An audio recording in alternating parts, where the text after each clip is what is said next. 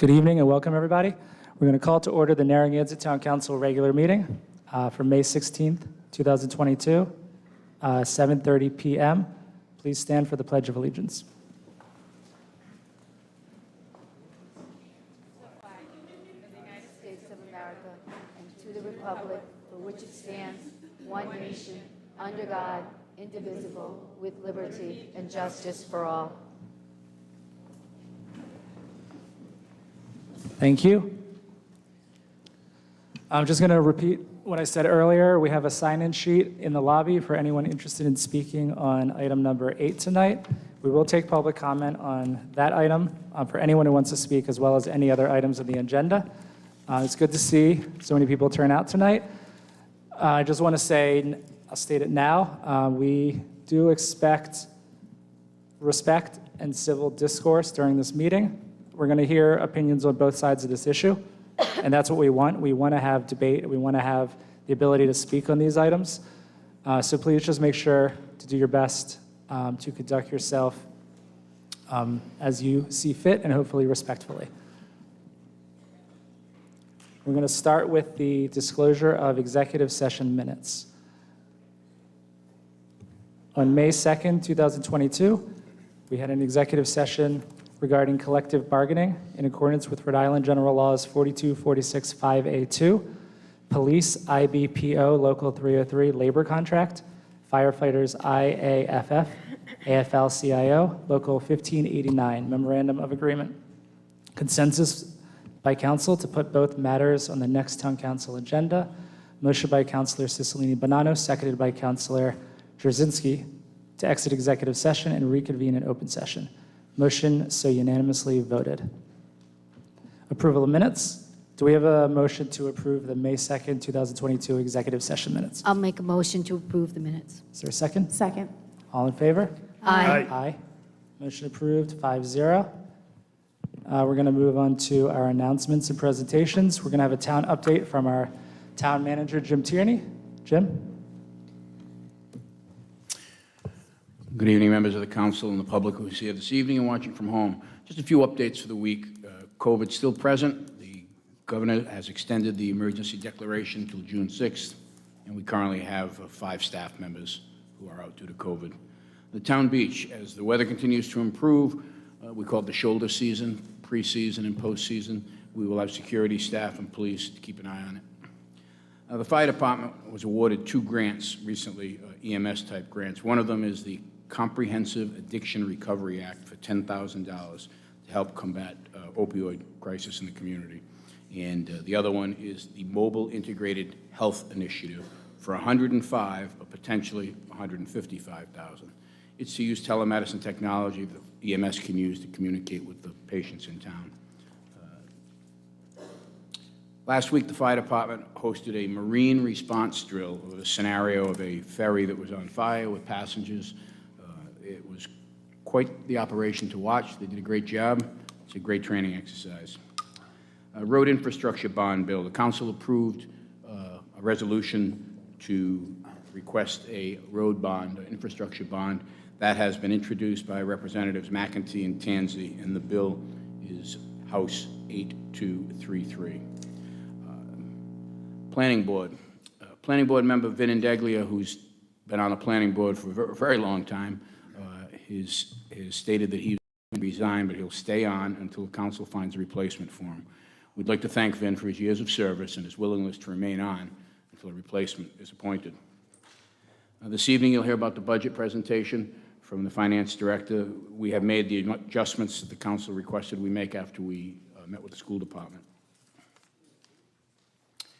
RIPTA has announced today that they will not continue the express beach service that they've had for many, many years, except during COVID they canceled it, and they're not going to reinstate it this year, but they said the regular routes that service the area will continue. And that's it. Thank you. Thank you, Jim. Appreciate it. Next, we have an update on the library project from the chair of the Library Board of Trustees, Lori Kelly. Lori, welcome. Thank you. This is on. Great. So again, we are trying to stay with our updating the public and the council as to where we are in the library project. Right now, there's not that much to report that we can speak of because, as we have noted before, we have a Champlin application pending that was submitted in January, and also the OLIS application was submitted in April. So OLIS, the director, Patty Arkwright, had a brief discussion with OLIS, and we probably will have a meeting with them next week. And again, this is typical. There will be some back and forth. They're looking at our plans. They may want a door in a different place, but they are aware that this has to be settled by June 30th of our timeline. So we look forward to hearing some feedback on that, and also from Champlin. In the interim, the architects have finalized the preliminary work on design, and now they're well into the specific specs, plumbing, electric, all that sort of very detailed stuff. We had an open house at the library on April 28th, and the public was able to come in and see the current drawings, the specifications, carpet and tile samples. A lot of new faces showed up, which was great. People were able to ask questions and get answers. The number one question was, what's the timeline for this? And again, we hope to go out to bid in August and then break ground by September, October. We also received more inquiries about an open house date, so we will probably be doing it again. I'll mention that. And so most of this, rest of this update is going to be on our fundraising. Now that we're able to meet in person again and also have really the summer season, Mary Ann, who's the president of the Friends, and her board and membership have been working diligently on several different fundraisers this summer. I'm just going to give a very brief notification of it. It's the Facebook page, Friends of the Narragansett Library has the whole schedule if you have detailed questions. So the first event is going to be the Bike Stop is going to do a fundraiser for the library on June 12th. I'm sorry, is that right? The June 12th, yes. And everyone, I'm sure, in town has enjoyed her wonderful pizza, and she's very active in the community, does a lot for everyone, and is supporting the library continually. So please come out to that one. Then June 25th and 26th, we will have the annual book sale. The book sale, we are still looking for people to help us with that. It's a lot of moving of books and organizing and sorting, but again, a lot of fun. On the 25th, there's also going to be, at the same time as the book sale inside, a huge Harry Potter Fun Fest out on the lawn. So if you want to come with your family, there's going to be games, and butterbeer will be sold on the lawn, and a whole bunch of games and props and photo shoots with Harry Potter stuff. That's Corrine Adams has held Harry Potter events for us before, and it's her fundraising piece. And then finally, in August, we are going to go back to the towers as we kicked off this original referendum in 2016 by having a towers event. We're going to do a towers event again. So it's going to be cash bar, appetizers, and again, we'll have a lot of the plans available and the naming opportunities for donations. So that is August 3rd. Put that on your calendar. And that, again, we need workers on that. So if you can spare the time, that would be muchly appreciated.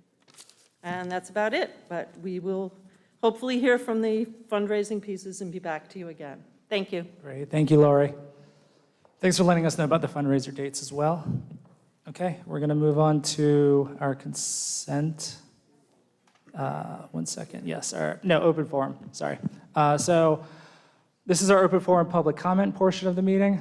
So this portion of our meeting is for items that are not on the agenda tonight. So if you're here to speak about anything that's on the agenda, any item, please wait till that item. If you have something else to speak about that's not on the agenda, now's the time for that. And we do limit comments to 3 minutes, and we request that you be respectful and orderly in your comments. So is there anyone who wants to speak on something not on the agenda tonight? Ms. Celeberto. Please state your full name and address. Catherine Celeberto, 48 Earls Court. I was at the school department work session, and I was very disappointed in Tammy McNeese's behavior. She was shouting at the town council, making demands, and none of you responded. There were representations made by Dr. Cummings, which I have issues with, but I'm not going to go into them now. What I was really disappointed about was that you didn't confront them about the proficiency levels in this town. I'm going to read them out pre-COVID. Third grade, only 59% of the kids are performing at grade level in English language arts. Math, 48% are performing at grade level. Fifth grade, 60% are performing at grade level in English language arts. 39% in math. This is pre-COVID scores. I don't even want to think about what they are now. Seventh grade, 32% of the kids were performing at grade level in English language arts and 28% in math. Here's the 11th grade. 55% of the kids are performing at grade level in English language arts and 36% in math. We are the highest per cost student in the state, highest teacher salary, smallest class. And this is what's happening. And none of you are demanding any kind of accountability. We have a school system, and I'd say it was probably 90% average intelligent kids. These tests are geared toward kids of average intelligence. They should be learning to their grade level, and they're not. And you have a responsibility to demand some accountability. And I don't know why no one is, frankly. I don't have a child in the school system. I don't have grandchildren. But I'm concerned about the kids in this town. Is this, you're just accepting this, and this goes on year after year after year. Thank you. Thank you. Stanley? Stanley, please state your full name and address. Stan Wojciechowski, 1044 Boston Road. I thought that I could not talk at the budget side because it's open, it's closed, right, for public comment for the budget? Right, we have the public hearing. Okay, so therefore I want to make a statement. I just wanted to let you know what, I got two guy friends, and they've lost their jobs, you know, and they say, oh, next week I'll have them. Then I got a couple of gals, they says, oh, can't afford a car. So I know there is people in this town that are hurting financially a little bit. Not everyone, but there is.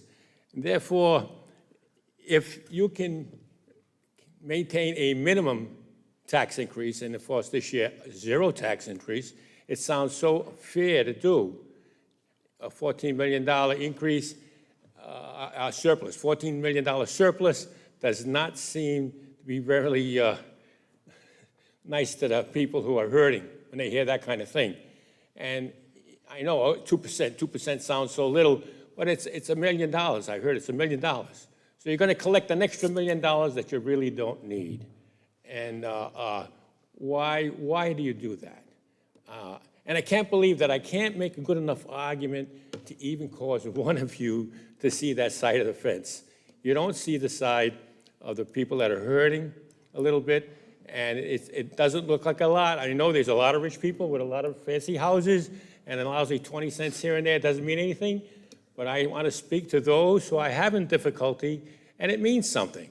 And at this time, I would like to see a government be concerned about people that are in need a little bit and a little more fiscally responsible. You don't need to have such a surplus. I don't see the need for surplus in the town side.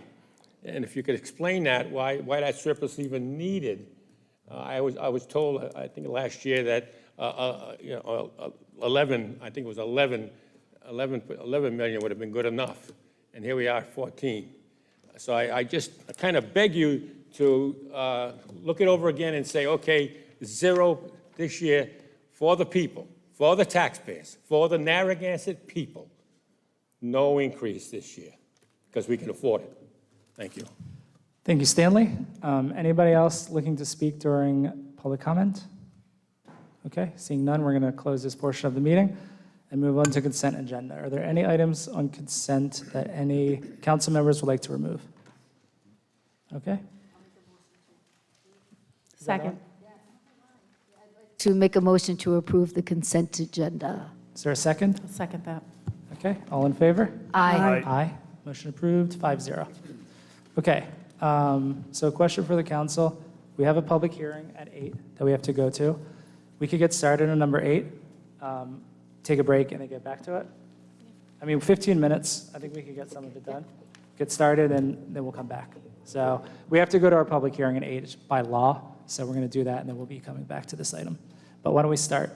So do we have a motion to approve the updated 2022 Narragansett beach fees as per attached, restoring walk-on beach access and the issuance of seasonal passes without fees to members of the Narragansett Indian Tribe of Rhode Island, and adopt the resolution updating the Narragansett Beach Facilities fee schedule for the 2022 season? Is there a motion? I'll move the motion. Do we have a second? I'll second. Okay, all right, so Deb, if you don't mind, I can speak first on this? Okay. Okay, so this is an item sponsored by myself and Councilor Kopak. It stems from a recommendation from our Coastal Access Improvement Committee. It's a committee that we formed about a year ago here in town to work on issues that would improve access for everyone to different ocean access points. So the beach, surf spots, right-of-ways, all different areas in town. And it's been working for a year, and it's sent us a few different recommendations, including this one. So what I'm going to do here, I'm going to make sure everyone in the council gets to speak and everyone in the public gets to speak. But I'm going to go ahead and start it off. Then we'll go to Deb, and we'll take a break during our public, for our public hearing too. But Dan, if you don't mind starting off opening that document, I appreciate it.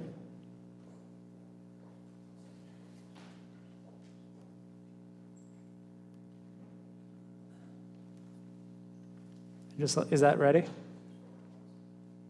All right, perfect. So what I want to do is go over a few different things relevant to this item tonight. And we're going to start with just the basic concept of what this is, because I know there's been a lot of different discussion on different platforms, in the public, with staff, with my fellow council members, about what exactly are we proposing here. So let's do that. So the proposal is for walk-on beach access at no cost for members of the Narragansett Indian Tribe of Rhode Island.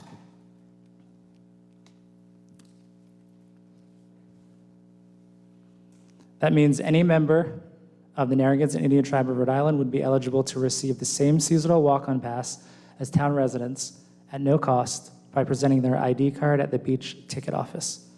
The pass is valid for the season, and a new pass would be needed to be picked up in person each year, just like a resident does when they go get their new pass. It's not a lifetime pass. It's not something where you just go to the gate and show your tribal ID. You would get the same pass that residents get. Same color, same card, exact same pass. This access is subject to all other town regulations and established beach policies and procedures. Again, same as the town beach pass. All that's being changed is the fee schedule to add a line for the Narragansett Indian Tribe of Rhode Island, their eligibility for a seasonal walk-on pass at no cost. All members of the Narragansett Indian Tribe of Rhode Island have identification cards. The other thing I want to say, and I'll just state this now because it's probable, if anything I say is incorrect, it's unintentional, and if anyone knows the correct information, feel free to state that when you come up to the podium. Try to be accurate, but if there is anything incorrect, that's unintentional. There are approximately 3,000 Narragansett Indian Tribe of Rhode Island members worldwide, and what that includes is children under 12 as well when we count those numbers. So when we talk about how many people are going to be going on the beach that don't already go to the beach, anyone under 12 goes for free already. So when you look at this number of 3,000 and you think about the children, that's not changing. Anyone under 12 from anywhere, residency, non-resident, they could go for free right now. This policy would be instituted by amending the beach fees schedule. 2 towns in Massachusetts have already approved similar policies, free walk-on access and free parking. Truro and Eastham have done that over the last few years without issue. What this is not, so I want to be clear what this is not. This is not a change to an ordinance. So we're not changing an ordinance, we're not amending an ordinance, we're simply updating the fee schedule. which can be done by any council at any time. The proposal does not include a parking pass or free parking. To be clear, the recommendation from the Coastal Access Improvement Committee was for no-cost walk-on access and no-cost parking. That's a recommendation. Multiple committees send recommendations to the council throughout the year. We take that recommendation. We're not required to act in any way. Sometimes we do, sometimes we don't. In this case, we are acting. But when we put an item on, it's our item. So we take the recommendation and do with it as we see fit. In this case, what Councilor Kopik and I decided to do in an effort to get this approved is to have this be for walk-on access, just pure access to the ocean. And this would not require gate attendees to check tribal member ID cards.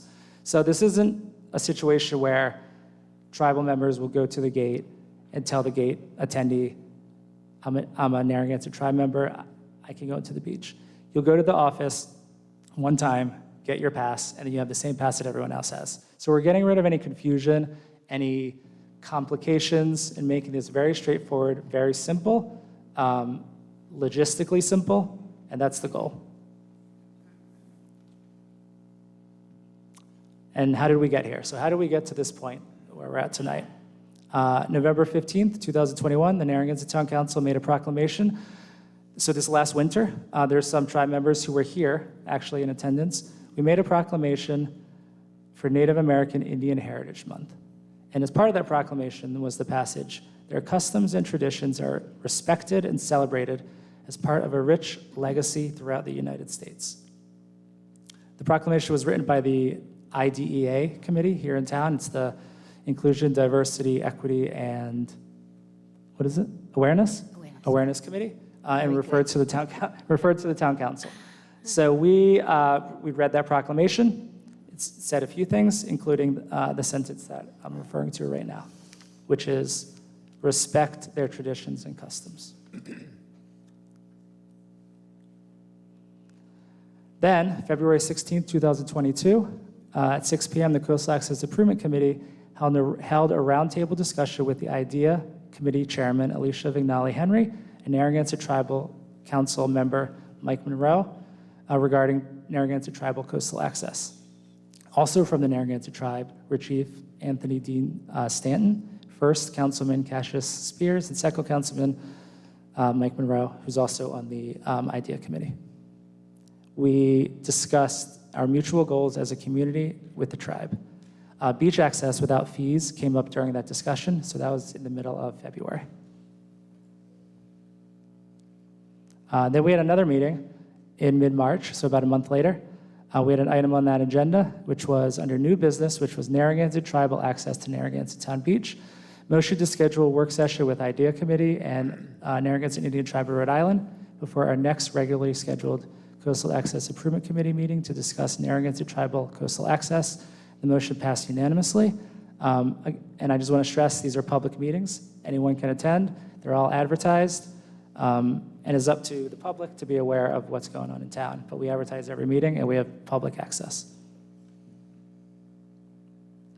April 7th, in an effort to be transparent, to reach out to staff, the chair of the Coastal Access Improvement Committee, Cynthia Zerkara, emailed the Parks and Rec director to keep her in the loop on this initiative, just to let her know what was going on, to ask her if there was any feedback, and just to raise awareness that this is something that's being considered. And since it is a beach, you know, it's eventually going to tie in the beach, she should be aware of this.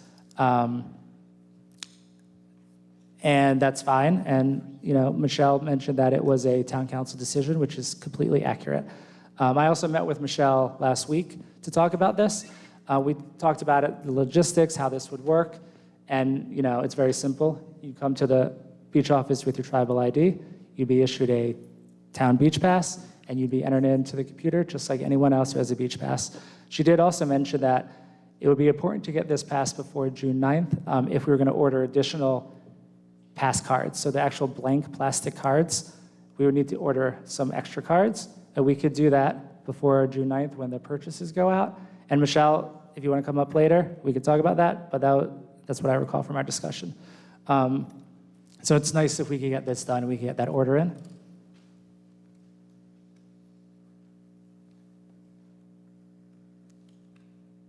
Then we had another meeting, meeting number 3, April 20th, which was a joint work session with the IDEA Committee and the Narragansett Tribe of Rhode Island and the Coastal Access Committee to discuss beach access. And that was an in-person meeting.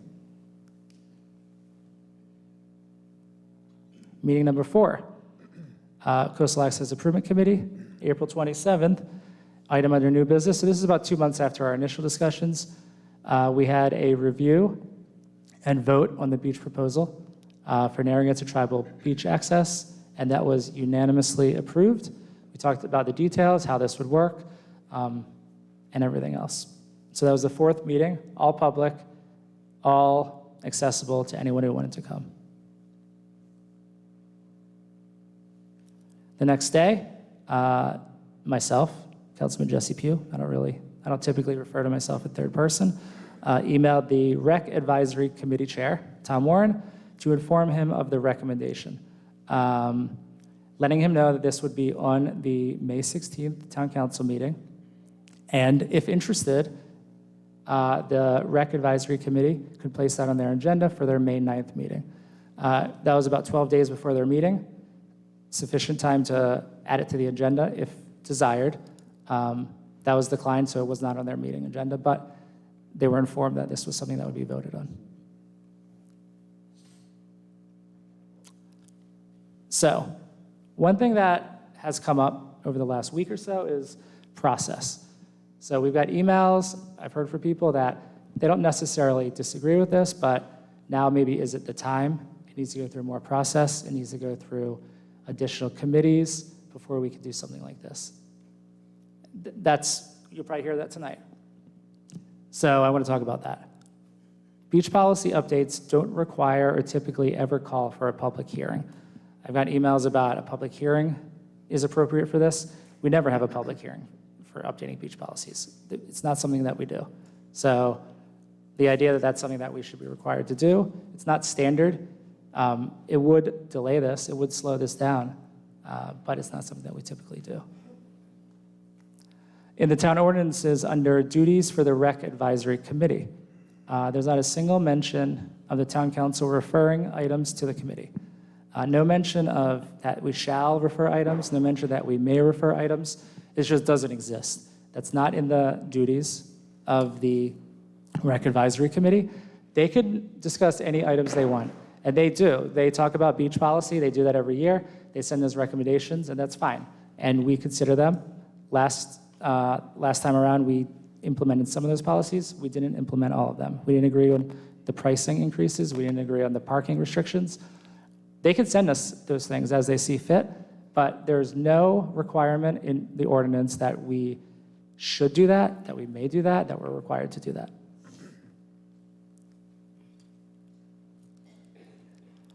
Over the last 3.5 years, not a single item has been referred to the Rec Advisory Committee from the Town Council. So 3.5 years, we haven't done that. We're getting calls to do that with this item. We've never done it in the last 3.5 years. So that's not something that we've done as a standard on this council or the last council I was on. This term, the Town Council approved adding police staff at and around the beach during the early and late seasons. So early spring, late fall, there was that fight on the beach last year. The council decided it would make sense to add some police presence during those shoulder seasons. We didn't refer that to the Rec Advisory Committee. We had that as an item, we voted on it, and we approved it. Didn't go to the Rec Advisory Committee, even though it involves the beach. 2 weeks ago, the Town Council approved a motion to add a $20 million road infrastructure bond question to the upcoming ballot. $20 million. So if this gets approved, that's $20 million the town is on the hook for, which is fine. We're going to fix the roads. But we approved that, and we didn't send it to a committee. Last time we had a road bond in 2012, it went to the Finance Committee. There was a subcommittee. They reviewed it. They sent it to the council. But this council approved it and didn't send it to a committee, didn't send it to the Finance Committee. 8 o'clock. All right, we will pause there, probably good. And we are going to take a short break from this item and go to our public hearing portion. Please stick around. We're going to continue. Everyone will get a chance to speak. We just have to take care of this business. All right.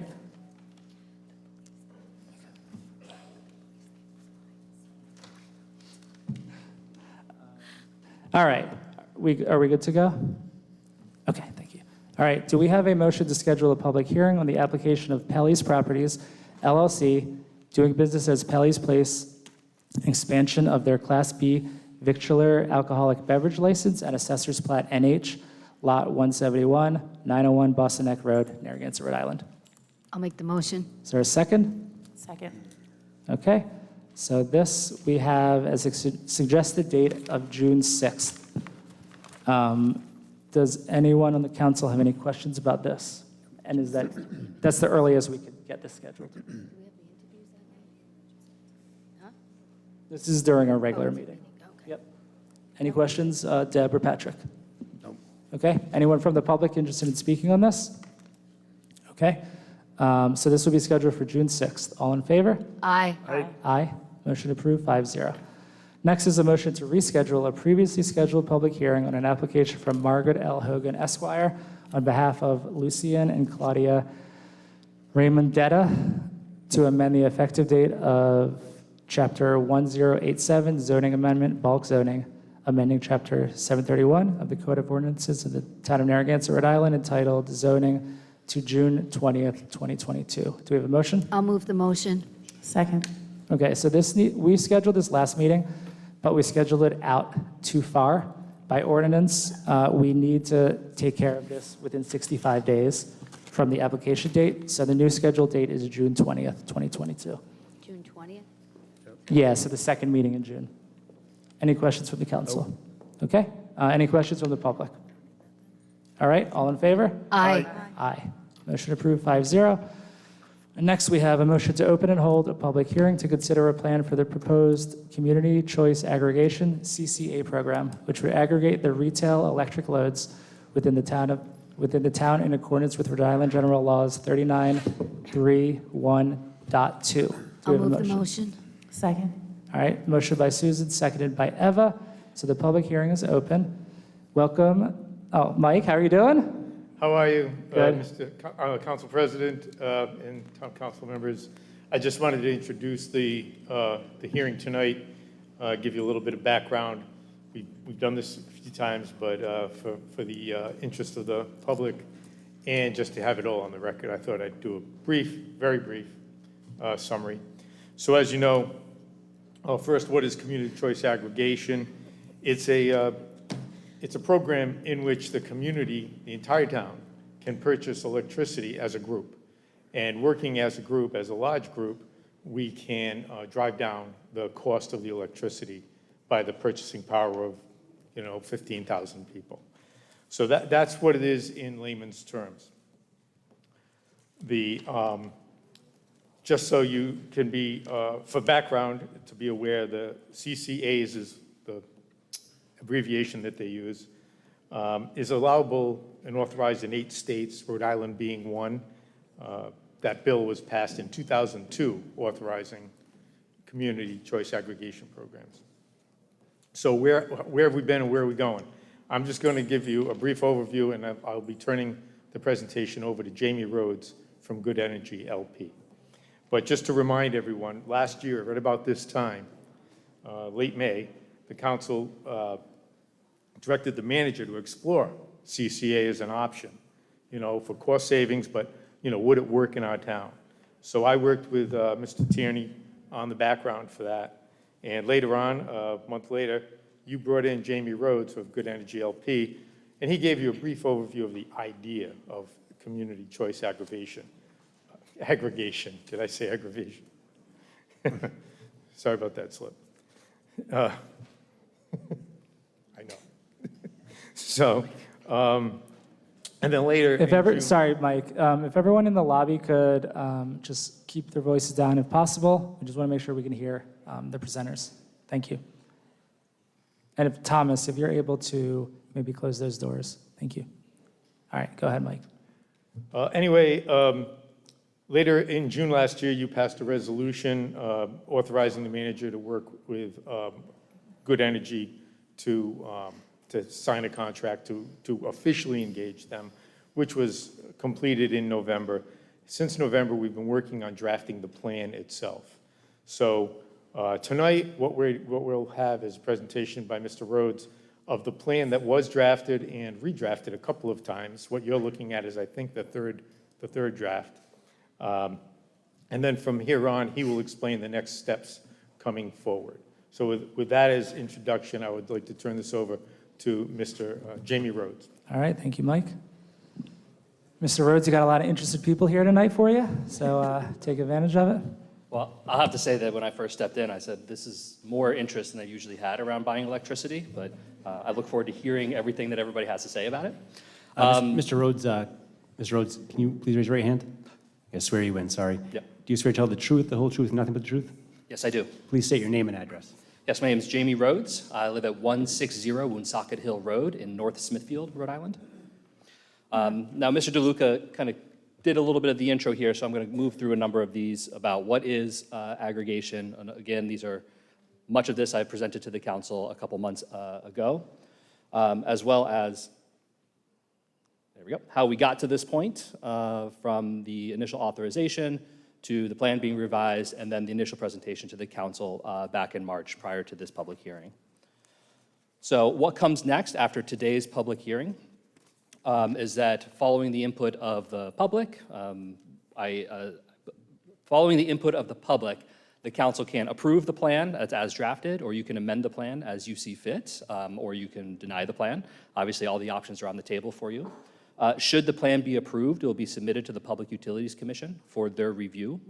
They'll have an additional public hearing on it that's hosted by the Public Utilities Commission.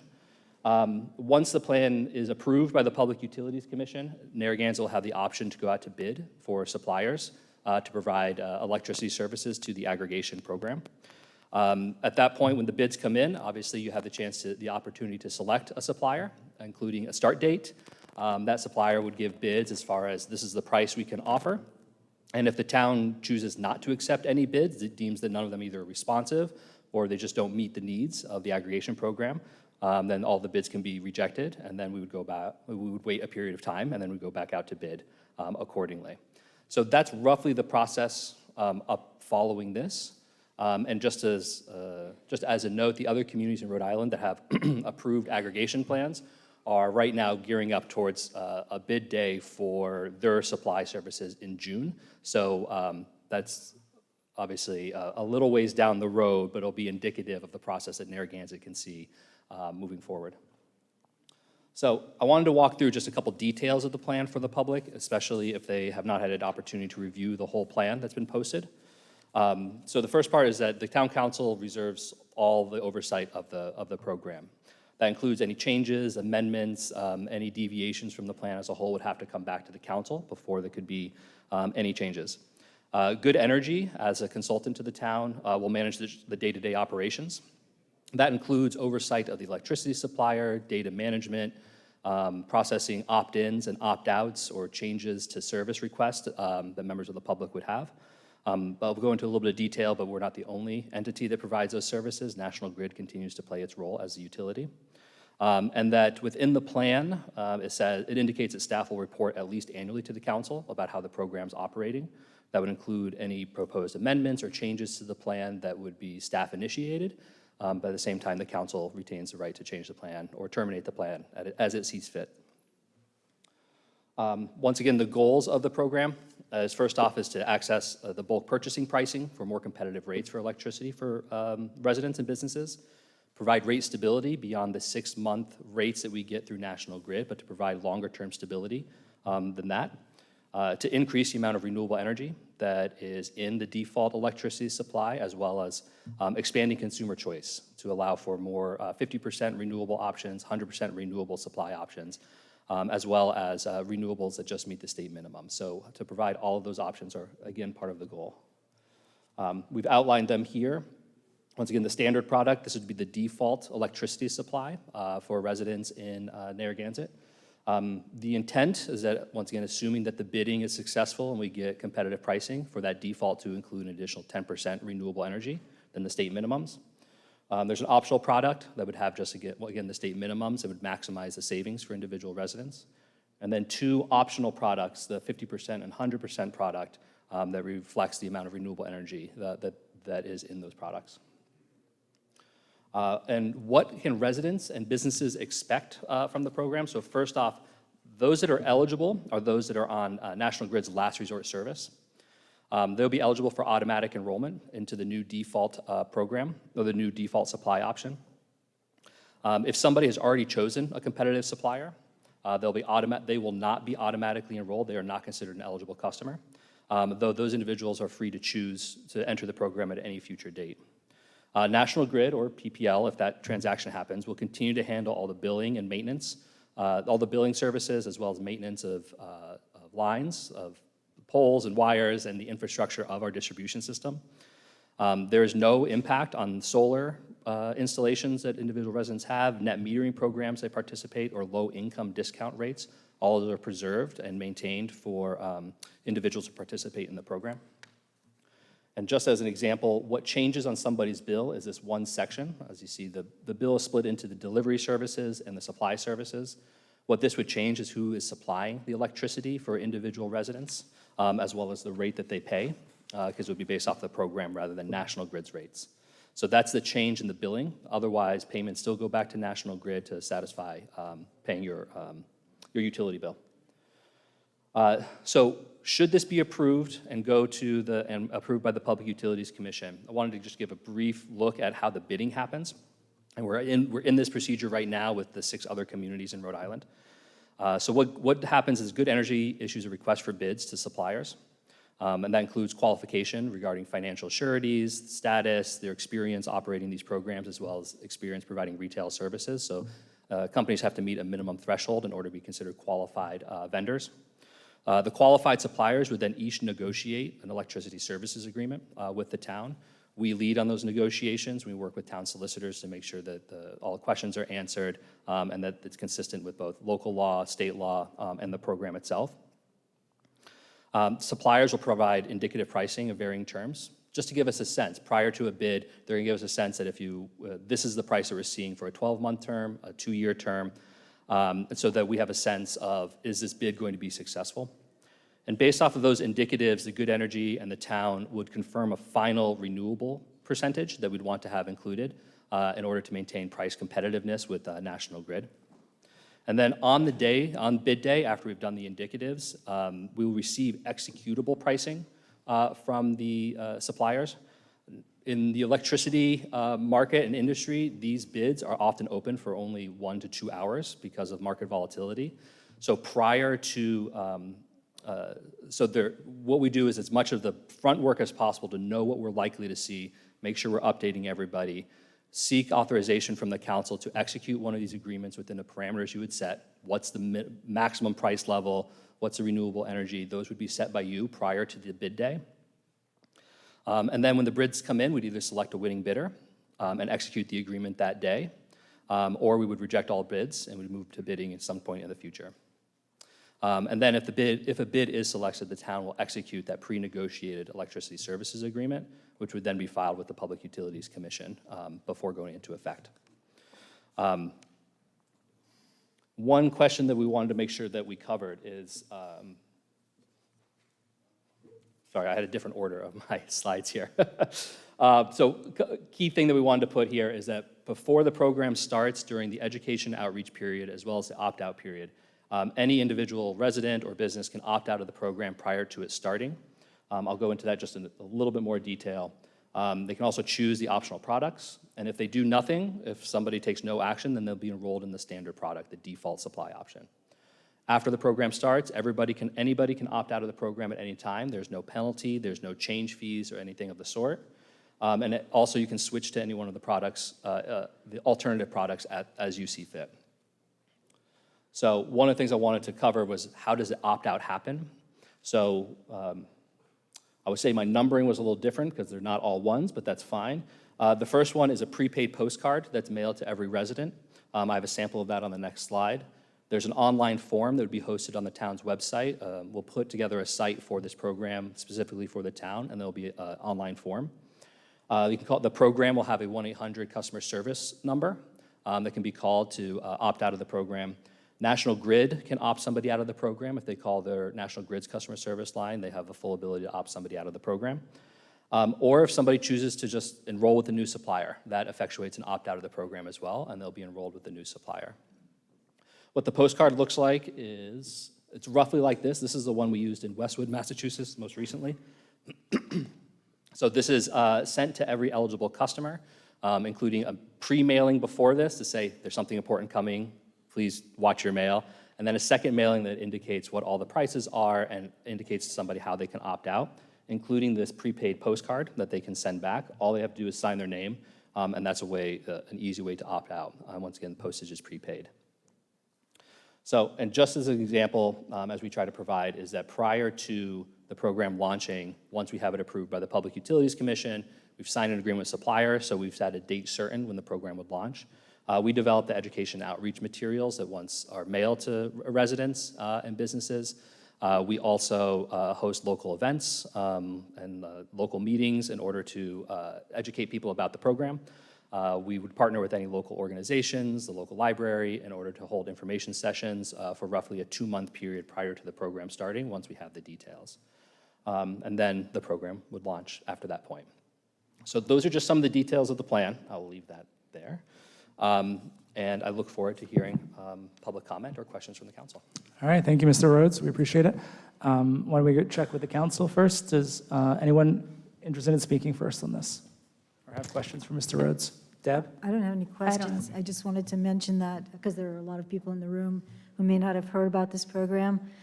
So I wanted to mention a couple of things. First is that this is a plan that we, as you can see, we've been working on for about a year now, right? And it takes a little time to get it moving. But the idea is to move towards renewable energy in electricity and for all residents of Narragansett. That's the objective of this. But you don't have to do it if you don't want to, and I just want to make that clear. So there'll be a lot more coming with this. And I do want to mention, if I remember correctly, Jamie, the last time you were here, you said that currently in Rhode Island it is required of National Grid to produce energy with 20% renewables. Is that right? Did I get that right? I think we're actually at 19%, 19%, and it goes okay. up 1.5% per year. Right. So if you decided to go with the basic plan, you already have that. If you went with the default plan, that would mean you'd have like 29%. That's right. So I just want to clarify that. And lots more information will be forthcoming before anything happens. So I just want you to be aware of that. Thank you so much, Jamie. It was a great presentation. Thank you. Thanks, Deb. And Deb, also thank you for bringing this to the council in the first place. Really? Oh, Eva. That's what I meant. Did I say Deb? I meant Eva. You did. Thanks, Eva. As long as it gets said. Yeah, but Deb's really passionate about it as well. So, Jamie, I just have a question. So the last time we talked, there were other communities that you were working on this program for, and when you go, do negotiation, it's like more bargaining power. Mm-hmm. So where are you with other towns and municipalities in conjunction with doing ours? Is it like, are we the loner right now because we didn't have the opportunity to group together, or? Yeah, obviously everyone's in a different stage at this point. To do a quick rundown, the city of Providence and the city of Central Falls and the city of Newport, along with the towns of South Kingstown, Barrington, and Portsmouth, are all in the process of negotiating with suppliers right now. So we're going through the process of negotiating the agreements, and we have a target bid day of somewhere between June 7th to June 15th, depending on market conditions, where we are optimistic that we'll be able to select a supplier in order to provide service to begin October 1st of this year. That's where we're at with those communities. With Narragansett, we're at this point, obviously, with the public hearing. And then Middletown, where they have put out an RFP for a consultant such as ourselves that's due at the end of this week. So we're currently bidding on a program to serve Middletown as well. One of the things as we've been in the negotiations with the suppliers is about how would we fold in new communities into existing aggregation programs. They can't give us a firm answer to that because they don't know if the program in Narragansett would be approved. There's still a PUC process. So our intention is to, when the time is, when we are at the point of doing the bidding process, we would encourage and ask our existing supplier to provide perhaps a unique bid that would have it being, that would have current communities being folded into the existing program. Whether that's going to work, we're not sure until we get to that moment. But the idea is that we'd come back to the existing suppliers that we've worked with and see what your bid could, instead of supplying this as a new program, what would your proposal look like if you were to fold Narragansett into the existing program? If that is not successful, the idea would be then to line up the next, should we do renewals, to line up the bids at that point so that Narragansett would be able to bid out with other communities. Alternatively, should Middletown move forward with some speed, they could easily be going out to bid with Narragansett sometime in the future. So it all depends a little bit on timing. Right. But yes, the idea is to have everybody move together. Yeah, I remember you saying that, so I was just hoping that we could kind of merge with some other communities to, for more savings opportunities. So, Absolutely. yeah, thank you. Thank you for the presentation. Thanks, Eva. Patrick? Okay, thanks for coming back. Of course. I think. How's the purchase going for National Grid? How's that going? The last I heard is there was hearing in front of Judge Stern. I have not seen a ruling to know. Is that going to hold you guys up if it doesn't go through? Or? No, because the agreements to do this are actually with Narragansett Electric. Right. And Narragansett Electric is transferring, would be fully transferring over. That's transferable, okay. I'm sorry, I missed something, caught what she said. What is the ultimate goal here, to go with totally renewable energy and buy? Part of the goal is to increase the amount of renewable energy that's in the default as well as the optional products. Right. And to, just like with the other electricity, to. Can you buy go it back to the menu of options? Absolutely.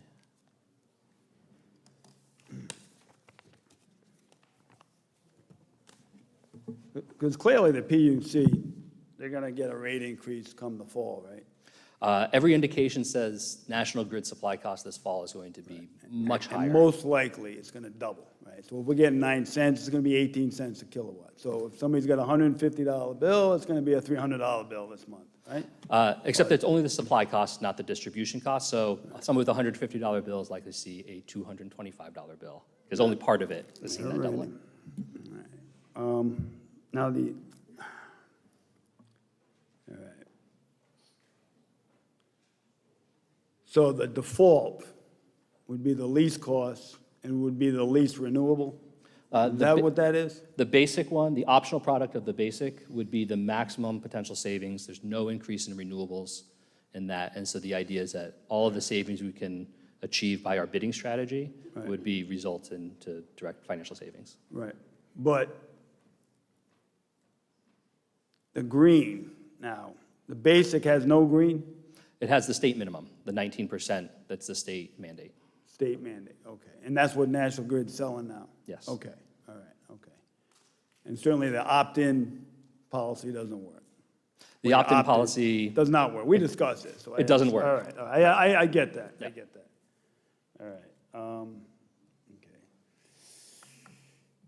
Have you ever had somebody sign up and then opt out, yes. like in different communities? Oh, a community? Yeah, well, they already signed up. Oh, I thought you meant individual residents? Yes, Yeah. we've had people opt out. What's the percentage of that? Do you have a percentage of how many? Roughly- They signed up, they're all ready to go, and then they go, holy, look at this, and then they. Well, the longest we've gone is we've sat with the community for over a year to wait for market conditions where we could receive acceptable bids. So they wanted to move forward, and we said, the timing's not right, we're not going to get competitive bids, wait. Right. And that would always be the recommendation, that if the bids come in and we don't see an initial savings and an expectation of You savings guys over sit time, tight, yeah. we say reject the bids, it's not worth it. Okay. And if I may, one thing that we're seeing proposed is right now, we're seeing those indicative prices for our National Grid this fall. Yep. We've clearly signaled to all the suppliers is that you have to be low, for this to be an acceptable bid, you're gonna have to be lower than the lowest estimated amount that National Grid has in order to be deemed an acceptable bid. Right. I don't know, I mean, I just don't, I don't know when a perfect time is, and when natural gas doubled, oil is through the roof, I wish you luck. Thank The you. benefit of hindsight is that you can always see it then. The Right. key is, Well, can you do it now? If you get a window, hopefully it's a good window. That's why we're going in June, because we think that this is the window before prices are likely to continue increasing. Okay. Thank you. You're welcome. All right, thank you, Patrick. I'm all set. Thank you, Jamie. Mr. Rhodes, is there anyone from the public that would like to speak on this item? Catherine? Please, actually, the solicitor will swear you in. Please raise your right hand. Do you swear to tell the truth, the whole truth, and nothing but the truth? I do. Please state your name and address. Catherine Celebrato, 48 Earls Court. I just want to make sure that everybody is crystal clear that the town council can vote to put everyone in this program, and then they'll be responsible individually to opt out. Now, this resident card that he put up, it won't work in this town. They don't forward resident, a card that says resident with your address on it. 1/3 of the town is here part-time, another third are rental owners, and only 1/3 of the house is occupied full-time. So I don't know how this would work as far as forwarding a card to give a person the opportunity to opt out. Plus, 25% of this town is 65 or older. This is the full-time residents, and I'm concerned that they won't fully understand what is going on here and that they have to opt out. like I me. don't really like, and then again, no one else has signed up yet, and sometimes being first isn't the best thing to be. Everything's in flux. National Grid wanted to sell to PPL. We don't know if it went through. Maybe PPL would be cheaper than National Grid. We don't know. We're just going forward here when we don't have a lot of answers. And I'm also very concerned that this is not going to work for this town as far as the opt-out, that people aren't going to be able to exercise a choice, as soon as they should. Not like 3 months later when the bill is something different or they're getting a bill from someplace else. Really concerned about the notification part of it. Thank you. All right, Kathy, thank you, Ms. Celebrato. In the back? And Jamie, maybe you can come back and address the opt-out program. Just have some questions on that, too. Please state your full name, and the town solicitor will swear you in. Gerald McCarthy, 27 Sewell Road, Narragansett. Please raise your right hand. Do you swear to tell the truth, the whole truth, and nothing but the truth? I do. Thank you. Well, thank you, first of all, for putting on this public hearing. I have a few comments. Some years ago, I enrolled in a program on an individual basis. It wasn't on a community basis, similar to this. It turned out to be a great disappointment to me. It didn't produce the benefits that sold me on the signing, and I was not able to contact anyone at the executive level of the organization that ran the program to discuss my concerns with them. In fact, when I received a response to my written communications on my concern, there was no name on the letter. There was no executive. It was the name of the company.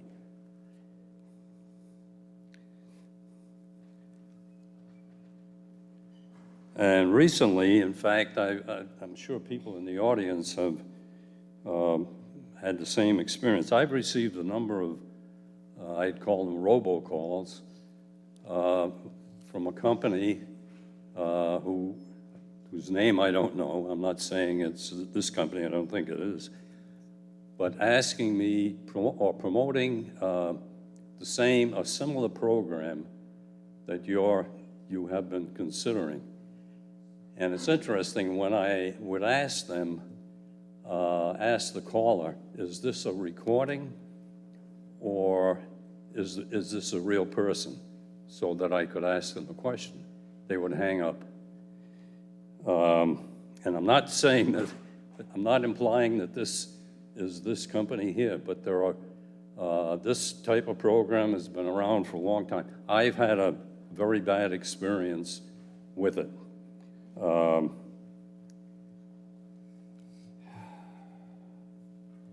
Okay, so I hope that you people are doing your job, and I have great respect for all of you, to make sure that we're not getting into something that's not going to produce what we dream that it will produce. So to wrap up, I have 3 specific questions. Will participation in this program be voluntary? And I think we discussed that in the slide. Or will all residents of Narragansett be required to participate? Voluntary. I'm sorry? It's voluntary. Thank It'll you. be defaulted in with the option to opt out. That's at least what's been discussed. Nothing's been approved. That's what's been discussed. So do we have to opt out? The way it's been discussed, it's opt out. Yes. Or are we included in the beginning unless we opt out? Correct. Why don't we do it the other way? Yeah, that, Well, we'll have We were Mr. gonna have him Rhodes will come back speak after up. everyone else speaks, and he'll address some of these. Okay, that's my input, one of my input to you guys. If the town goes forward with the program, what are we assured of? Are we assured that the rates will be lower than the so-called default provider, which is National Grid, or its successor? We've talked about that. And thirdly, what's the annual cost to the town for administering the program, and how is that to be paid for? Has anybody done a cost-benefit analysis? All right, thank you. Thank you. Thank you. Thank you. Mr. Rhodes, before we go back to you, I'm just going to see if anyone else wants to speak. Is there anyone else from the public? Stanley. And I think, Mary, were you have your hand up as well? Okay. Stanley, the town solicitor will swear you in. Stan Wojciechowski, 10 Please raise your right hand. Do you swear to tell the truth, the whole truth, and nothing but the truth? Yes, I do. Please state your name and address. Stan Wojciechowski, 1044 Bus Neck Road. Thank you. Sometimes when I hear renewable energy, I get scared, you know, our gas prices are now double what they used to be, you know. I guess we're gonna go to renewable energy and not have a oil line. And so every time I hear renewable, so I'm not so sure why so many people would even opt in for the renewable energy part and see their bill go up double, unless they're rich, I guess. Rich people do that, I don't know. But I guess there are some pluses to it, but I get a little afraid to see it double the cost in electricity for green. I don't know if we can afford it. I'm not so sure. I guess half of us can. My biggest concern, so we can opt in and can we opt out? So we can opt out, can we opt in and out at our will? So we can opt out and then we come in. So we can do that on a monthly basis, on a weekly, can we do that every other month, every 3 months, every 6? When we see a bad number, when we opt out, then we say, oh, geez, we made a mistake. So now we want to opt in, and then we opt in, we say, oh, that number's no good. This guy's electric bill is much better than mine. I want to opt out. So how often can we opt in and opt out and continue to have that so we can minimize, the idea, minimize our cost? I just got a feeling that there's a sales charge somewhere here that somebody's paying, and I hope it's not the taxpayers. I hope the town or somebody is not paying the sales charge to administer this whole program.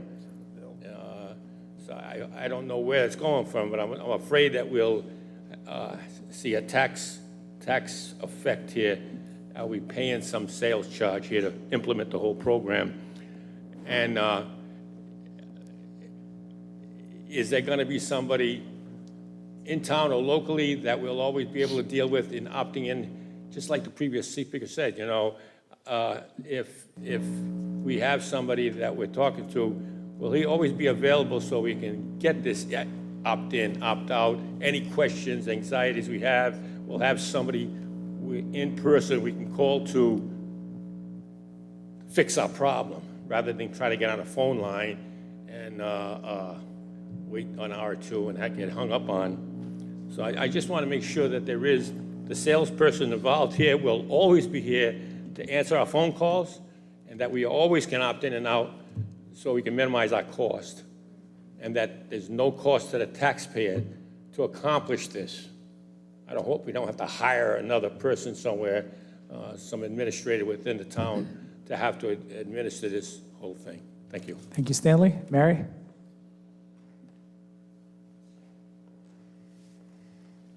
Mary, the town solicitor will swear you in. Please raise your right hand. Do you swear to tell the truth, the whole truth, and nothing but the truth? I do. Please state your name and address. Mary Nato, 10 2nd Street, Narragansett. Simple question. If there's a hurricane or a big storm, who's going to administer the fix? I believe it's repairs? National Grid. Yeah. Is that right, Mr. Rhodes?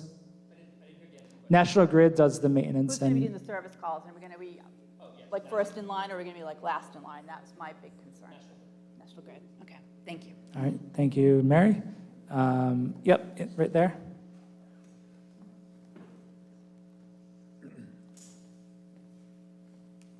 Hi, my name is Hi, Wayne. please D'Amato, raise your right hand. 45 Courtway. Please raise your right hand. Do you swear to tell the truth, the whole truth, and nothing but the truth? I do. Please state your name. Please state your name and address. Wayne D'Amato, 25 Courtway Street. Excellent presentation, but I guess my question is, I think I've got the answer to the opt-in and opt-out. I'm pretty sure I'm okay on that. I've got a bevy of notes. But you would be going out to various, as a broker, you'd be going out to various suppliers, generators of electricity. So to the young lady who was here just before me saying, what happens if we have a storm?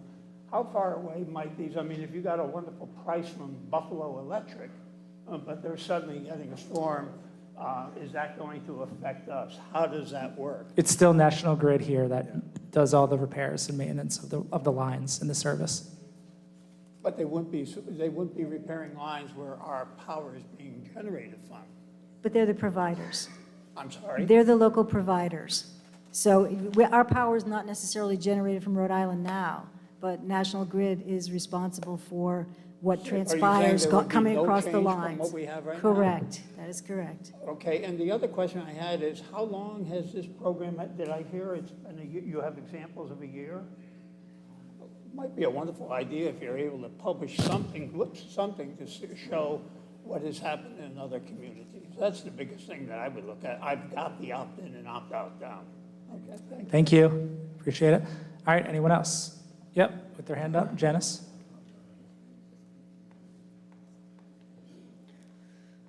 The town solicitor will swear you in. Do you swear to tell the truth, the whole truth, and nothing but the truth? I do. Please state your name and address. Janice Holly, 257 Foddering Farm Road, Narragansett.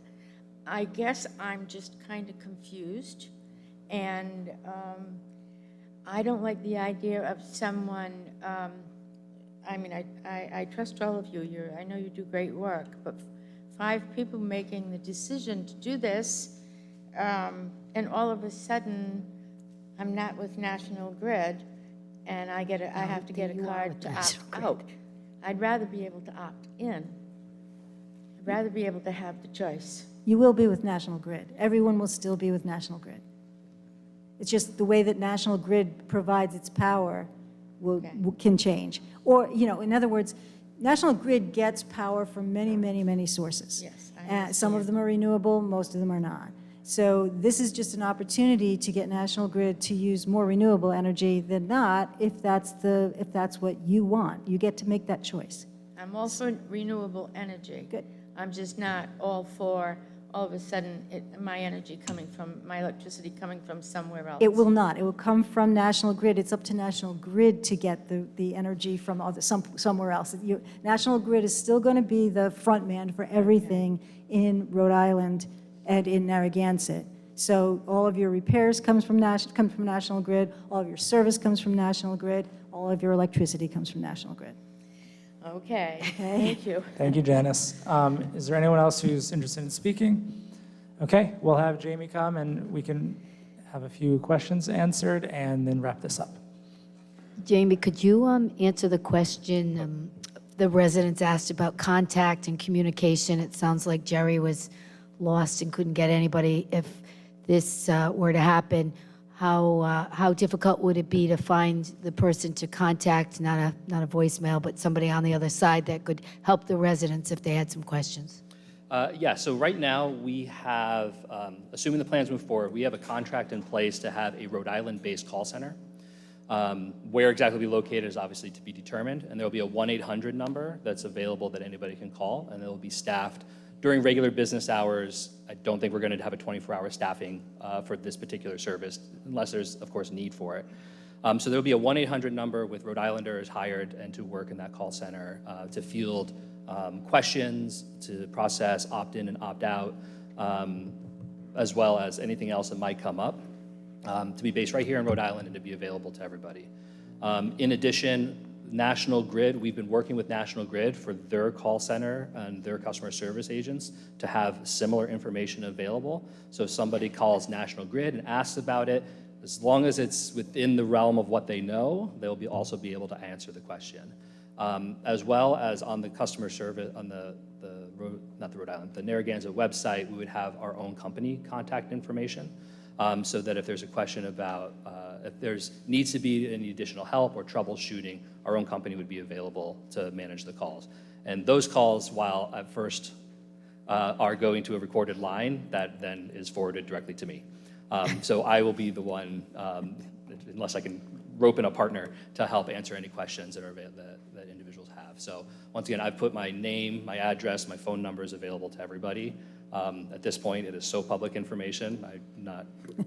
I'm absolutely available to answer the questions. All right, so that's great. And then I just had one more question. The opt-out seems to be somewhat, people keep asking about it. Is there an opportunity to reverse that? Like if you want to be in it, you can be in it, or does it have to be all or none? Because I think to some of the points were made, if everybody's in it and I have to opt out and I'm not around or I forget, so is there any opportunity to flip that around to say if they want to opt in, they can, but if not, then they don't have to respond through a card? So while yes, in theory, an opt-in program is possible, what we have seen is that the finances of it are unsuccessful. And the reason is that when we do the bidding process, when we go out to suppliers to say, we want you to provide electricity services to Narragansett, they're going to ask how many people are going to be in it and how much electricity do they use. When they know how many people are going to be in it and what the electricity needs are, they're able to give a more accurate pricing. If it's a variable in the sense of we don't know how many people are in it until we run a door-to-door campaign or a phone call campaign or something like that, they're going to go, okay, we'll supply service, but we're going to add a 10%, 15, 20%. We're going to add a risk premium charge onto that rate, in which case it's no longer going to be competitive with National Grid and nobody's going to enroll in the program. So by having an opt-out, we get these subscription rates, we get the participation rates that are generally accepted, that other aggregation programs have had, and the suppliers know that, so they can give a more accurate bid, less risk premium, which is how we get a competitive pricing. So in that sense, yes, it's feasible, but in over 20 years of it being available, none have got off the ground because they can't actually compete with last resort service in any way, because nobody knows how many people are going to participate and how much electricity to purchase on behalf of the program at any given time. I like that answer. I hear, and I want to be clear, it's like I hear that frustration. Like in this situation, a town council, and I'm going to be completely honest, is that you all are going to be voting to change the default electricity supply for the entire community. Now, what I would say, though, is that right now, National Grid and the Public Utilities Commission and the filings between them are determining the electricity supply for everybody in Rhode Island, whether you're participating in that or not. So the question becomes, do you want to trust National Grid and the Public Utilities Commission to come up with the best way to buy electricity for Narragansett? Or would our politically accountable elected officials be better serviced being able to make some of these decisions on behalf of the community? And I do not diminish that question in front of you. That is truly your question to answer. And if you vote for this program to move forward, that is the decision, if we select a supplier, that will be made. And if you say, no, I'm not comfortable with making that decision, then don't pass the program, because that is how the program is going to work. And I accept that, and I recognize that there's a difference of opinion on it. But the finances of how we can get rates that are lower than National Grid means that we need to know how many people are going to participate. Otherwise, we're not going to be able to deliver on our commitment. Thank you, that was helpful. Okay. Councilor Murray, one last question. Yeah, what's the minimum contract for a supplier? 6 months? 6 months is generally the minimum contract. We would never really work with somebody less than that, because then somebody's price would change quick. Yep. So we also usually ask for bids of no less than 1 year, unless a supplier can make a really good case. Right. But the range is usually 1 year to 3 years. 1 to 3 years, really? If you can get a lower rate by committing to somebody for 3 years. Wow. A lot of our Massachusetts clients currently have 3-year contracts. Right, okay. I had another question, but I forgot it. All right, thank you. Should I respond to some of the other questions? Sure. That came up? I'm once again more than happy to. First off, I wanted to recognize the question, and I know Mr. DeLuca raised this in my first conversation with him, of how are we going to communicate with an older population that is stable and in Narragansett, as well as the high number of rentals. First off, I'm going to say, if you have a silver bullet on how to do that, I assume maybe you all know, and we're way open to ideas, but I suspect that this is an issue that comes up regularly. How do we deliver communications? So we put in the aggregation plan our proposal of how we're going to do that, and it goes through it into some detail. I do not think that it's 100% right, but it's only a base plan, and we can add to it. So if there are ways that are going to be helpful for us to deliver these communications, the answer is yes, and. Yes, we will do that, and we will do the next thing that you tell us to do. One thing that we always commit to is that is really like is going out into the community. Where are people gathering? Where are they meeting? Be there. Ask people to bring their electricity bills. Walk through what the options are for electricity. When we do these launches, this is what I do, night in and night out, is I go to these meetings in order to have these conversations with the individuals one-on-one, in order to be able to reach people where they're at. And the same goes for the for rentals and part-time folks that are here. I think the answer is that you do the communications in the summer again when they're here. You do it in the fall before they leave. When students come in, you do it again if they're rentals. Is that we don't stop seeking to do the education and outreach. It's not a one and done. It's an ongoing effort to maintain and dialogue with the community of what we're going to do. And I will not say that we know exactly how to reach everybody. We will mail, we will do phone calls, we will do the community meetings, we'll come back in front of you to do one, and you can tell us to go do it out in the library, and we'll go do it. So I would encourage anybody that they say, well, you should be here in order to talk to the group of people that I know. I'm going to volunteer Mr. DeLuca over here that if you tell him, he's going to tell me, and I know it because I just volunteered him for this, that we will add these into the plan, and then we'll make sure that it's included. So the other questions that I wrote down to make sure that we get the response is that, first off, about the participation. Yes, it is voluntary. Enrollment is automatic for those that are on last resort service from National Grid, but it is completely voluntary. There's no penalty to opt in and opt out. And what are you assured of? The only thing that I know that we will be assured of is that when we launch, we will be lower than National Grid's rates. I know you've heard me say this before, and I want to make sure the public hears me as well. I don't know what National Grid's rate is 6 months, a year and a half from now. I cannot commit to being lower than something that I do not know. I will say that we currently have 43 active programs across Massachusetts. Every one of them have saved the residents money over the life of the contract, even if in an individual 6-month period, they may be slightly higher than National Grid. And I know we provided some of the rate charts for you to demonstrate. No, we're not always lower in every 6-month period, but over the life of a contract, we have saved every participant money on this. And as far as annual costs to the town, there is no expenditures required from the town for the administration of this program. Yes, I will be using some of Mr. DeLuca's time as we work on the program. So that is the direct cost of the program. And also, I know I've told this to you, but also for the benefit of the public. Good Energy as a consultant to the town is compensated as part of that electricity rate. So once again, when we require suppliers to bid into the program, the 1/10 of a penny per kilowatt hour that goes to Good Energy for the facilitation and consult that we do is part of that bid. So they have to bring in that price lower than National Grid, including that 1/10 of 1 cent per kilowatt hour that is paid to Good Energy as a consultant. So once again, no expenditure from the town. So that payment to Good Energy comes out of the electric bill, Yes. essentially? And It it does is the not supplier that pays come us. out of taxes? No, and one of the things that we work to do is we make sure we negotiate with the suppliers that there is no financial liability for the town as a whole for any part of the program. So it's a sales, taxpayer. Thank you for bringing up for hurricane and storm response. All of that infrastructure is still National Grid's responsibility. And as far as the suppliers go, because I heard the question about, well, what if we're talking about a supplier in Buffalo and something happens there? The risk, the people that, or the companies that we work with are also the same companies that often supply electricity to National Grid.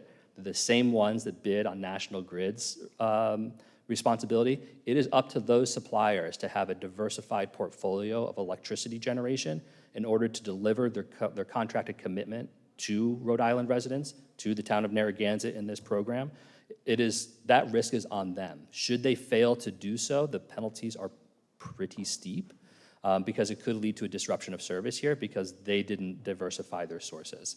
But that's the same requirement that the suppliers to National Grid are operating under. And they're the same ones that they'd be operating under a contract with the town for it. So they have to diversify the sources in order to meet their contractual obligations to deliver the required amount of electricity so that every time you turn on the lights, you turn on the lights. And it is National Grid plus the grid operator's responsibility to make sure there's sufficient flow of electricity into the region as a whole, regardless of where the suppliers are, in order to maintain the system. That does not change for any community in aggregation. Just like we don't go lower on the storm response because we're buying electricity from another supplier, National Grid does that blind to who the supplier might be because their business is actually the poles and wires. And those were all the questions, and what I will be seeking to do is to update the aggregation plan with a summary of these questions and the responses I provided so that when it's up for your consideration, you'll have that. Okay, thank you, Mr. Rhodes. Thanks for being here tonight. Thank you. So the council has a lot to think about. If anyone from the public wants to share any thoughts, if anything comes to mind, feel free to email us, as always. Do we have a motion to close the public hearing? Close the public hearing. Is there a second? All in favor? Aye. Aye. Motion approved, 5-0. Okay. All right, so we are, Dan, can you put my PowerPoint back on? I can't work without that.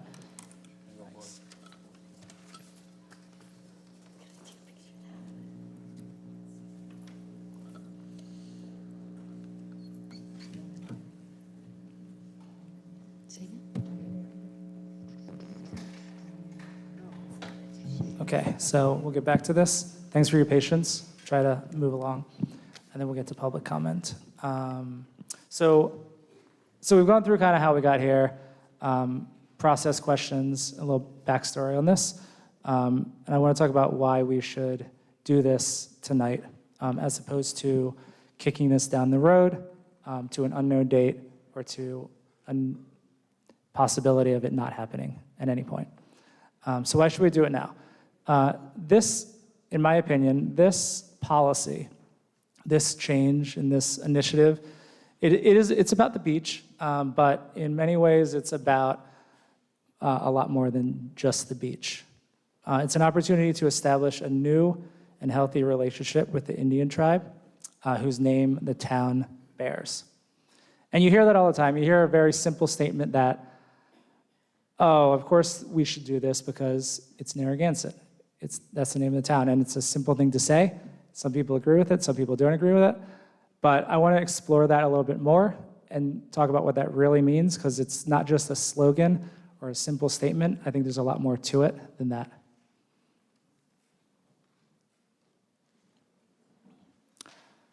The Narragansett Indians are the descendants of the Aboriginal people of the state of Rhode Island. Archaeological evidence and the oral history of the Narragansett people established their existence in this region to more than 30,000 years ago.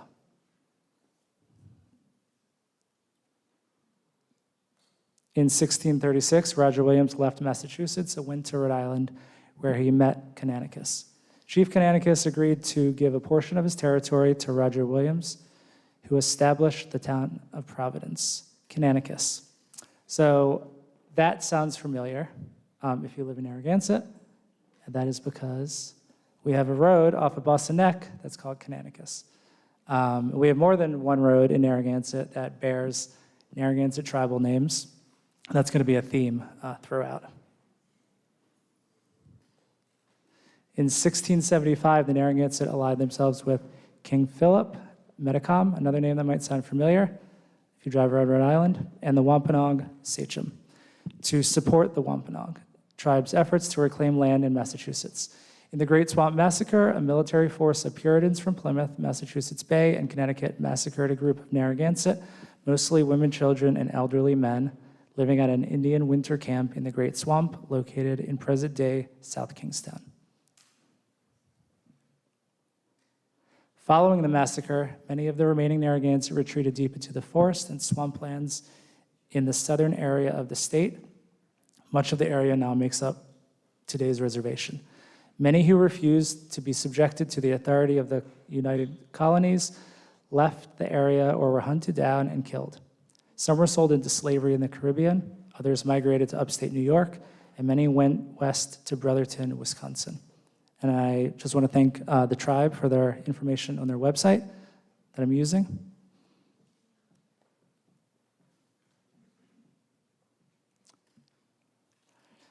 So that's a quick, very, very quick recap of things that happened 350 years ago. In 2000, the U.S. Census shows the Native American population in Narragansett to be 0.76%, so less than 1%. So we go from a territory that was fully Narragansett tribal members, that was the population of the area, to less than 1%. And the 2020 census, which is the most current census, actually has it at 0. So they have it as a number that can't even be measured right now. So we know it's not 0 because I know Narragansett tribe members who live in Narragansett. Yep. But it's less than 0.75% now. The Narragansett tribe of Rhode Island, who once made this area their home, have now almost been completely driven from this land.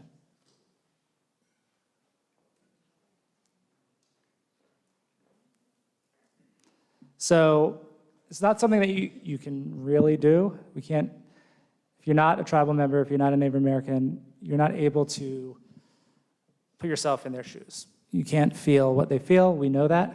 But just for a minute, let's just imagine for a moment being a Narragansett tribe member, driving down Route 1 in the summertime, getting off at the Rotary, heading to the beach, right? You get off the exit, you get to the Rotary, what's the first thing you see? Yep, you see the sign that has your tribe's name on it. Keep driving, you go down Kingstown Road, then you see that, right? The Indian Head, as we called it. Anish Keep Tumpog. I'm sure I'm pronouncing it wrong. There you go. So you see that, which is a general rendering of a Narragansett chief. And so you're driving down, you see something that is supposed to be a likeness of your people. That was carved by a non-Native American, but that's what you see. Keep going down, it turns into Narragansett Ave, so another road with your tribe's name on it. Take a right on Caswell Street, and then you can take a left onto Kingstown Road to get to the post office. You get to Gazebo Park, and you'll see that statue, right? Chief Canachet. So we see that statue, another sign of the tribe, another use of the tribe's name and the tribe's likeness in town here. Then what do? You will go drive down the beach road and take a left onto the visitor parking lot, the west lot, where you'll pay to park, which is adjacent to Lake Canachet. Another name that uses, I think, the tribe's name as well. You can walk across the street, and then you'll walk across the street to go to the Narragansett Town Beach, so you could dip your toes in Narragansett Bay, in Grandfather Ocean, in a sacred land for you.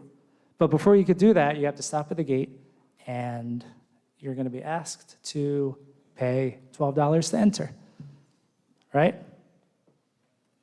So we like to talk about respecting the tribe, honoring the tribe, naming things after the tribe, naming things after historical figures from the tribe, but then we have cut off ocean access to the tribe for centuries and continue to do it to this day.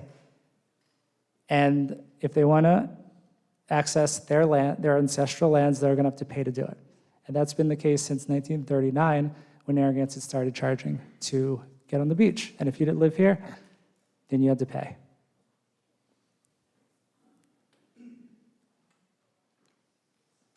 So why should we do this now? The town of Narragansett uses the name and likeness of the Narragansett people for its beach, for its streets, for its statues, and believes this is a way of honoring those whose land this has been for 30,000 years. We do this without any recognition of today's tribe or how our actions and restrictions have affected their lives and their culture. We benefit from their name without respecting their culture. And how do you think that feels? How does that feel? Again, we're not going to be able to know exactly how that feels. I'll give you a very, very, very, very, very small example of how that would feel.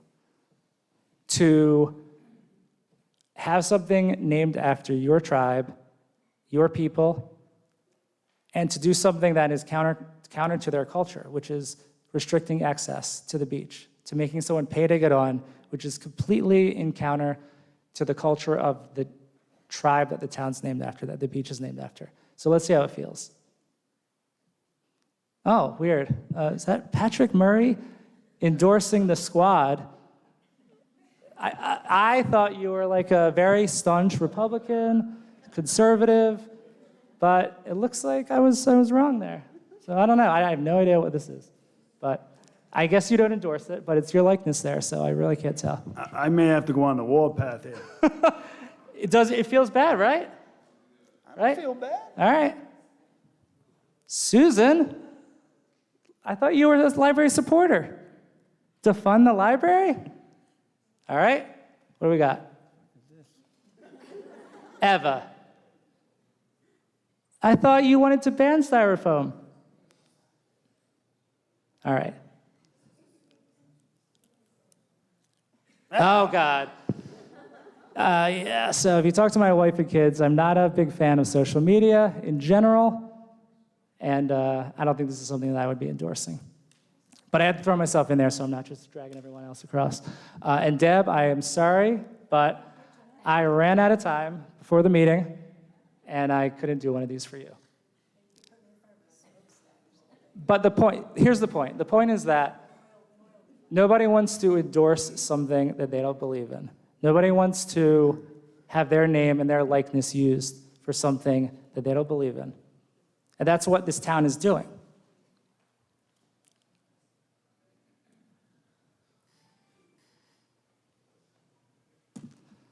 So, statues, street names, proclamations like the one we did in November, they're all about making ourselves feel better.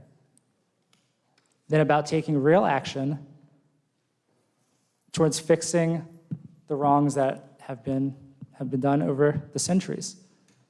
We could do proclamations, we can name things in honor. It's not going to change anything. It doesn't change anything for people today. So we should be celebrating this opportunity that we have now, because we actually have an opportunity to make a change. It's a small change, it's small, but it's something, and we can do it, and we can actually start a productive relationship with the tribe whose name we're using for this town. Because we haven't done that, we have never done that. In my opinion, the most rewarding things that you could do are the ones that provide no direct benefit to you. So, and some people say that is the reward, and I think that is the reward as well. But you do them because they're the right thing to do, not because they benefit you. It's the just thing to do.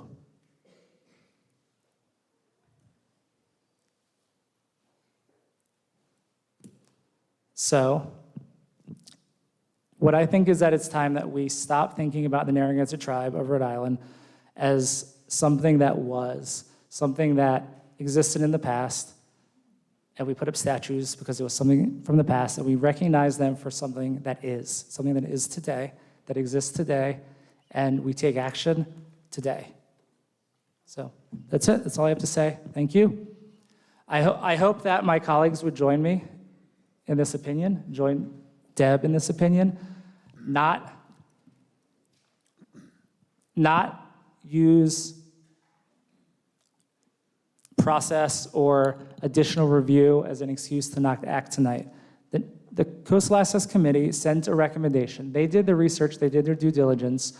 We should respect their time and vote tonight on this item. Don't send this to the Rec Advisory Board because we don't respect the Coastal Access Committee's work. We don't have other committees reviewed again by another committee. We take their recommendation and we vote for it or we don't. That's what we should do tonight. So again, thank you. I'm gonna hand this over to Deb, if you'd like to speak. Thank you. You kind of covered half of what I was going to cover, so, because I wanted to talk a little bit about history, and Jesse talked about history. But I'll just share a short portion of this. I've always felt it important to study the history of places where I've lived, and Narragansett is no exception. A few years ago, after several months of research, I taught a class on the origin of Rhode Island and about Roger Williams. And one thing I want to say is that Connecticut did not give the land to Roger Williams. He sold it to him. And that was a rarity in the 17th century, that there was ever any, anybody who considered, you're saying no, huh? Well, what I read was that he actually did, in fact, provide some sort of recompense for the land in Providence, not down here. So I'm willing to learn. But at any rate, the point is that it's impossible to study the origin of Rhode Island without growing to understand how land was taken from indigenous people, first because of the generosity of the tribes, and ultimately through sheer force, including genocide. And it's important to remember that today, just as it would be at any time in history. So I do believe that it is important to finally provide free and fair access to native coastal waters to the members of the Narragansett tribe in recognition of the fact that this is their homeland. But we received a lot of emails from a lot of folks with a lot of positions and opinions, and a couple of the other things that I just wanted to mention is that one issue is that there's a lot of discussion about the fact that the Narragansett Town Beach is crowded. And I think that what we need to do, and I'm going to put a motion together to do this, is to have a study conducted about what the capacity of the beach is, and do what we need to do from a scientific perspective about that. So that's something that I'd like to put forward. Another point I wanted to make is a lot of people talked about the fact that this has a tax implication on the town. The beach is completely supported by the Beach Enterprise Fund, and the Enterprise Fund is, the revenue for the Enterprise Fund is made up of seasonal beach and parking passes, daily walk-on and daily parking fees, as well as funding from beach vendors, cabana and locker, and changing room fees. So, and there is a pretty healthy enterprise fund. It does grow pretty much every year. So there is no tax implication that I'm aware of. Somebody can correct me if I'm wrong about that. I think this is a really excellent idea, and I think Jesse explained really well what our reasons for doing this were. Thank you, Deb. All right, so we're going to go around to the council. We'll go to the public after. Who wants to speak next? Susan? Yeah, I'd be happy to. So thank you guys, great history lesson, and I have great respect for everybody in the room. I do have a difference of opinion, I believe, so I have a little something to read. I absolutely agree that the Narragansett tribe should have free access to the coast, which includes the access to the beach. However, this motion that we are going to discuss tonight was not referred, reviewed, or discussed by any members of the Park and Rec Board, nor the Park and Rec Director. This issue is too important not to get it right.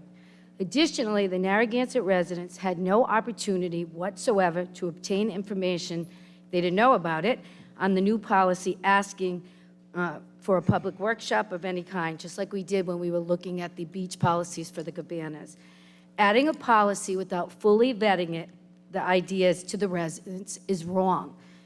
As the Park and Rep representative on the council, that would be me, I heard about this for the first time in mid-April. On April 20th, 3 members of the IDEA committee attended a joint meeting with the Coastal Access.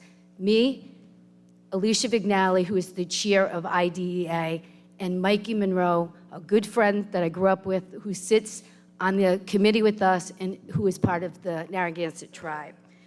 We attended the meeting, and I was a little anxious at the meeting because I was a little nervous that things were going fast. And actually, the Coastal Access sort of shut me down a little bit and said, that they had had meetings and that it was going to go to the council.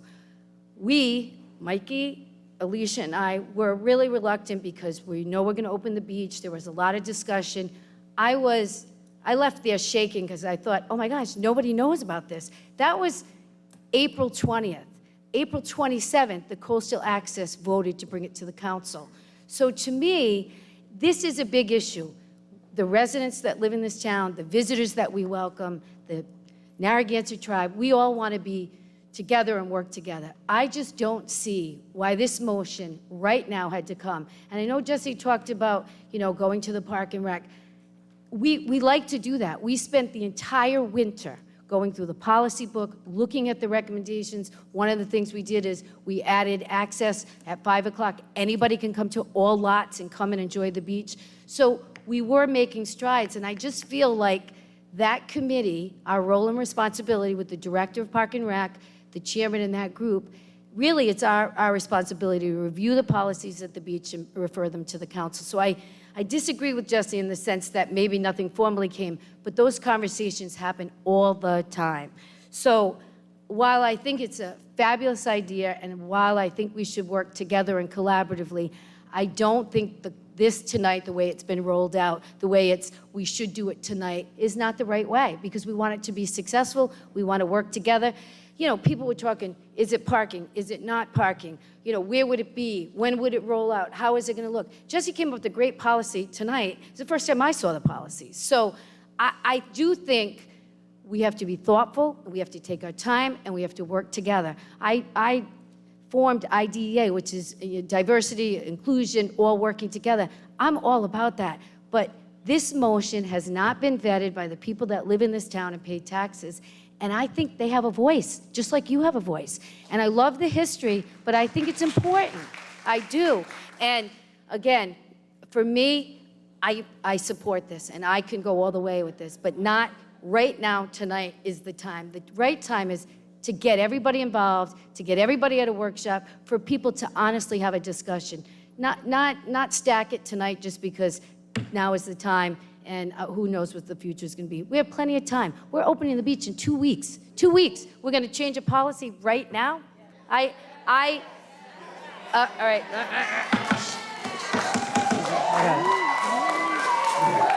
So anyway, okay, thank you. So for me, I think it's a great idea, and I support it. I think the Coastal Access went a little too fast and had their meetings, but they didn't tie into other people. And I've represented the town for a long time, and I think it's important. Sorry, Susan, we just want to make sure that everyone can speak without being interrupted, right? Yeah. Okay. So I just think, sitting in this position, it's hard, and we want to work together. But I do think that we have to consider the residents and their voices and be a part of the process. So I'm hoping in the future, for me, that this can work out. But for tonight, I think it should be tabled. I think it should be sent to Park and Rec. I think we should have a full discussion. Okay. All right, Patrick or Eva? Just quick. So this did come fairly quickly. I did see Jesse at a fundraiser yesterday. I knew he was going to be doing a presentation. I'm always open to listening, and I did say I would keep an open mind. I am interested in hearing from everyone, but I did also hear from our residents. I get a lot of emails and a lot of calls within the last couple hours where they just found out about this being on the agenda. So I'm also concerned that this kind of happened quickly without getting input and vetting from others.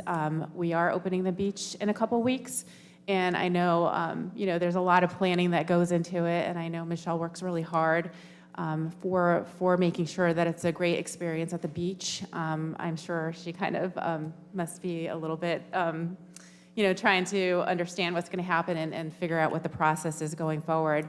I do have a lot of respect for the tribe, and I do think that the tribe should be recognized, and I do want to work as a town to make sure that the tribe is always welcomed and just really acknowledged. So I, too, agree with Susan, where I think this kind of is really quick, and we really haven't had the time to vet the process appropriately. But I'm open to, in the future, looking forward and just making sure that we all have input for this. It would be a big change for this season. So that's all. But again, I'm keeping an open mind. I'm willing to listen to everybody. I know everybody came out here to speak, and I appreciate everybody coming out to support this. Also appreciate Jesse's presentation, Coastal Access Committee, the IDEA Committee. There was a lot of individuals involved, and everybody has the right intent and just the right idea. So again, I'm willing to listen to everyone and my colleagues as well. Thanks, Eva. Patrick? Right. Okay. Please wait to boo me after I speak. Okay. Now, I also have a problem with the process, but I can embrace this concept. But we spent, how many meetings do we have? When we raised the beach fee to get on the beach, $2. Didn't we have a workshop?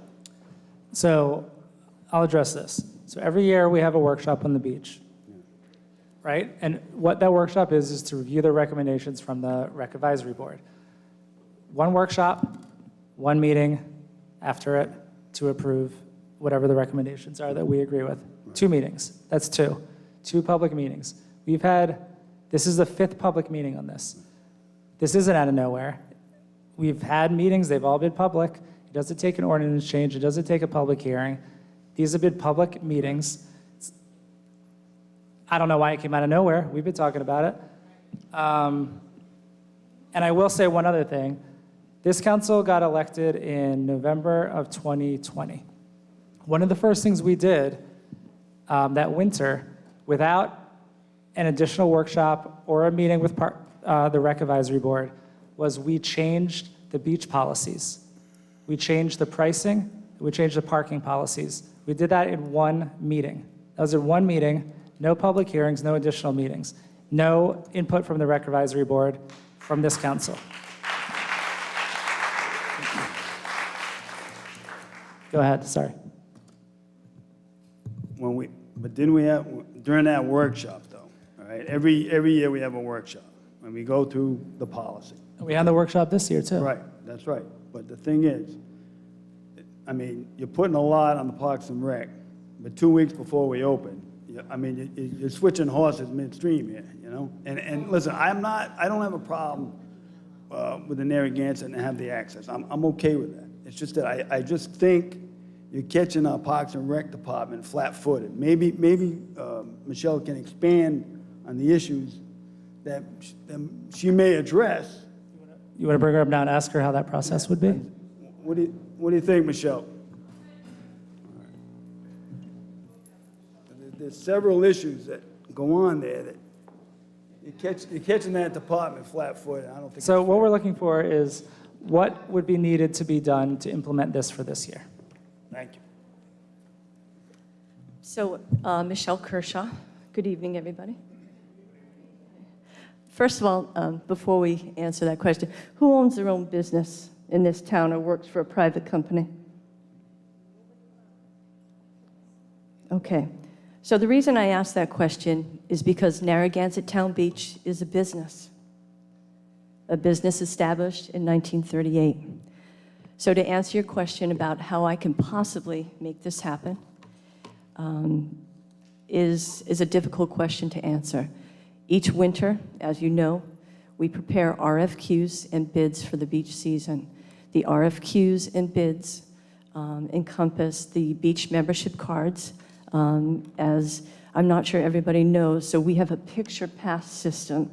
So anybody who wanted to get a seasonal beach pass or was allowed to get a seasonal beach pass, you'd have to come in. Your record would have to be established in our recreation database. If you had a large family, any child over the age of 12 would need to have their picture taken. So again, it's a process. It's a process that could take 10 to 15 minutes if you have a large family. I don't have enough membership cards right now. You had mentioned earlier that June 9th, when you spoke earlier with your PowerPoint presentation, we had a chance to order until. However, it is Friday, June 3rd. And again, that RFQ over the winter has closed. So I would have to do a new RFQ, which I don't think I would be able to have the time to do that. How about I provide the cards? I'll buy the cards. All right? Well,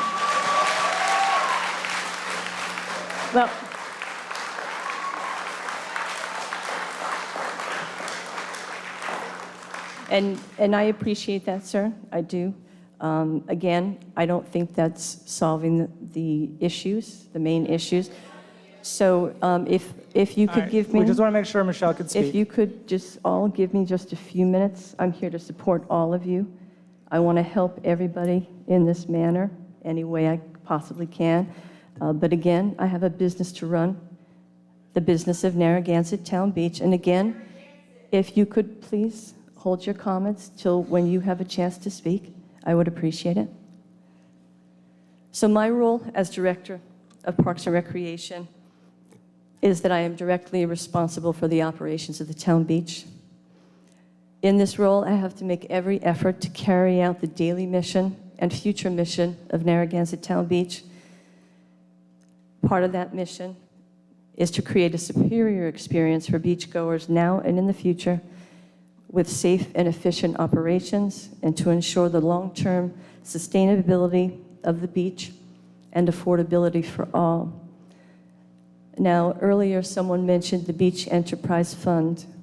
Now, I'm not sure everybody is aware of what an enterprise fund means, but here in the town of Narragansett, the enterprise fund means that the beach sustains itself and that no taxpayer dollars go towards the beach. All of the revenue generated at Narragansett Town Beach goes to making that beach what it is every single day. There's been a lot of talk over the years regarding a beach capacity study. Michelle, I'm sorry to interrupt you. So what we're looking for is the process that would be needed to be followed to create passes for the tribe if they came, and then if that would be entered into the computer system. We're not looking for... So every family member, every member of the tribe that wanted to have a beach pass, every single person aged 12 and over would have to come to the beach sales office, provide their identification, have their record established in the RecPro database, again, have their pictures taken, and then their beach passes printed. I would also have to contact the RC Systems RecPro software company to establish that database in our record. I currently don't have that free pass, so that would have to be established as well. Okay. Okay, so that's it, right? That would be Guys, the process. we just want to make sure that everyone can speak without being interrupted. Please stop yelling out. Sorry, go ahead. And I'm sorry to correct you, the free pass is age 62 and over.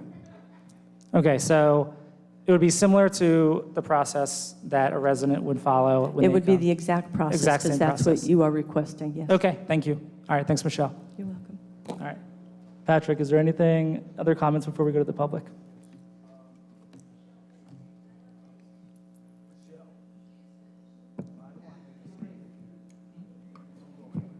Oh, sorry, thank you. I know you're not obligated to go through the Recreation Board, but don't you think, I mean, the Recreation Board was established to assist the Parks and Rec, to create, an environment where, advice can be given or research, and it's a process. I mean, even in your agenda item, you state, I mean, you have no problem taking, the coastal and idea committee recommendations. The access would be subject to all of the town regulations, established beach policies and procedures. Well, the procedure normally, especially something this... No, we're talking about when you're on the beach, like what allowed activities on the beach. That's what that means. Yeah, So well, you like get a I pass. We're not changing any beach activity policies. So you don't think it would have been at least at minimum considerate to give the Okay, beach so board an opportunity? I'll address that. So this is what happened. I addressed it in the PowerPoint. We knew this was going to be on the 16th. I emailed Tom Warren before his agenda setting, and said, if you'd like to have input from your board, you could place this on your agenda, and then we'll receive that during our meeting, and we'll have your opinion. Let's talk about this is the reality, because I'm not going to beat around the bush with like, we should send it off there, and then it'll sit there for a while, and then maybe it'll come back. The Rec Advisory Board has existed for decades and decades. They have never touched this issue. They've never proactively addressed this issue. They've had no interest in addressing this issue. We have a Coastal Access Committee that took this on the first year, did the work, and sent a recommendation. Why are we going to send it to a board who's never shown interest in their existence for the tribe and ask for their opinion? All right, well,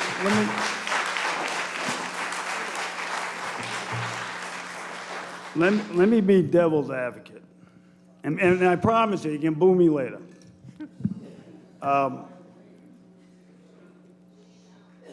Has anybody asked the rec board before?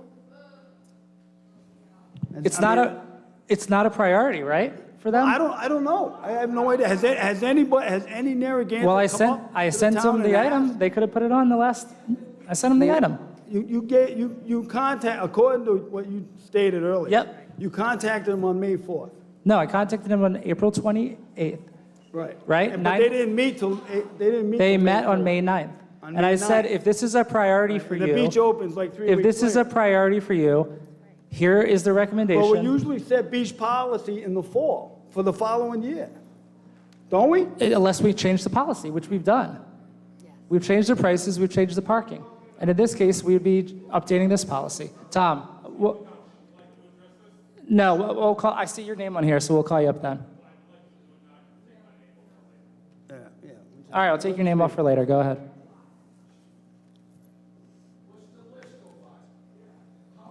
We're going by the list. He's the chair of the board, so it's I'm Tom Warren, basically staff. Chair of the Narragansett Recreation Advisory Board, and I just want to clarify a few things. First of all, when the Rec Board meets on any given month, at the end of that meeting, we determine what the agenda is going to be for the following meeting. We limit it to 6 items because we don't want to have a long meeting. Most of these people come into this meeting after they go to work. I had already set the agenda when I received your email.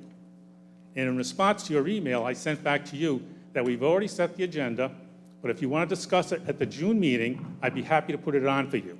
I didn't decline, much like your presentation says. I didn't decline. I offered that opportunity for you to come and talk to the rec board. You didn't respond back. The only thing you said to me is that it was going to be voted on here tonight. Right. So that's how it went. No. It wasn't that we denied your opportunity, Tom. or we didn't deny the Tom. Narragansett tribe an opportunity. It wasn't that we denied anybody an opportunity. It was there. You scheduled this meeting, and it wasn't going to happen. Tom, he did talk, and now I'm going to address him. So, excuse me. So, I asked if you'd like to put it on so that we can take your recommendation under advisement for our meeting.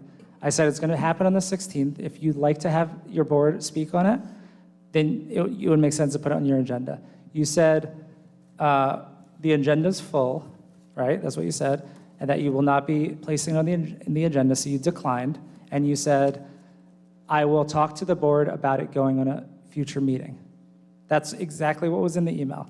The items that were on your agenda were a report on the fishing derby, discuss professional development, report regarding Kinney Bungalow. Again, you can have a full agenda, that's fine. That's your board. We're looking for this to be a priority. If it's a priority, then you would put it on. Well, I'll read to you from the email.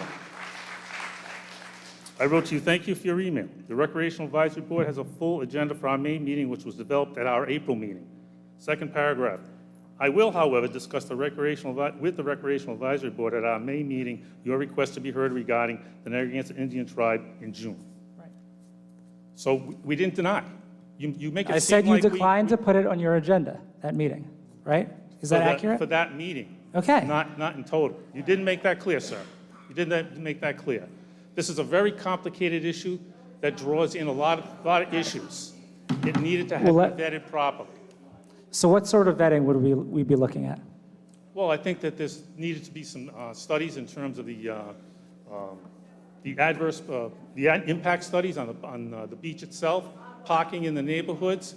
Is there a fiscal note on this? Is there some cost involved with this that we're not aware of? These are all things that the Recreational Advisory Board has the responsibility to look at. And that's just what we're talking about here. And that's it. I was willing to do that on June. Okay, You so wanted it to sounds vote like a lot of tonight. studies. You wanted to vote tonight, so here we are. Thank you. Thank you. Okay, thank you, Tom. All right, we're still with Patrick. Patrick, do you have any other questions right. for Michelle? And then we'll be good, Michelle. All right, let's everyone stay calm, please. All right. Now, there's a couple legal issues here that have been brought up that I'm not an attorney, so I'm going to ask our town solicitor. Well, Gail, I'm sorry, but there's a process, okay? I'm on board with this. But the All right, thing is, I don't want you people coming back here a year from now. You folks, you people, your nation. Mike, Don't Mike. go there. Let Patrick speak. Patrick, let him speak. He hasn't made a decision on anything, right? No. Listen, I want to get this right. So every year you folks can come back. Because what's going to happen? What's going to happen is, if this gets approved tonight, and a new council gets in November, then this new council can vote it out. Okay? I just want to get the process right. And everything's in place. So every year, your nation can come back here. That's what I'm all about. Listen, I grew up with the Champlins and the Thomases. I've been there. I went to Charahoe. I've been around the Narragansett my whole life. I am not the enemy here, okay? I just want the process to be proper so you guys have sustainability here. That's all. All right? Patrick, you have a question for James? Yeah, James. All right, the 14th Amendment, equal protection under the law. How does that fit in this situation? It could be raised if it's passed the way it's currently constructed. What that would be in terms of a suit or a challenge, I can't really speak to that right now, but it's possible. It's certainly possible, but Can you explain that, the 14th Amendment, and how that worked? right, if there's a due process or equal protection challenge, they're complicated.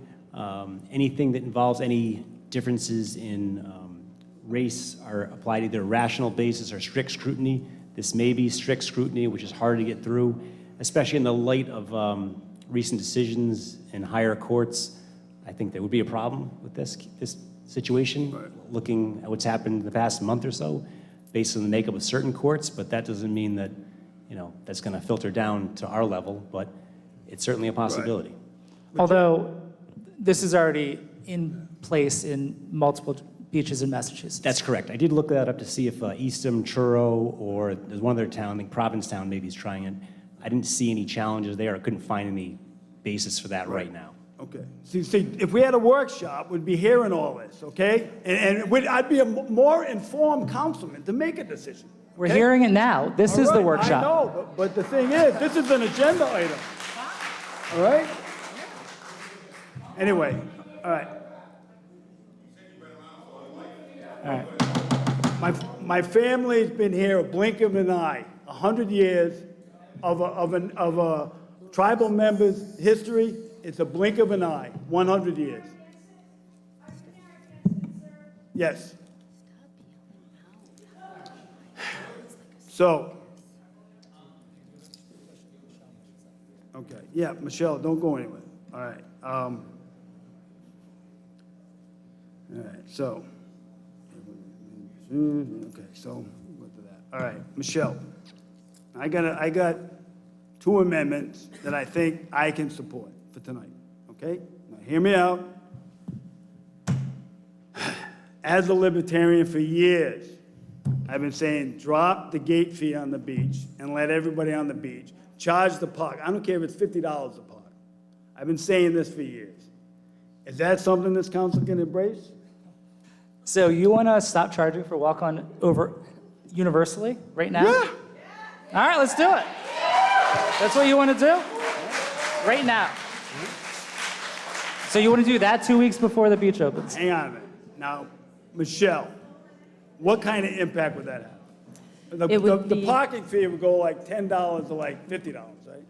So I mean, just to remind the council, there are 972 parking spots at Narragansett Town Beach. I have billed and received payment for 563 facility holders. I've taken in $500,000 of revenue. Those people are expected to park at the beach. And they already paid. They already paid $500,000, sir.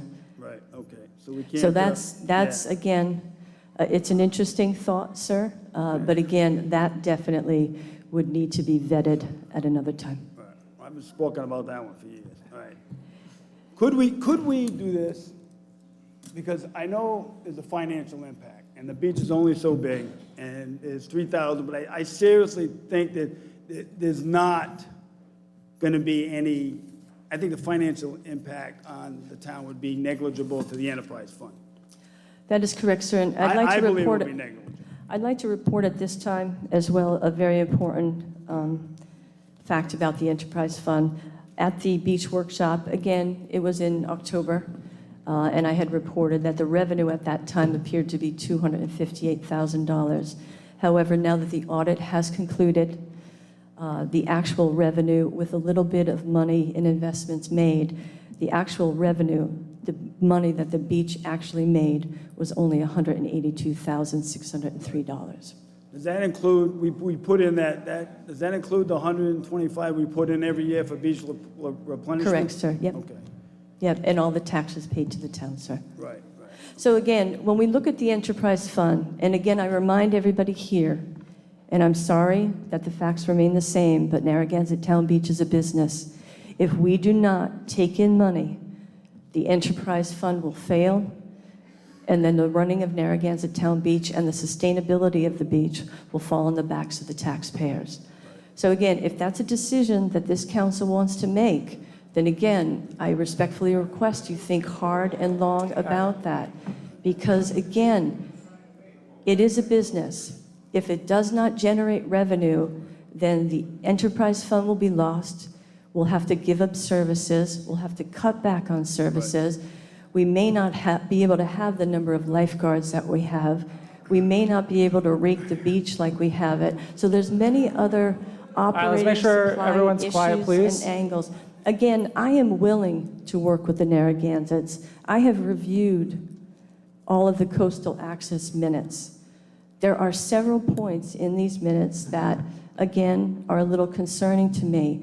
One gentleman, I believe it's Michael Monroe, he said, well, if we can't have parking, then what's the point? Well, tonight we don't have parking in it, again, right? Michelle, okay, everyone, quiet. That's why I think it's important that we discuss this further. Michelle, we emailed you April 8th. She emailed you April 8th specifically looking for your feedback, Right. right? Yep. So that was Well- over a month ago. She asked twice for your feedback. You said this was a council decision. You didn't provide feedback. I talked to you last week about this outside. You said this was a simple implementation. Well, first of all, I want to stand corrected, and I hope that you will correct the record in the fact that we did not have a meeting. I was leaving town hall. You were coming in your gym clothes. I said I it was saw- not, but you know, you said yes, it was I was a wearing meeting. gym clothes. Right, but you said right. it was a meeting, sir, and it was no such I meeting. said I met with you last week. Right, but we did Okay, I not. ran We into passed you and each we had a other leaving discussion. town hall. That's not a meeting. Michelle, Okay, I this just is want to be clear for the okay, I'm going to record. tell you I'm extremely disappointed right now. Well, sir, you caught me off guard. I told you some of the initial operating issues that I would have to tackle as a director, Okay. my sales office staff. Again, sir, that certainly wasn't a meeting. If you had called a meeting with me and the council, I would have been much more prepared with the information moving forward. Well, I base my statements on things that you said to me directly. I know, but From you now are on, leaving I'll make town sure it's hall, only sir. in a meeting, That'll be okay? fine, sir. All right, thank you for your time. We're going to move on now to public input. Okay. Thank you, Michelle. One other thing I'd like to say is, Michelle. again, the agenda states to restore access. Access is not denied. Everybody Michelle, is this welcome isn't on your Narragansett place. Town Beach. Right now, you're overstepping your role right now. Whoa. No, you are. Thank you. Thank you. Michelle, I got one more question. All right, I have another amendment. I think this may solve some issues here. Michelle, could we, right, provide the Narragansetts access with, have them pay the same fees and the same access as a Narragansett resident for the summer, and see what the impact's gonna be, and then in the fall, then, you know, depending, I think the for me, there's a financial impact, because, you know, we gotta buy, you know, there may be a time when we get a storm and we get wiped out, we're gonna have to replenish sand, which is very expensive, okay? Now, could we just amend this to where we give them the same access as a Narragansett resident, right? And the same cost, and then reevaluate in the fall. Is that something your staff could manage? Well, again, sir, yes, if it was directed and voted by the council, absolutely. Is that reasonable? But again, the council wants, Councilman Pugh wants free access, so Right. I'm not sure if that's even something we can discuss here today. Well, I mean, the thing is, Jesse, without some type of, some impact, financial impact, we just can't, you know, I mean, to me, I can't support this like this. I can support it if we give them access as a Narragansett resident and then step them into a free access, because I don't think it's going to be financially a burden. I really don't. There's no way to predict the financial impact without doing it. There's no way to know how many tribal members will use the passes. You don't know it until you do it. Well, that's so what if I'm we saying. do it, If we give them the same access as a resident, then that's not we'll going to have tell some you kind- either, we'll have some because kind of- that's how many people are willing to pay the $25, right? That's not going to tell you how many people are going to use the passes if they're free. Well, I don't. Thank you. All right. Well, thank you. All right, does Thank anyone else from the council have anything to say right now? All right, why don't we go ahead? I just wanted one clarifying question. So this came about from the Coastal Access Committee. It wasn't the tribe that asked for access. Is that correct? That's just the clarifying question that I would like answered. Okay. So we had a meeting, that roundtable in February with the IDEA committee chair and members of the tribe. During that discussion, one of the tribal members brought this up as an item during discussion. So I'm not asked, it was brought up by a tribal member during that discussion. Like I said, I don't have a problem with this, but, you know, you just can't dump it on the Parks and Rec like this without having some kind of study. I mean, and we're talking minimal here. I'm not, all right. Okay, all right, we're gonna go to the public, so everyone will get us a chance to speak now. We keep our comments, this is gonna be consistent, we keep our comments to 3 minutes. It's gonna be the same case for everybody. Again, we're looking for people to be respectful. We're looking for people in the crowd to be respectful when other people are speaking. So we're gonna start with Joe Cardello. Joe, please state your full name and address. You don't have to be sworn in, just speak into the microphone, please. Thanks. Joe Cardello, 20 Narragansett Avenue. I gotta tell you something. I spent 10 years as elected official, and I wish I had that Parks and Recreation lady working for the town of North Providence or the town of East Greenwich. You do owe her an apology. She has done her job. I'm not running for politics. I don't care. I'm going to tell you about the life real quick, living on Surfside. I called your town manager. I called the police department. People parking in our lot, peeing, cops, towing cars, where no residents, no children, paying over $1 million in taxes. I work very hard. Before I started this conversation, young lady, I'm not sure, I don't know anybody here, so Councilwoman Kopchak? Kopech. I apologize. It's really easy, Kopech. Okay. She said something. Am I going to have the right to go to Narragansett Beach without being crowded? I don't know the answer. You guys don't know the answer. Let me tell you, as a taxpayer in your town, I pay taxes. So when that big storm's coming, and it wipes out the sand or does damage, I'm gonna go in my pocket and I'm gonna pay more taxes to this town. So yes, it does affect me. So you need to answer those questions. To give a blanket 3,000, I don't care who it is. I don't care if it's the Indians or anybody else. But I will tell you this, if you're gonna give anybody a free pass, it should be the taxpayers of this town, because we pay the taxes. So, Mr. Pugh, when you're giving out those passes, I've called you before, and maybe we don't know each other, but never got a call back. That's when I called the town manager and the chief. Come out Thursday, Friday, Saturday night at 11, 12, and 1 o'clock. And the rowdy kids, beer bottles and everything else. That's not right. But the fact of the matter is, I'm a taxpayer. I should have the same right as anybody else. If you want to give 3,000 free passes, go for it. But as long as I, number one, have the right, and I have the right to go on that beach at any time, because once you deny me, then I'm going to be upset. Then I'll be coming back here again. Thank you. Thank you.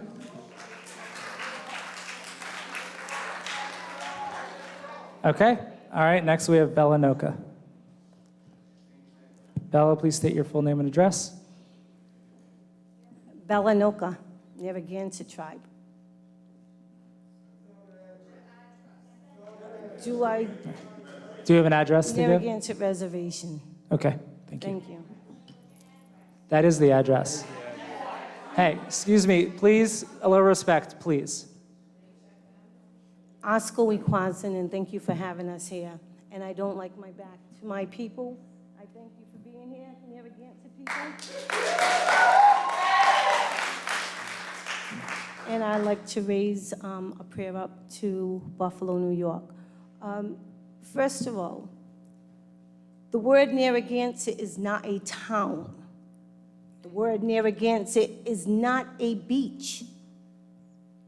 The Narragansett is a tribal nation, and we are that nation. You talk about recreation. It's not about recreation for us or sunbathing. That is our church, like it's your mosque or your temple or your whatever you wish to call it, your spiritual background. I can't choose that for you. But that is where we go to Grandfather Ocean in ceremony.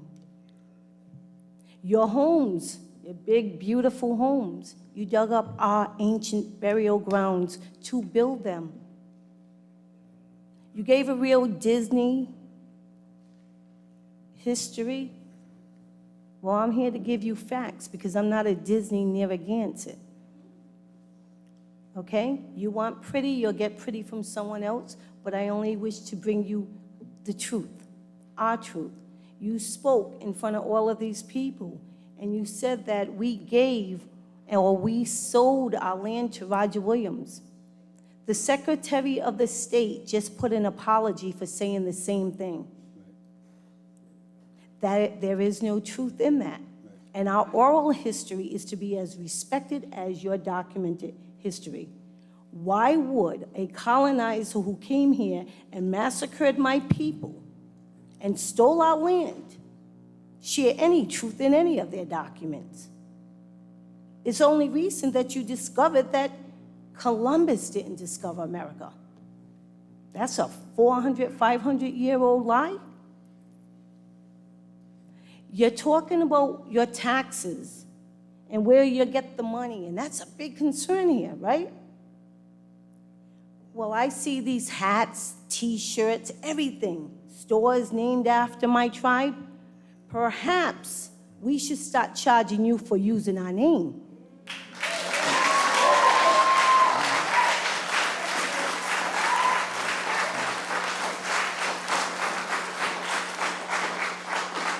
We are not asking you for beach access. We are not asking you for parking. You are returning what you have taken and stolen. You should be happy that somebody stood up with morals and a conscience to say, I want to do better. I want to leave something for my children to be proud of. There's a lot of deep pockets here in Narragansett. We know that. Any one of you could be bought or sold at whatever price. Obviously, you can't. And thank you. Bella, we have to stop, but we have to give everyone 3 minutes. I will. But I will let you know that you will be returning things, and it's not an ask, because we are going to go after you for everything that you have taken from us, and starting with our name. We are going to charge you for the usage of our name, and perhaps you can use some of the money that we give back to pay for the parking and the beach passes. Thank you.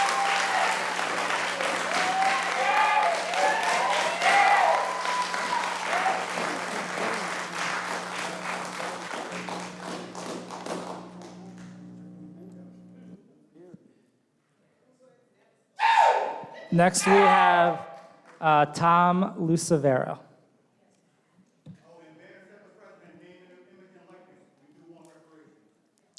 Tom, please. All right, Tom, please state your full name and address, and we have 3 minutes. My name is Tom Lucevero. I live on Ocean Road in Narragansett. I have a few questions for the town council. One is, based on the Council Improvement Access Committee meetings, how many residents were actually in attendance? I know there's a public document there, but I'd really like to know how many people from the town who are taxpayers in this town attended those meetings. Can someone tell me, Mr. Koptek, Mr. Pugh, because you were both there? So as we go on, we typically don't respond to public forum comments. The last meeting, we had about 10 people at it. 10 people. And we have over 100 tonight, so Oh, everyone's... no, you're making a decision on the 10 people that were there currently. Well, for we the have meetings you were. a lot of How people many here pe- tonight, right? You're How many expressing your people were opinion there? tonight. You're voting tonight. You want to vote tonight on this agenda tonight, but you're basing it on all those meetings the Coastal Access Improvement Committee had. Here's the second question I have. Deb Kopek, you sent an email to me telling me I have a lot of taxpayers who are supportive of this measure. What percentage of the taxpayers in this town are supportive of this measure? Could you please tell me?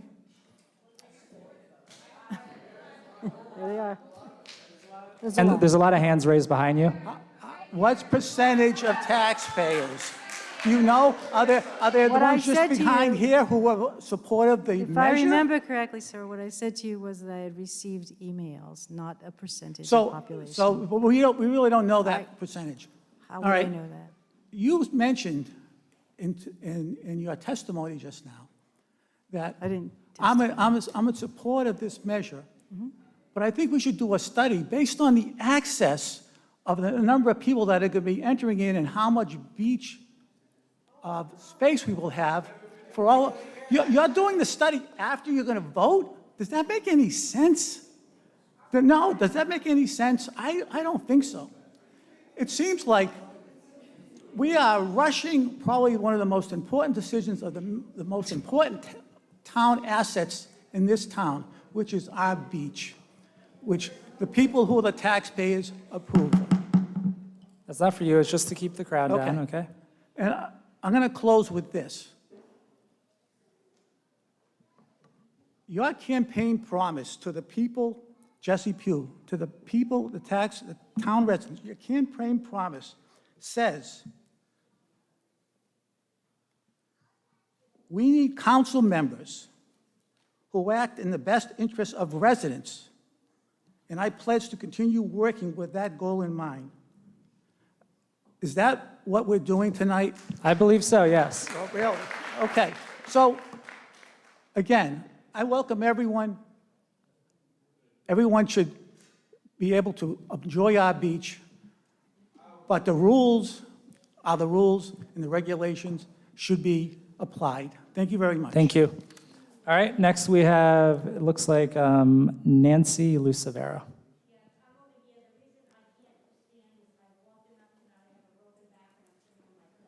Jim, do we have a microphone to bring over to her?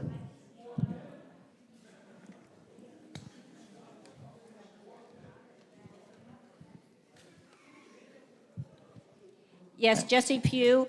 Please state your full name and address. My name is Nancy Lucevere. I live on Ocean Road in Narragansett.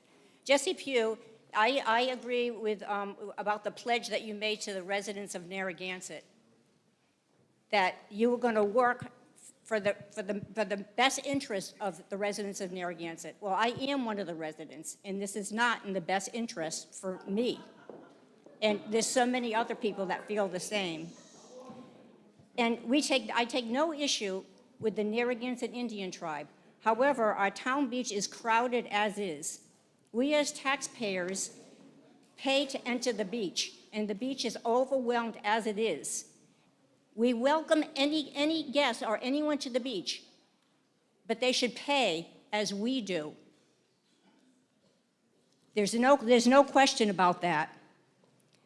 And if there's going to be up to maybe 2,000 to 3,000 people more on the beach, including children, where is the space going to be? Because as busy as it is right now.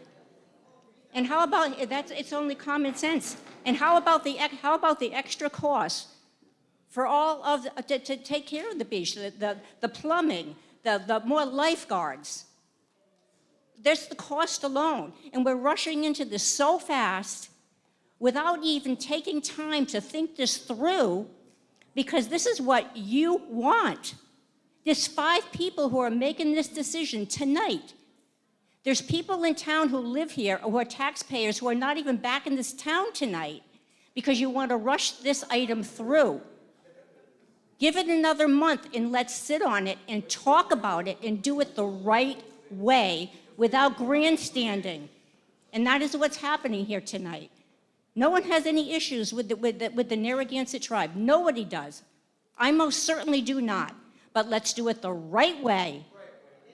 And the right way is everybody should be equal.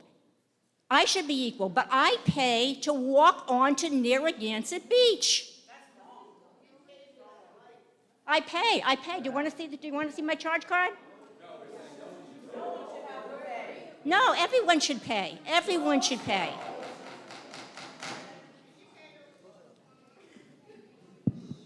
And it's a disgrace what's going on here tonight. You should be ashamed of yourself. All right, everyone, we're good. We're good. All right, thank you, Nancy. Thank you, Nancy.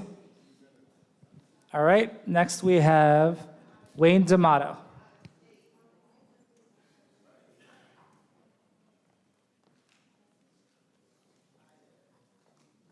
All right, please state your full name and address.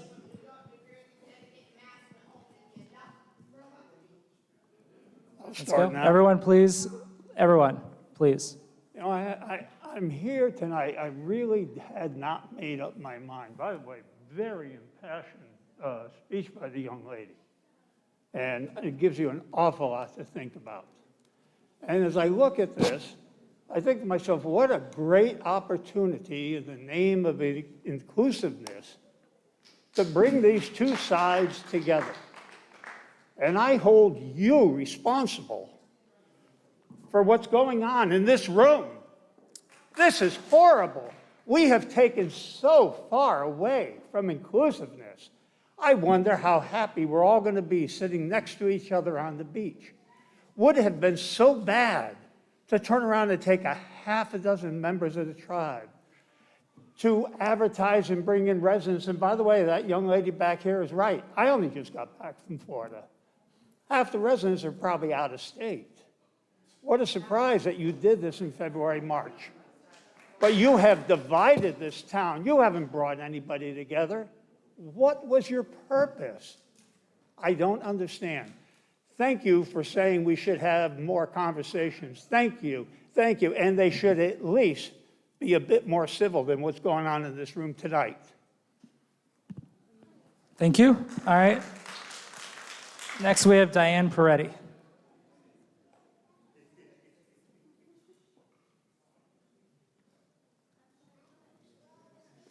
Ms. Peretti, please state your full name and address. Good evening, Council President, members of the council, members of the audience here. I'm Diane Peretti, Hollywood Avenue in Narragansett. I have been an educator for 48 years, and I have had the privilege of teaching children of every race, color, and religion. I certainly hope I will be allowed to offer my thoughts and perspectives on this issue without fear of being labeled a racist for merely exercising my First Amendment rights. Since Council President Pugh and Councilwoman Kopech are both members of the Coastal Access Group that brought this motion to the council, that speaks loudly to their views and vision. Obviously, they have disregarded the following. In August of 1979, the Narragansett tribe reached an agreement with the United States Department of the Interior, whereby they were given 900 acres of land in Charleston and the right to acquire an additional 900 acres with $3.5 million of federal money provided to them in exchange for extinguishing, I repeat, extinguishing their claims for property rights in the town of Narragansett. This agreement was signed by all parties, including Governor Garrahy. As members of the town council, you have an obligation to all the residents of this town to protect and preserve its resources. The beach is this town's single greatest natural resource. Since the town beach is opening in 2 weeks, should some consideration be given to the potential impact on the beach itself by adding free access to an additional 3,000 plus people? Has the requested capacity study, which has been asked for over and over, ever been completed? I believe that it is unfair to the residents of the town of Narragansett that they alone should be asked to address this issue and shoulder this burden while our state leaders and surrounding communities and fire districts were never included in a discussion. This issue of improving access for the Narragansett Indians should be the shared responsibility of all residents of this state, especially those living not only in Narragansett, but in all of our other coastal communities. I also think the case of Kavanaugh versus the town of Narragansett, number 91-0496, in 1997, already settled this issue. This town council needs to rethink where they stand and who they align themselves with, and remember who elected them. The residents and taxpayers of this town are tired of special interest groups using them to further their own agendas and political objectives. Thank you. All right, everyone. All right, we're at 3 minutes, Ms. Peretti. I'm going to finish my sentence since you gave someone else a whole minute. All right, go ahead and finish your sentence. Perhaps. Everyone, hold on. I'll let you finish. Thank you. I'm just going to say this. We need to let people speak. We don't agree on everything. That's clear, right? We all know we're going to have disagreements. Please let everyone speak, and we'll do the same. Thank you. Perhaps, I think you would like to listen to this, perhaps, if this council would do something meaningful to assist those members of the Narragansett tribe who actually are residents of this town, you could consider proposing some form of tax release to them instead of merely granting beach access for 3 months of this year. Thank you for your time and this consideration. I'm just gonna, we'll move on. I'm gonna go, I just wanna make one correction.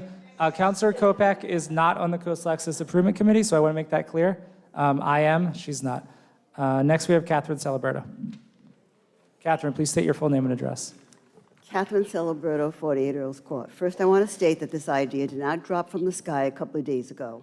This was on the Coastal Access Improvement Committee 2 months ago. I was in Florida, believe it or not, and I have enough sense to get online and check out what the agendas are. This was on the Coastal Access Improvement agenda to give parking, not just access, but parking to the Narragansetts. So I clicked on the Zoom, waited 2 hours because that was the night they had the idea committee and the coastal access committee speaking. So I waited 2 hours because I wanted to voice my support for this. I was quoted in the Boston Globe 2 months ago.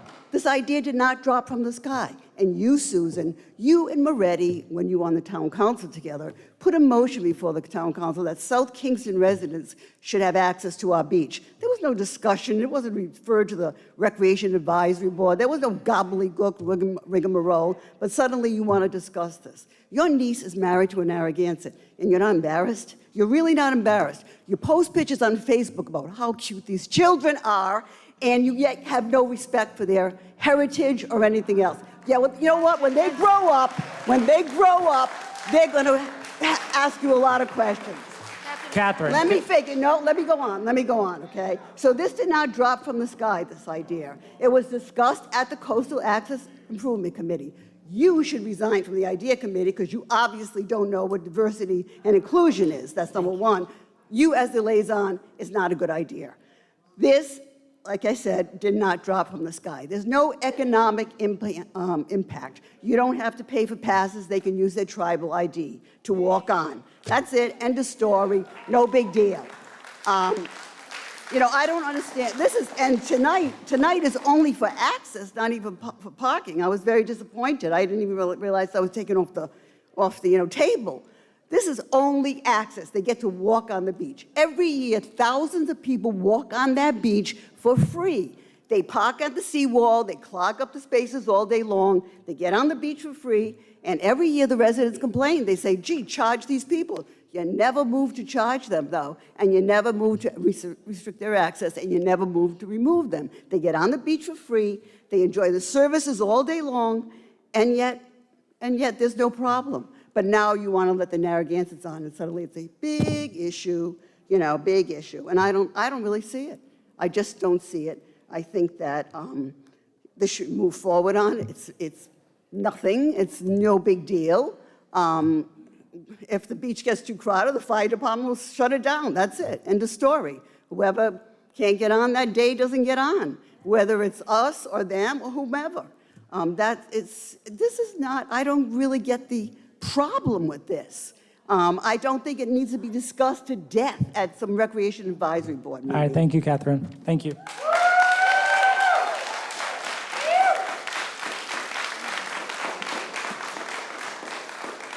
Okay, next we have Rachel Wise-Smith. Rachel, please state your full name and address and keep your comments to 3 minutes. Rachel Wise-Smith, Judith Ave. I am a town resident and taxpayer. I am also a member of the Coastal Access Committee, and I obviously fully support this as a resident and taxpayer. I know there's a lot more of us too. I have all these notes, and I don't even know where to go with them anymore because this is just blowing my mind that this debate is even happening like this. So I'm just going to try to touch on a few things. I personally did advertise all meetings across social media. I put them on the Gansett page, I put them on the Narragansett page, I put them on the Coastal Access page. They've been shared prolifically. Every one of our meetings, our agendas were published publicly. More people look at social media than the newspaper. So everybody knew who needed to know or wanted to know, could have found out on the town pages. Everybody's on the town pages. So they were advertised. All 3,000 tribe members are not going to go to the beach at once. All 3,000 tribe members are not going to want beach passes. This isn't going to be this type of crazy overcrowding issue that it's being made into. This is being overcomplicated right now. To table it, I hear a lot of concerns, and really concerns are just fears. I'm hearing a lot of fears. And you can't let fear thwart progress or change. And that is exactly what's going to happen if this if this goes to the Park and Rec Committee, it's going to die there. That is not acceptable. The change is scary, and that's okay, but you still need to proceed. The other towns that have done this, I don't understand how it was done by them, but it's so complicated here. It's been done. It is not our beach, it's theirs. So everybody's saying that this is our beach and I have a right to this beach. They have a right to this beach. This is not our beach. Just hearing that everyone should, shouldering the burden, like, that shocks me to hear it even talked and framed in that context, to shoulder the burden of letting the Narragansett tribe onto Narragansett Beach. I'm also confused when the Parks and Recs chair was talking about how they set their agenda at the meeting before, but I feel confused because I thought all committees operated under the same set of rules, Robert's rules, and I might be confused, but our committee has to wait till the Friday before our meeting when the agenda gets published. And up until that time, we can still add agenda items to it. So to decide, I thought as these committees, we were not representing, but we were serving the town council. So if a town council member asks to put, we're putting this on the agenda, then it's the due diligence of that committee to talk about Thank you, that Rachel. item. Thank you. That's all I got.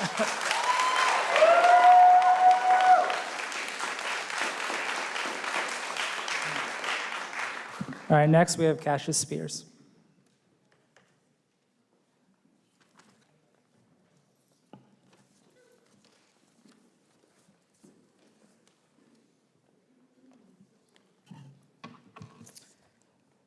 Winnie Kisuk, Cassius Spears, first councilman of the Narragansett Indian Tribe. I want to thank the council president for bringing this motion to the floor today. And I'm going to say, and I want to thank the tribal members that showed up today, resident and non-resident, so that their voices can be heard. I hope that the town council really takes a look at this motion and understands the implications of this and what it means for the Narragansett people. Hearing the comments are really concerning to me. It's misguided, misinformed, and the language that is used can only be described as the two predominant things that run this country, race and class. And when you use these as excuses to fulfill the obligations you have to the people that lived on this land long before the creation of the town of Narragansett, long before the creation of Rhode Island and the United States of America, to create obstruction so that you can delay is problematic to me. The answer, I've heard all of you say it, I agree with this, I support this. Well, if it's something you support, then do it. It's as simple as that. I don't understand how the conversation has gone into an economic or recreation purpose. Again, these lands, to be able, it's concerning to me to have a statement to be allowed to walk on, to pay a fee to walk on, to greet the ocean that my ancestors have greeted for tens of thousands of years. For me to do that and be allowed to do that by paying this fee is really concerning.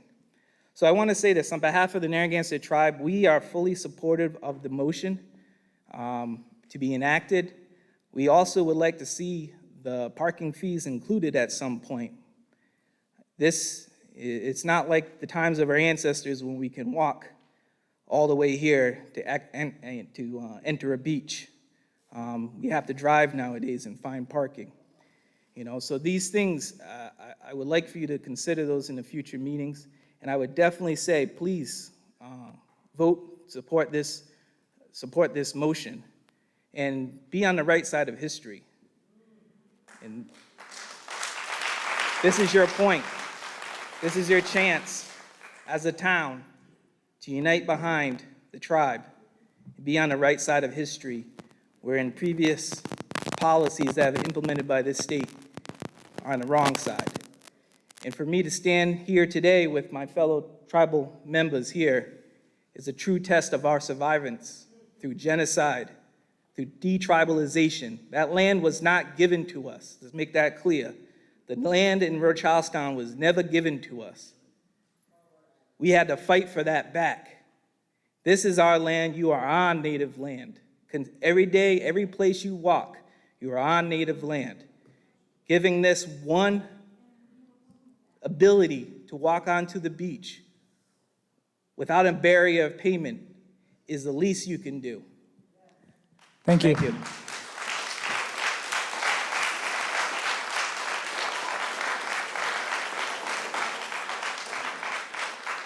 Okay, next we have Mike Monroe.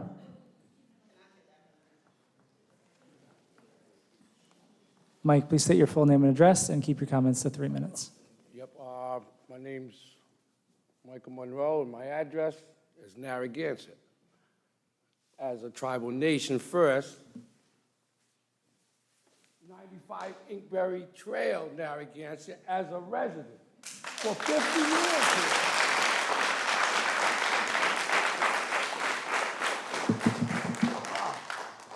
It's a shame to come here tonight. You know, I kind of prayed on this whole situation. The Park and Recreation lady, first remember what you quote, because I never said that. Mr. Monroe, can you speak in the mic so the people can pick it I up? think I'm loud Thanks. enough, Jess. They're gonna hear me. I'm That not was supposed James, to. but. I'm sorry. So people can pick up on the TV and the Okay. other thing. But, you know, what are you really fearful of?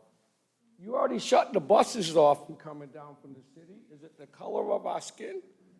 Or is it this? Now you don't want some of us on your beach?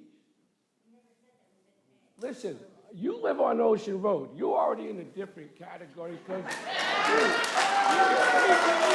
on Ocean Road.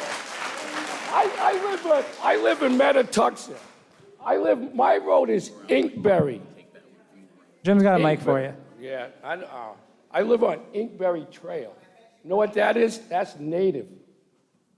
All through that, bushes, berries. How you think we survived? Till some people come over on a boat.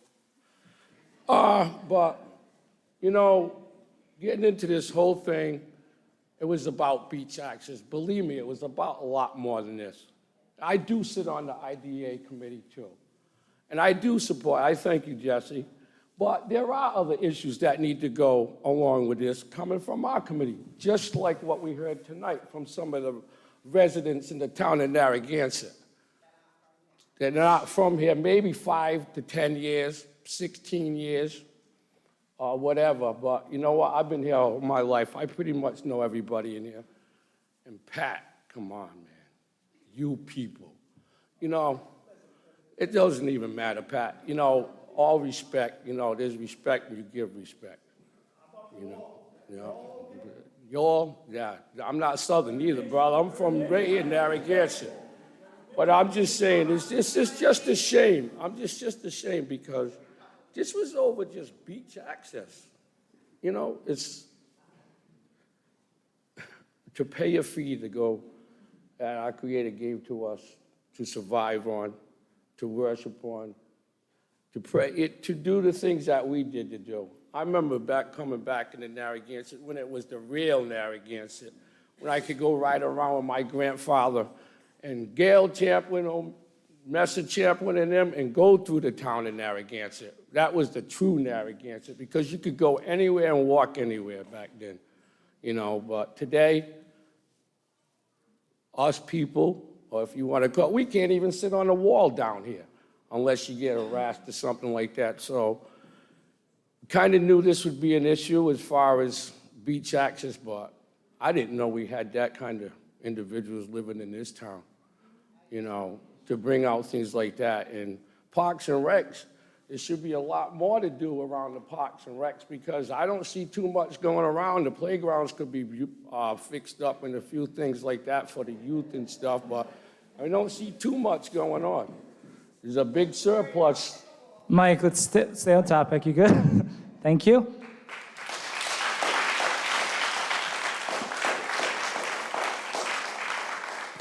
All right, next we have I'm trying to, if I pronounce this wrong, I apologize. Indonis Spears.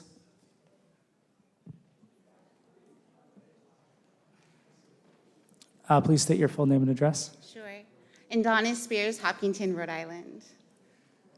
Winnie Kiesig to my Narragansett relatives here. Yat hello, I'm Indonis Spears. I have 4 children who are enrolled citizens of the Narragansett Indian tribe, and my husband is an enrolled citizen of the Narragansett Indian tribe, and countless family and friends here in the room tonight. It's really interesting to hear. It's interesting to hear the reasonings and the logics that emerge over the course of the evening. One is that the beach is going to be overrun with people if we issue 3,000 walk-on permits.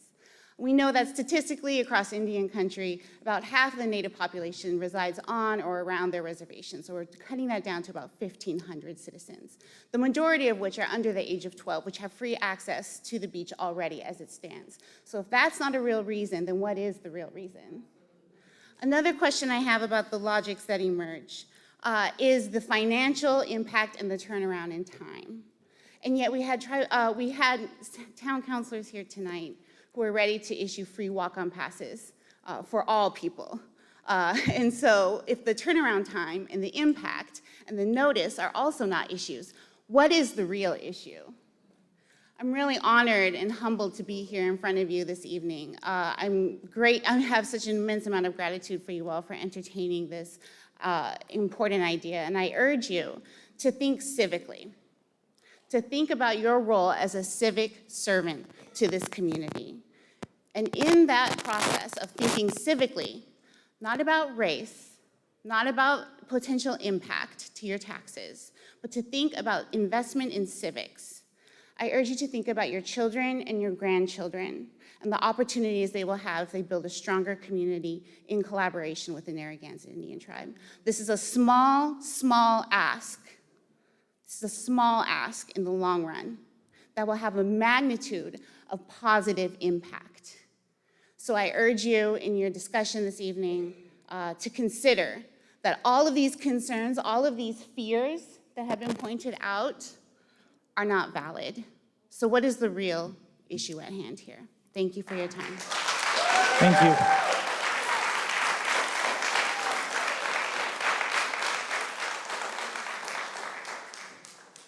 Okay, I can't read the name. It's Champlin. Chico. It's you? All right, for the record, please state your full name and address. Chico Champlin, Narragansett Nation. I have a question for the 3 that have opposed this. You all have been saying about studies. This tribe, I've been with this tribe all my life. What is wrong with this state? Seriously, make a point, stand your ground, and make an improvement and pass this. Seriously, what is wrong? Why do you have to keep on doing studies with my tribe? Nobody else gets studies but this tribe. Nobody. Why? Because we're Indians? You try to abolish us and wipe us out, we're still here, ain't we? Seriously, think about it. Grow up, please.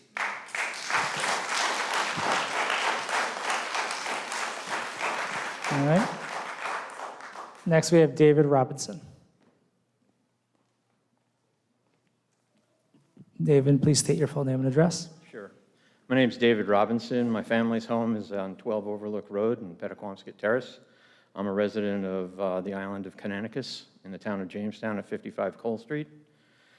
Thank you for letting me come forward to share my voice to the effort to pass this motion tonight in support of giving the Narragansett tribal members access to a beach that really does belong to them first and foremost. I grew up in Narragansett. I went to the elementary school, the middle school, the high school. I love the town. My family has lived here for almost 50 years. It'll be 50 years next year. That's nothing compared to the amount of time the Narragansett people have been here. We've heard that tonight. That has to matter. That has to count for something. They're the original people of this place. They deserve our respect. They deserve access to the lands as we can provide it. And this is an opportunity to do something right. How much longer do we have to make The Narragansett people wait. They've been waiting for 400 years for us to do something right.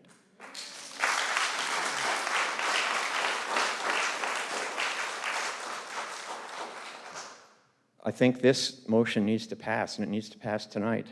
And I have some questions as I was listening to people talking about the beach, and some of these points have been echoed or been stated before and are going to be echoed in what I say. But, you know, how many passes are sold each year? And what percentage is the amount of passes that would be offered to the Narragansett tribe?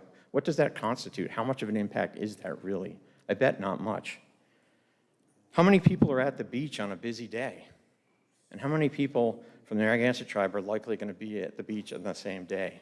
Is it really going to be that big a number? Is it really going to change the dynamic of the beach and the crowd that's there? I don't think so. I agree with what Adonis was saying. You know, this seems to be a lot about not much, except that this is, it's a small thing, but it's an important thing. And I just ask all of you to consider this as seriously as you can and hopefully vote yes on this motion tonight. Thank you.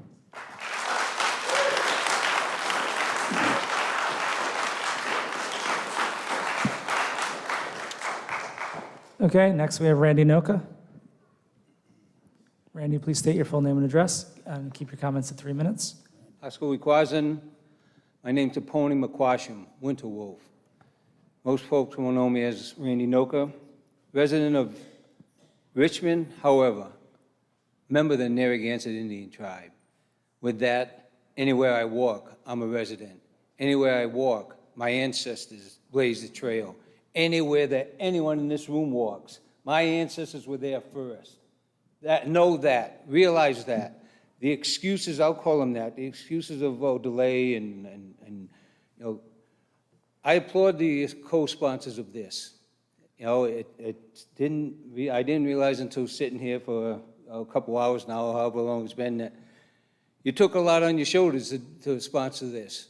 Because I didn't realize there was such prejudice in this town until sitting here tonight. You can call it what you want, you can call it a fiscal responsibility or whatever, however you want to pass it off or delay it or whatever the case may be. It's a step in the right direction, and it was just spoken about. 400 some years, how much longer are we going to have to wait? 400 some years. 1880, detribalization, what the state tried to do to my people. Never mind, it stepped back a couple, 100 years before that. 1675, the Great Swamp Massacre. More recently, the smoke shop raid. When someone, I think from the audience spoke earlier, was a state trooper at that raid. This is what we've gone used to, we being the Narragansett people, the Narragansett nation. In fact, Native people from around this country. You know, people of color from around this world. You want to know what it's about? It was asked rhetorically perhaps earlier. What it's about? I hope it's not because of this. I hope it isn't. You know, and they said, and one of the councilmen said, well, just waive all fees. Well, that doesn't make sense if such a big issue is the alleged fees. How does that make sense?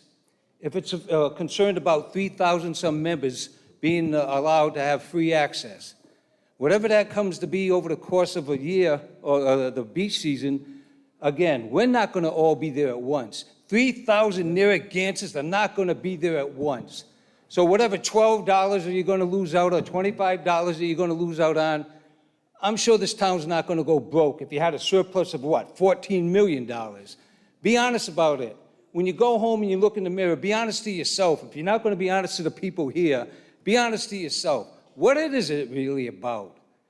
I can only hope, again, that it's not because you're different from me. Because my ancestors were here first. Not yours. Yours came over on a boat. Mine were here first. And sadly, they greeted Roger Williams and had their hand cut off as they're shaking hands with him. Do the right thing is what I heard earlier. It's just a small step in trying to make, you're never going to eradicate, you're never going to make full atonement to what was done to my people and other Native people. I know my time's up. It doesn't seem like this is that big of a deal. Why are you making it? Thank you. Thank you.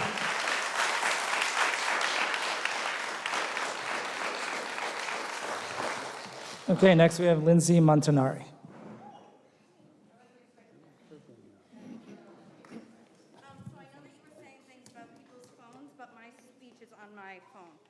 So I'm going to look at it. Yeah, I don't know what I was saying, but I just heard stuff about phones. I was like, I don't know. if you could just state your full name and address. Okay, so Asqui Kwasin, Nataswis Lindsay Montanari at Englishsat, Nataswis Wamasukatan at Narragansett, which means my name is Loving Sea in the Narragansett language and Lindsay Montanari in English. And I am a resident of 21 Indian Cedar Drive, Charlestown, Rhode Island. Okay. Oh, I'm nervous. Oh, but that started my thing. Because I practiced. I'll give you 20 so that I seconds at could- the end. That's fine. Sorry. Okay. Wait, is it starting? Here, I'm going to just. Thank you. Because I practiced. Kanupiam, welcome to the land of the Narragansett people. My people, whose history is rooted in this place. If you were to go back in time to the summer season, you would find our homes, we choose, lined along the coast, all along Narragansett Beach. The water sustained us, and we knew of its medicines. Water is us. Let it be sung through the air in the lungs of every Indigenous person. Water is life. Let us not forget our history.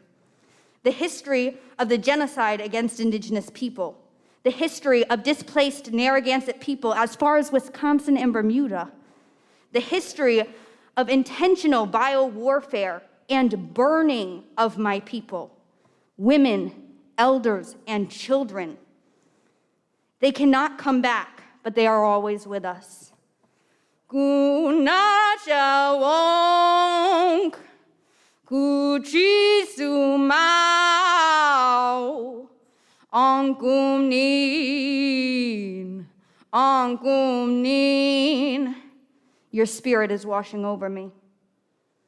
How many people know of this place, Narragansett, but not of the people?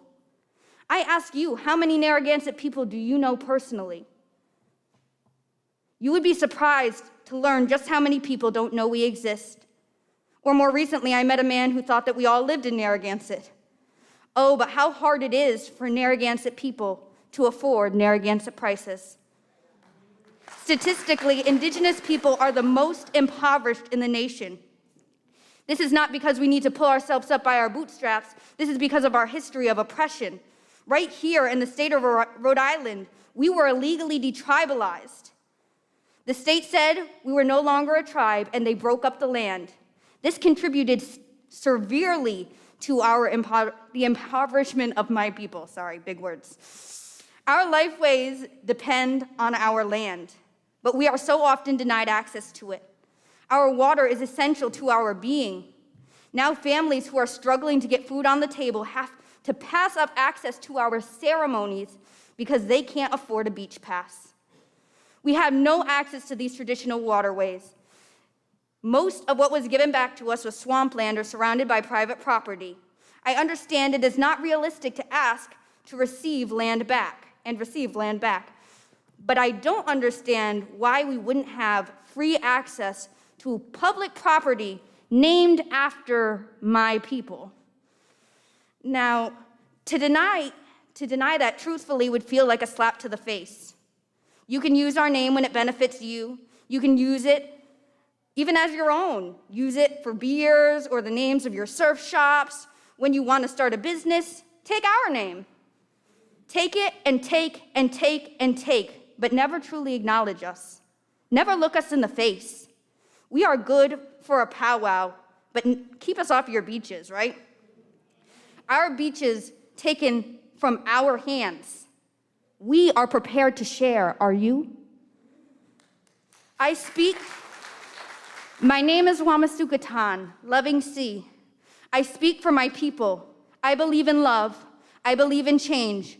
Tonight, let us make history. Let my grandchildren know of the ocean's beautiful kisses. Do it for the next 7 generations. Katabatash, aho.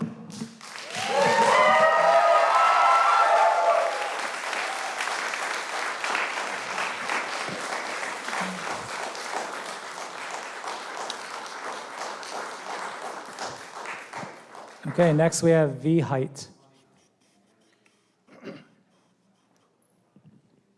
V, please state your full name and address. My full name is Alyssa V. Height, and I live at 16 Erie Road in Narragansett, which is a house that my great-grandfather built in 1945.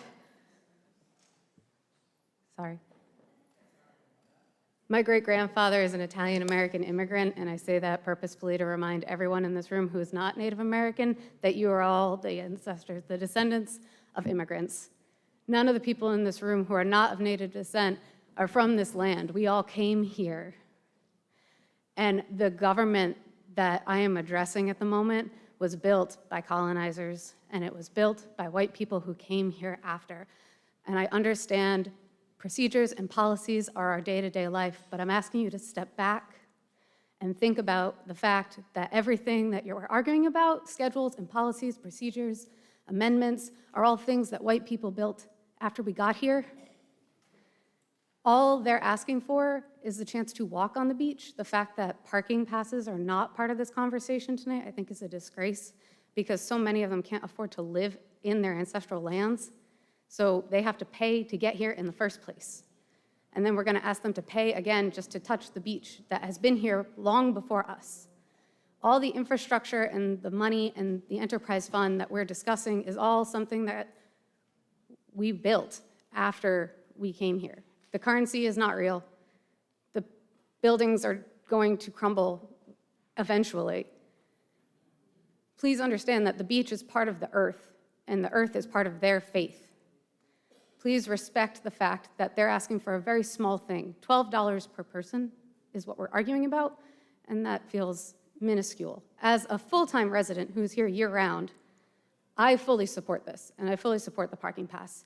And I would like to end my time by just saying land back.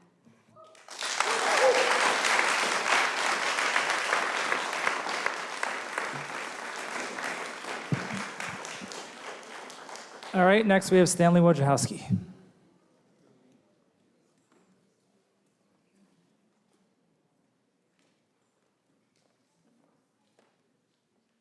Stan Wojciechowski, Narragansett.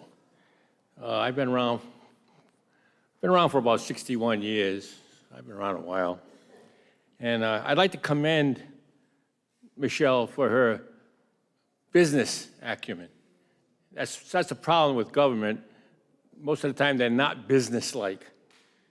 And thank God that she behaved in some kind of business fashion as she tried to fix the issue here. And so it's a tough decision. However, yes, let's give the Indians the right to go there. Go ahead. Give them a free access. But let's take it away from the elderly. You'll give it free access to the elderly? No, let's pay the bill. Let the 65 or 62 and older, why are you discriminating against who can go free and who can't go free? Now, I think maybe the Indians should go free because of all the issues I hear tonight, and I love the Indians. I think they should go free. However, somebody has to pay for it. Fiscal responsibility. And Michelle demonstrated that responsibility. She's looking at the money side.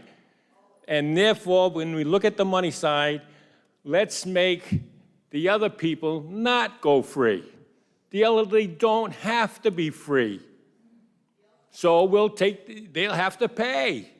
Everyone else shall pay. Everyone shall pay. I don't care how old they are, where they're from. I don't care anything else.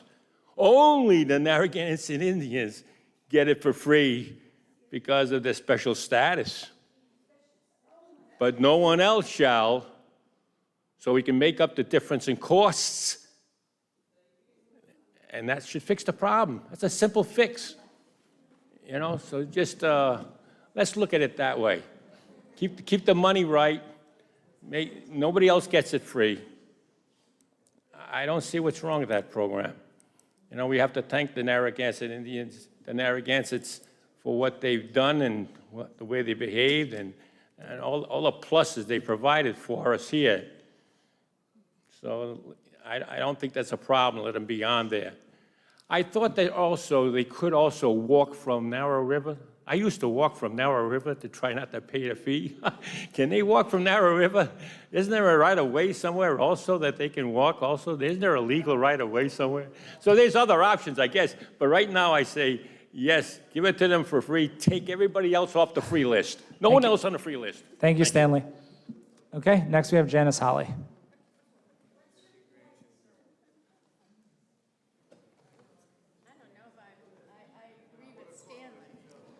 Hi, Janice. Please state your full name and address. Janice Holly, 257 Foddering Farm Road, Narragansett. I don't agree with Stanley. I think senior citizens should be free. I'm very saddened by the way this meeting went tonight. Certainly, it should have been put together in a different way so that this did not happen. Because we all know about the Narragansett Indians, and we love the Narragansett Indians. I mean, I have a beautiful sculpture in my home of it's not a Narragansett Indian, but it is an Indian. I mean, I agree with Stanley, not about the seniors, but I think they should be able to walk onto the beach free. You know, last week, a friend of mine came down from Providence to go to the beach, and she couldn't find a parking place in the parking lot. And it's not even beach time yet. So it's going to be a tough summer. But I don't have anything else to say, except this has been very, very difficult as a resident to sit here tonight. Thank you. Thank you. Okay, next we have Dennis Lynch.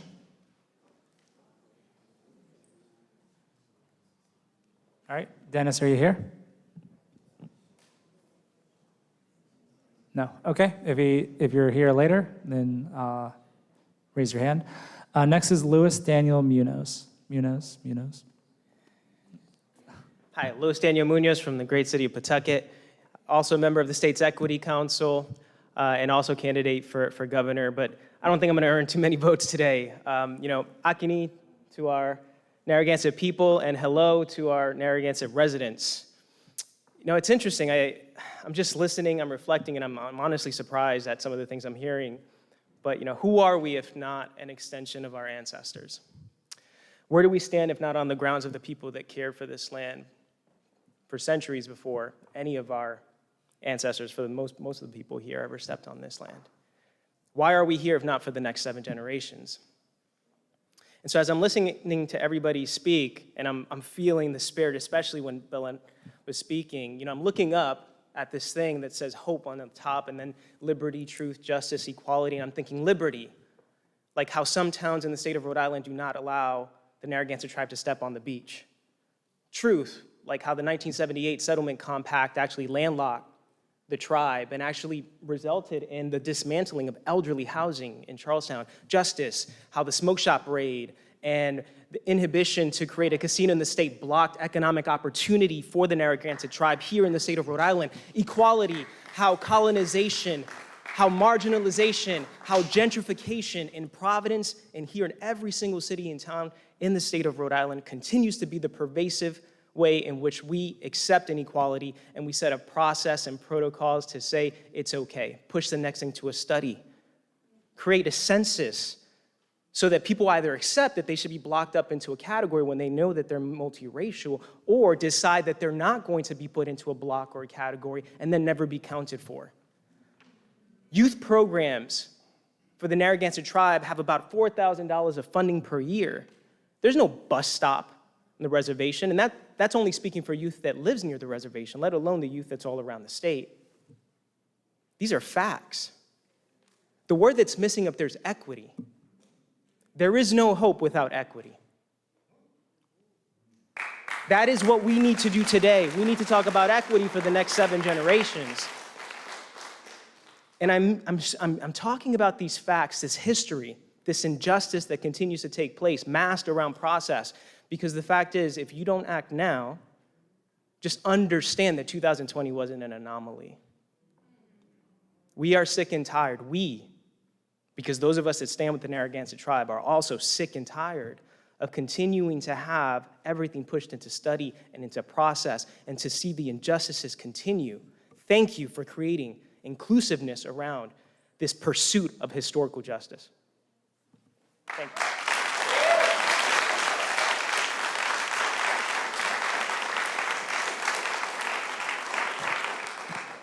Okay, next is Bethany Sorrentino. Bethany, please state your full name and address. It's Bethany Sorrentino, 189 Hunt Avenue in Wakefield. I don't think I'm going to say anything that hasn't already been said, but I did want to come to represent myself and my family, my husband Joseph, and offer our full support for this initiative. It is long overdue. I am hearing the concerns of residents, of taxpayers, worry about procedural issues. This is far too little too late, and I urge you to continue forward in this path, to approve this, to allow this access to happen. I don't think that when this land was taken, there was any concern about procedure being followed, that the residents of that land at that time had any say in that. To be sitting here worrying about your own money or your own access or for something to change, it seems very misplaced. I know I'm not a resident of Narragansett, but it sounds to me that worrying about your own access at this time as a resident or as a taxpayer is very misplaced when there have been people who have been denied access for hundreds of years. So please continue with this. I'm glad to see that it came up, and I hope that you'll do the right thing and the just thing. Thank you.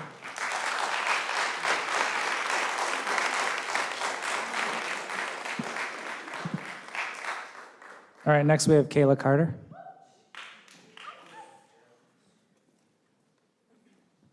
Kayla, please state your full name and address. Hi, my name is Kayla Carter. My address I grew up at was 45 Fernleaf Trail in Narragansett.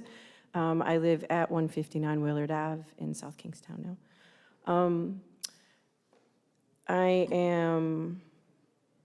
To be honest, I'm struggling with even having words to come up here right now. I am confused about, thank you for pointing out these words here above us, over everyone: liberty, truth, justice, equality. I ask for you all to take that into consideration. The statues of the wooden statue, the mosaic that's been so beautifully put up, the statue of Kanache, and the name. I know that this is something that has already been said multiple times, but it's such a sticking point that Narragansett, the town of Narragansett, your label here, incorporated in March 22nd of, I can't read what that is, but that's not even like a legitimate thing. It was already here, incorporated after the natives were pushed off the land. I ask for you to, instead of looking at it with some of the fiscal points, and even the points about the beach, what kind of impact studies would be on the sand. I can't even fathom how an impact study on letting people come on the beach when there is never, no one understands or knows how many tourists at any given time will show up on any given day. We have no idea who from New York or Connecticut or Massachusetts is going to show up.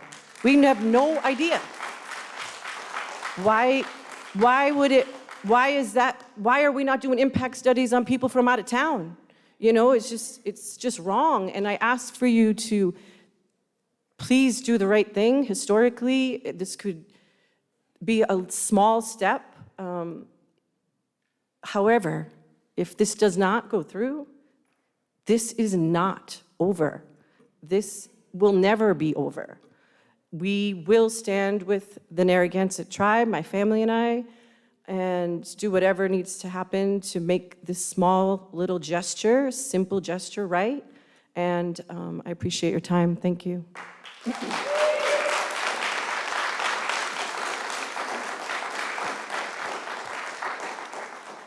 Okay, next is Heather Mars Martins.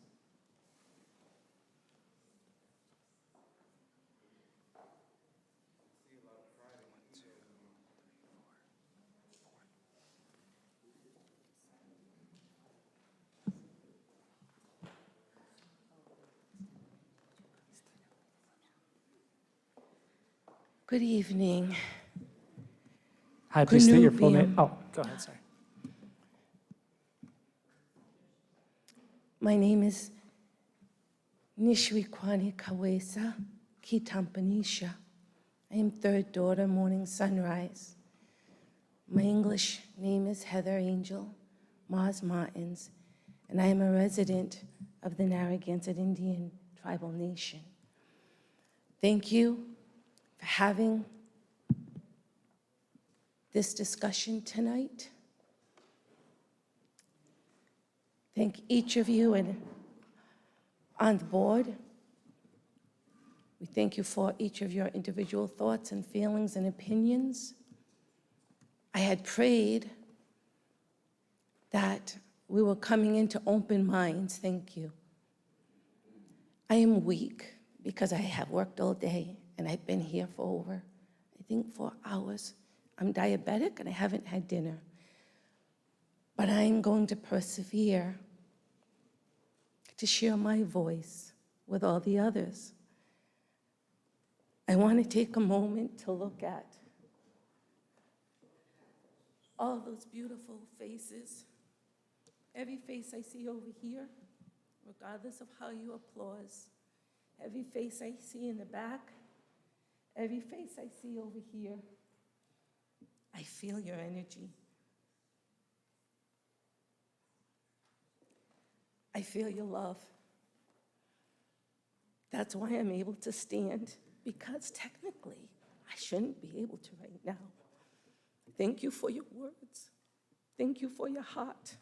Thank you for your never-ending support. You see me looking at you, right? Thank you even for your disagreements. And let me tell you why. No change has ever come about meaningful that didn't allow for all passions to be shared and discussed and teased out. We can do anything that we want to do as a people, for we are all people. We are all relatives to each other. I want to stand, so I'm going to kneel. I appreciate that so much. Thank you. I just wanted to share. Canubium, wamini tampa, kanitansak, at aki, at nahagansak. Welcome, all my friends and relatives, to the homelands of the Narragansett. We are sitting and standing on the homelands of the Narragansett, which we freely shared when those ships came across the ocean. My beautiful people watched them through the leaves and the trees and saw that they were starving, that they were cold, that they didn't know how to survive in a strange land. And guess what they did? They didn't call for a committee or 2 or 3 or 4 to discuss what should be done. They did the right thing in the present moment. They helped strangers that they didn't know. Maybe there could have been some fears, but they did the right thing in that moment. And it cost them many of my ancestors' lives. The Narragansett people we have a rich coastal heritage that extends more than 30,000 years. It is as vital to us as the air we breathe. I don't know if you can hear that.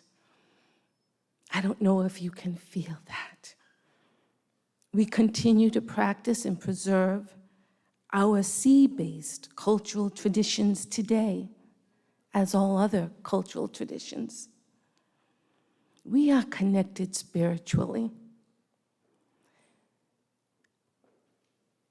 to the water, to the air, to the breeze, to the sand, here and everywhere.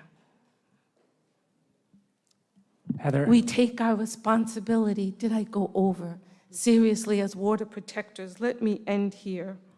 We want to move forward with you.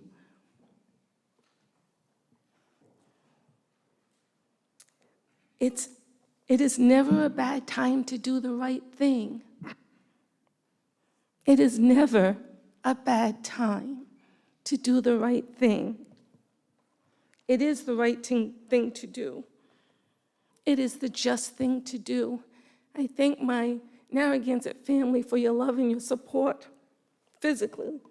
And thank you for bringing this recommendation.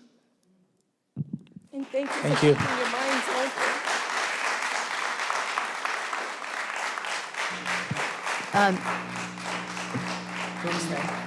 I'd like to make a motion to extend the meeting another 15 minutes. A second. Okay, all in favor? Aye. Okay. Next, we have Mary Nadeau. Is Mary still here? Oh, sorry. You were over there before. Mary, please state your full name and address. Yes, my name is Mary Nadeau, 10 2nd Street, Narragansett. And I wanted to say that I fully support this motion. I know that we have all these processes, but we need to do it now. If not now, when are we going to do this? It'll be a new town council. They might object, have whole new procedures. We just need to do the right thing. Small token of the right thing to do for this. And also, the beach is an enterprise fund, and last time I heard the balance was over $4 million. So if we didn't make a little bit of money this year as a profit, then we just use some of the money for enterprise fund, and I think we have insurance for the beach. So yes, you can be practical business point, but I don't think that should stop you from voting yes on this. Thank you very much. Thank you, Mary. All right, we have 3 names left. Charles Hankinson. Is Charles here?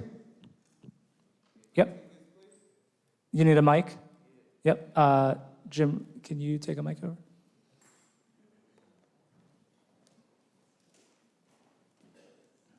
All right. Charles, please state your full name and address. So I have my people come up here, just feel like we're begging. I feel embarrassed, you know. It's been a long time coming. We're now in the Aquarius age. We definitely left the Pisces age, so it's time for change. We have to be the change that we want to see. So that's why my people are here today. And we are still here, and we still exist. And we existed 30,000 years ago as well. This is why we would like to have this motion put forward to see change in the community, within ourselves and within everybody, spiritually. Like, this is very embarrassing to even come up here just to even address this matter, that we're trying to pass a little motion and we're not access is not granted. It's kind of like, it's very embarrassing. So I just want to just take it upon yourselves to dig deep in yourself to find who you really are, spiritually. Thank you. Excuse me, could you state your name for the record, please? Troy Simons, Narragansett Indian Nation. Thank you.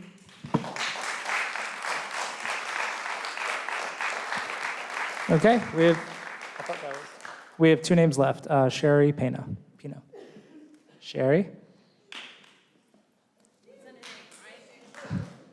Please state your full name and address. My full name is Cheryl Pino. My address is 32 Yellow Birch Road of Narragansett, Rhode Island. Formerly, I was at 116 Inkberry Trail, jumping into Mike Monroe's house, and my children were as well. I am here for both myself and my husband, Troy Pino, who also lives at 32 Yellow Birch Road in Narragansett, Rhode Island, who is also a taxpayer in this town. I can tell you that I am the past, the present, and the future of the town of Narragansett. I am also an extension of the Narragansett Indian tribe. I am also the bridge between the town of Narragansett and the Narragansett Indian tribe. My family is here, instilled in these walls, instilled in the land, instilled in the water. Standing here before you today, that is my family. I am a blended family. Why? Because my grandchildren are on the Narragansett Indian tribe rolls. My husband is a Narragansett Indian member. I am not a Narragansett Indian tribal member. However, they have accepted me as their family. They have taken care of me. They have taken care of my husband, who is recovering from stage 4 cancer, where his voice box was taken out of his throat and does not have a voice to speak here tonight. I am his voice. I am the voice for the voiceless. I am the voice for the Narragansett people. I am the voice for the town of Narragansett. And I have facts and I have proof. And I have blood, soil, sweat, and tears between Galilee, Great Island, the town of Narragansett, Narrow River, Charlestown, you name it. I am there. I have a huge social presence as well. My Indian name, given by a tribal member, is Wildflower. However, I go by Sherry the Dreamcatcher. I am an alumni of Narragansett High School from 1995. I am an all-star softball player who was recognized by the state of Rhode Island when we won the state championships in 1989. I am also a Mariner from the town of Narragansett, from Narragansett High School, excuse me, I'm a little nervous. Softball player. My children have gone to this school. My nephews, my nieces have gone to this school. What do I tell them when their brother is Narragansett Indian and they are not, but yet they are allowed to get onto the Narragansett town beach, but yet my other son is not? What kind of confusion does that give a family in my situation, who is a taxpayer, who worked for Brian T. Handrigan, who helped the Lions Club? My husband worked for the Narragansett Ice Plant. For his cousins who have built all the walls in this town. I want to know where the passion, the compassion has gone and the support from this town. Because when my husband came down with cancer, we had to make a decision quickly. And the entire town and the entire tribal nation supported my husband and my family. I want to know where the compassion is for supporting the Narragansett Indian tribe free access into the town beach. It is their culture. It is our culture. Be the bridge, be the change, because we are the past, the present, and the future. Thank you.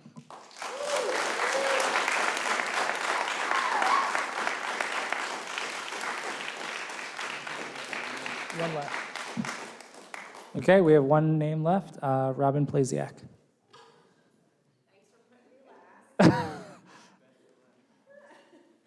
Robin, please state your full name and address. Robin Plasiak. I live at 15 Birchwood Drive in the north end of Narragansett. I am also, like Rachel, on the Coastal Access Committee. I am also on the Planning Board. I'm also a teacher here in school. I am super dedicated to the town of Narragansett. I've only lived here for 15 years, but I love it. I could easily move somewhere else, but I choose not to. I really support this proposal, and I think it's super important. And I think that our town has a real opportunity right here, right now, to be the first town in Rhode Island to do this. And I think if we do, I think the dominoes are gonna fall, and you're gonna see South Kingstown doing it. You're gonna see Charlestown doing it. You're gonna see Westerly doing it. This needs to happen. I can't believe it's taken this long, and I think it's the perfect time for us to be the example to the rest of the state. We talked about state beaches at the Coastal Access Committee. I'm hoping that this makes the state give access to all Native Americans from the Narragansett tribe, to all the state beaches. This is really important. I hope you vote for it. I hope you support it. I know there's procedural issues, but I just don't think they should stop us right now. I think this is crucial, and that's all I have to say.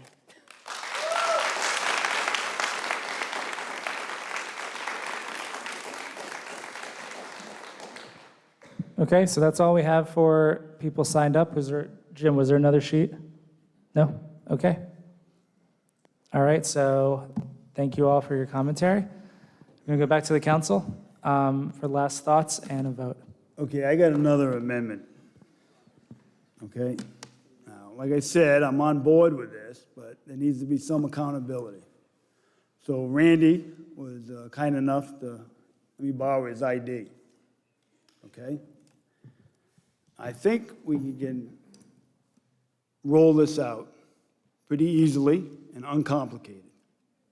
As a Narragansett, and I've talked to Michelle, and she thinks this is a great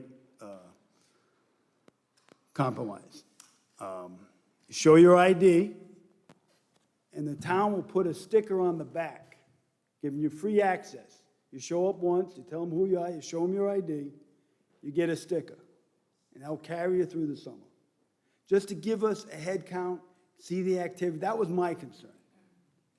So I think this is a simple solution, a simple amendment to what you want to do.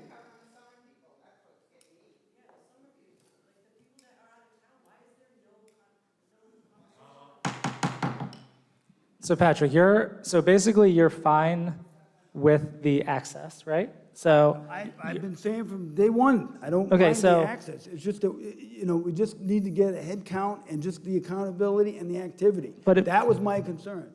if we do it the way it's on here, it does exactly that. It'll actually do it more accurately than what you're saying. Yeah, but she doesn't have any beach passes. She can order them before June, or I'll bring them to her office. It's fine. These are plastic cards. Yeah, but this is something that can go right away. I mean, this is something we can roll out. You can buy a roll of stickers and you can just roll it out. Go ahead, Cassius. The only problem with that solution is that our IDs are actually federally compliant.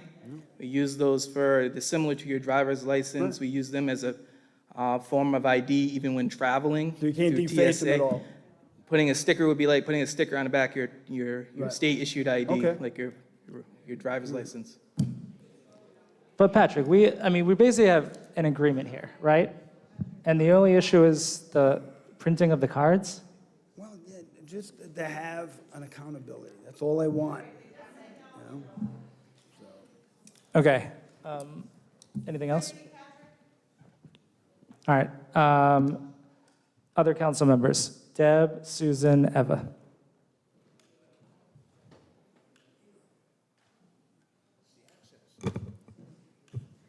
I'm just trying to think of what I want to say. I have not changed my mind in any way. I appreciate everybody who came here and spoke, and I learned a lot, and we'll do a little more research going forward, so I apologize, Bella. But I think we can always overcome, procedural issues if we figure out a way to do it, and I'm happy to help do that. I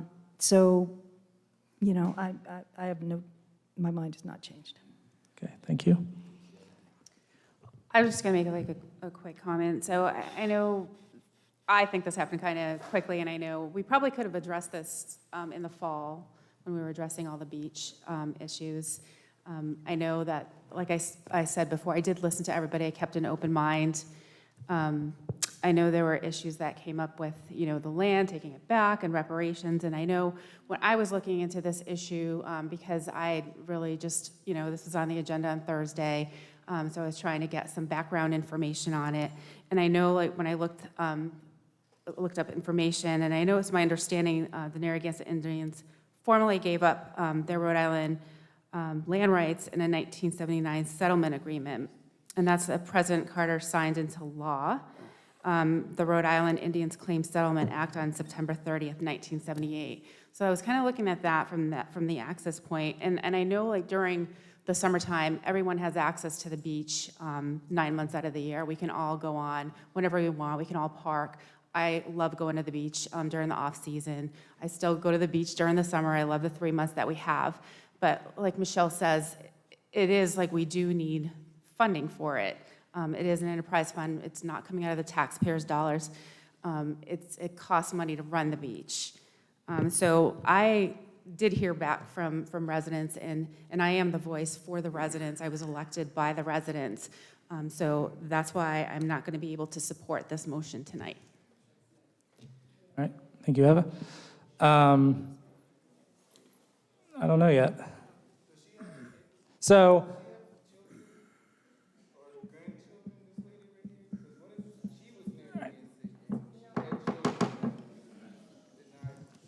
all right, so here's what I want to say. So what we have on the agenda here is a amendment to the fee schedule, right? It's an amendment to the fee schedule, and we add the Narragansett tribe of Narragansett Indian Tribe of Rhode Island, and it says free access, right?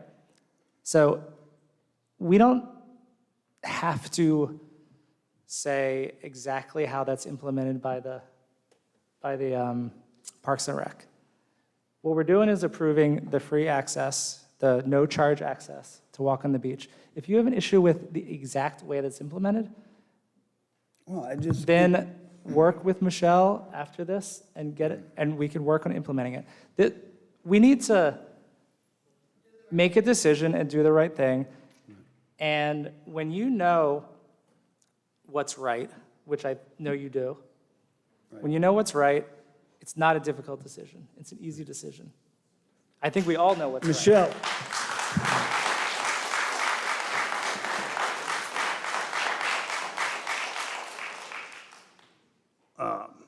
Let me see. The beach opens in the May, the June.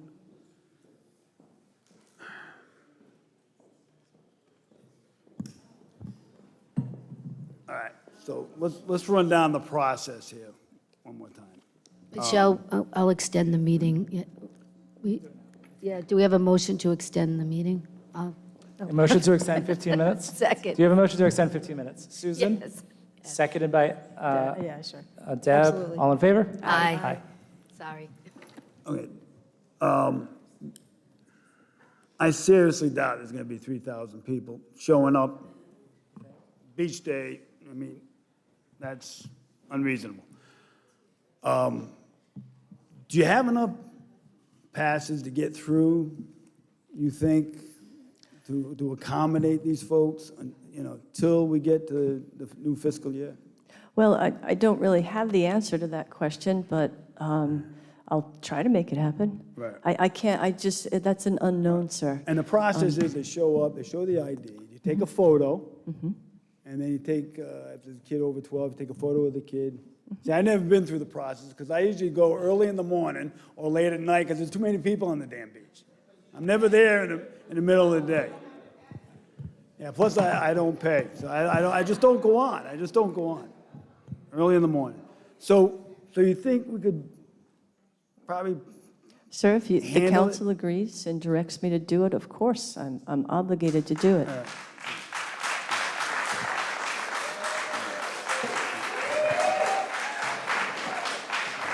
I do have a question to ask the council, since it hasn't been addressed in the agenda.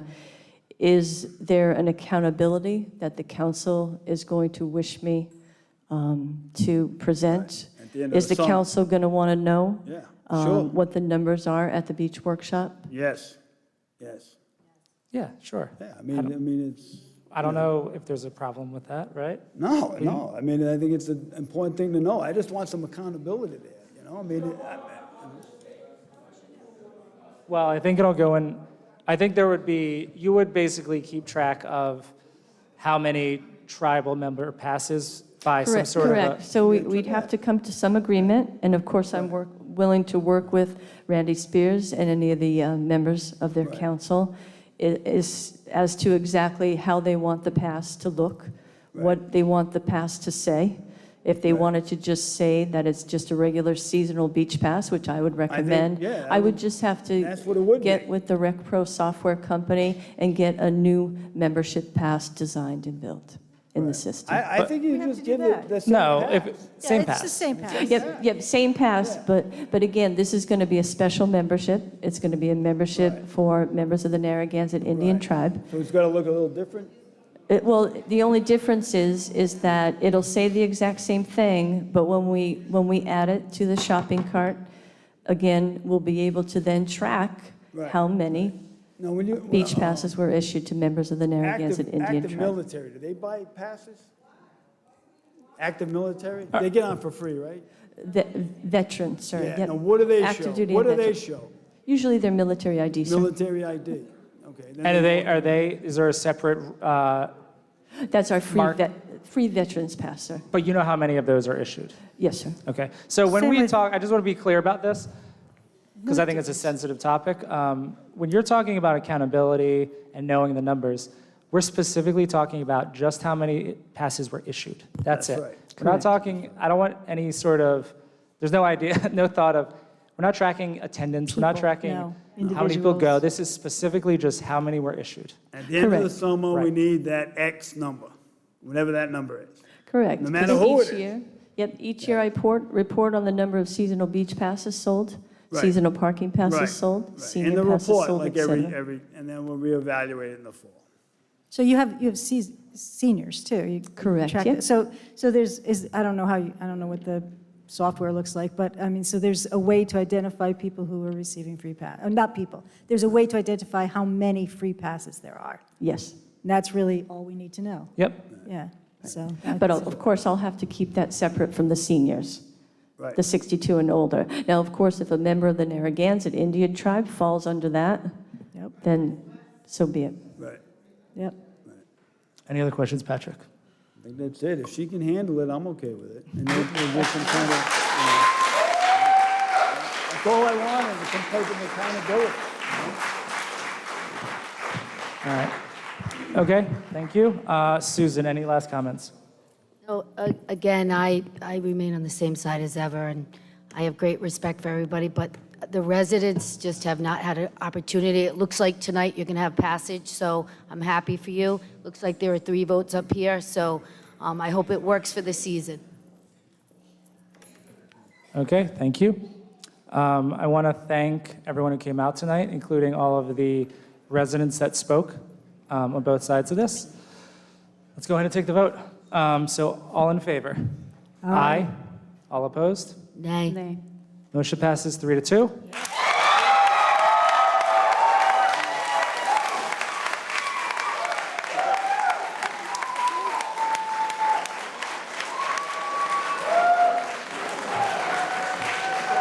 We are going to take a 5-minute recess so everyone can clear out, and we'll get back going.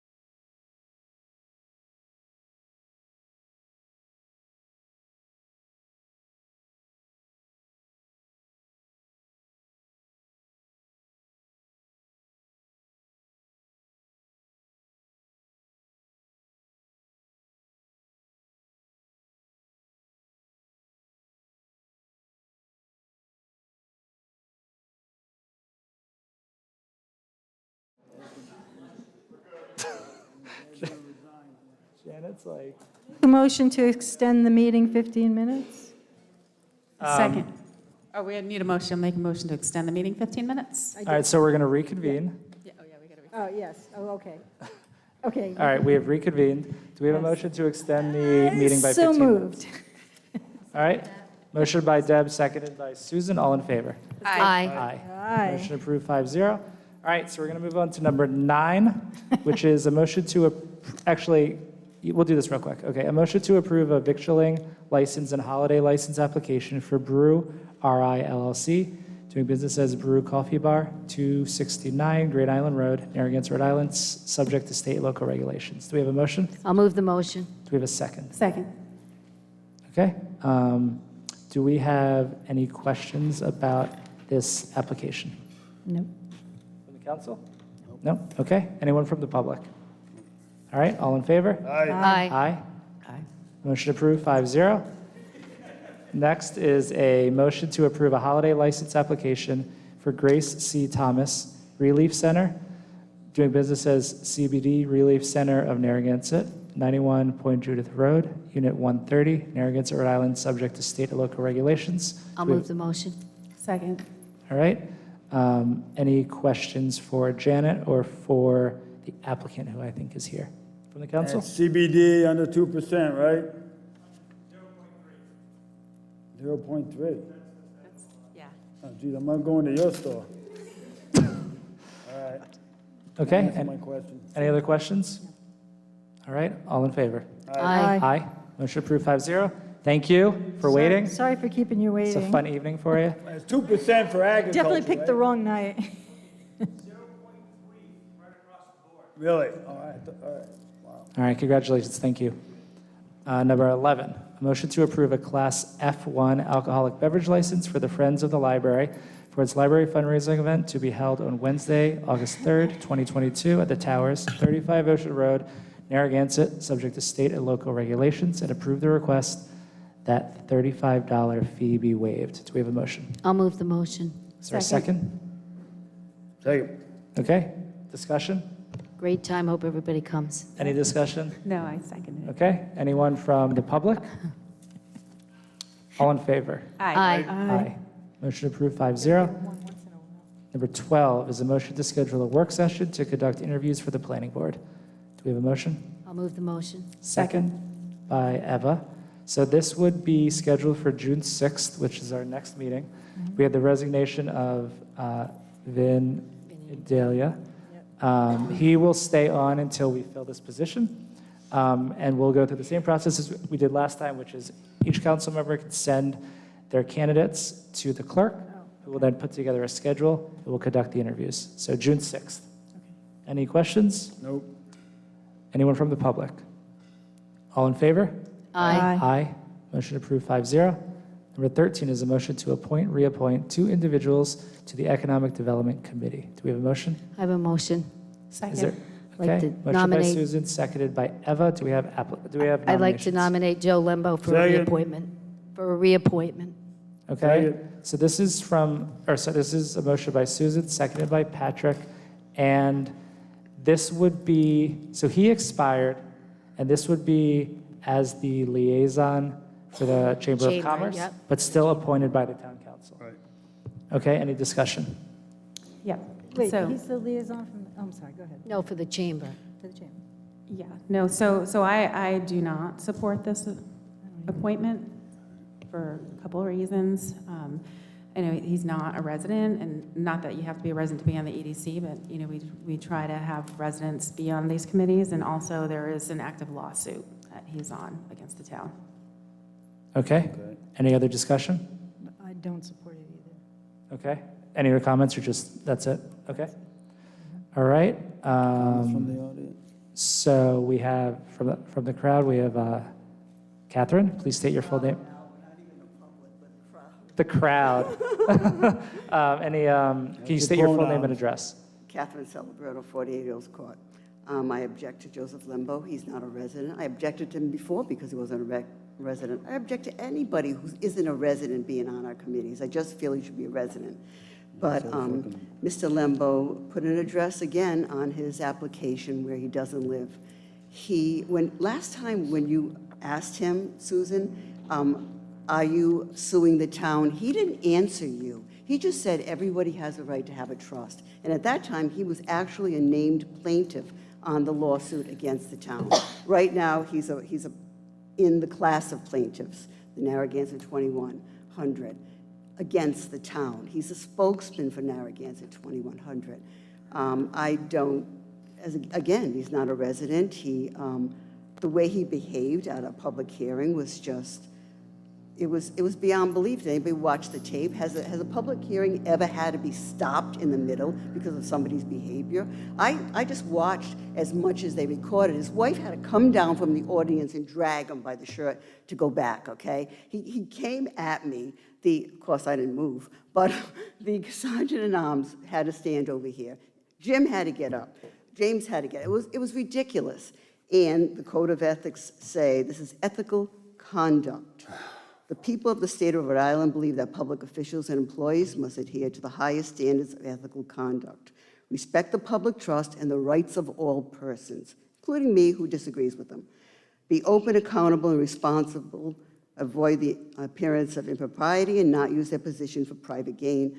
Such persons shall hold their positions during good behavior. I just don't believe he's exercised good behavior. And again, if there's somebody on the list who's a resident, I think that would be more appropriate. Thank you. Thank you. Stanley?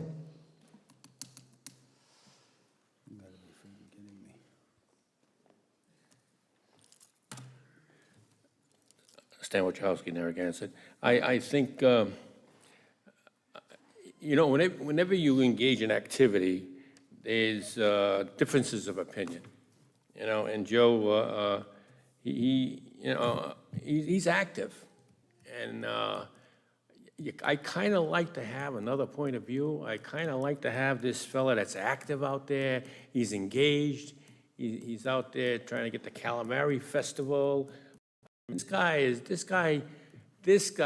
is more active than so-called the residents of Narragansett. I think he's the most active guy I've seen. And of course, just because you don't like some of his opinions,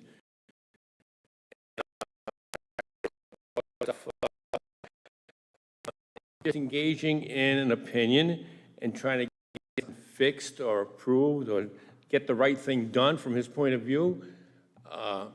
But I think because he's so active and I think he's behaving in as an honest fashion from his perception.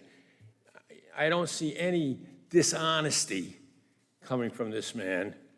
He's just doing so much that his opinion is, you're bound to make at least 50% of the people angry. Whenever you do something. I think we know that, Stanley. You understand that works, and that's where he is. So I say, let him continue to do his work. I appreciate that. Thank you. All right. Thank you, Stanley. All right. Anyone else? Wynn Hames? Wynn, please state your full name and address. Wynn Hames, 30 Wood Avenue, Narragansett. I'm on the EDC, as most of you know, and Joe brings more to the EDC than anybody else on that committee. Hey, wait a minute there. Well, you're not officially on it. You're the liaison, Patrick. I'm a voting member. But he does a lot of work for that committee. He brings in PowerPoint presentations. He's done surveys. He's done a lot of work that nobody else on that committee will do.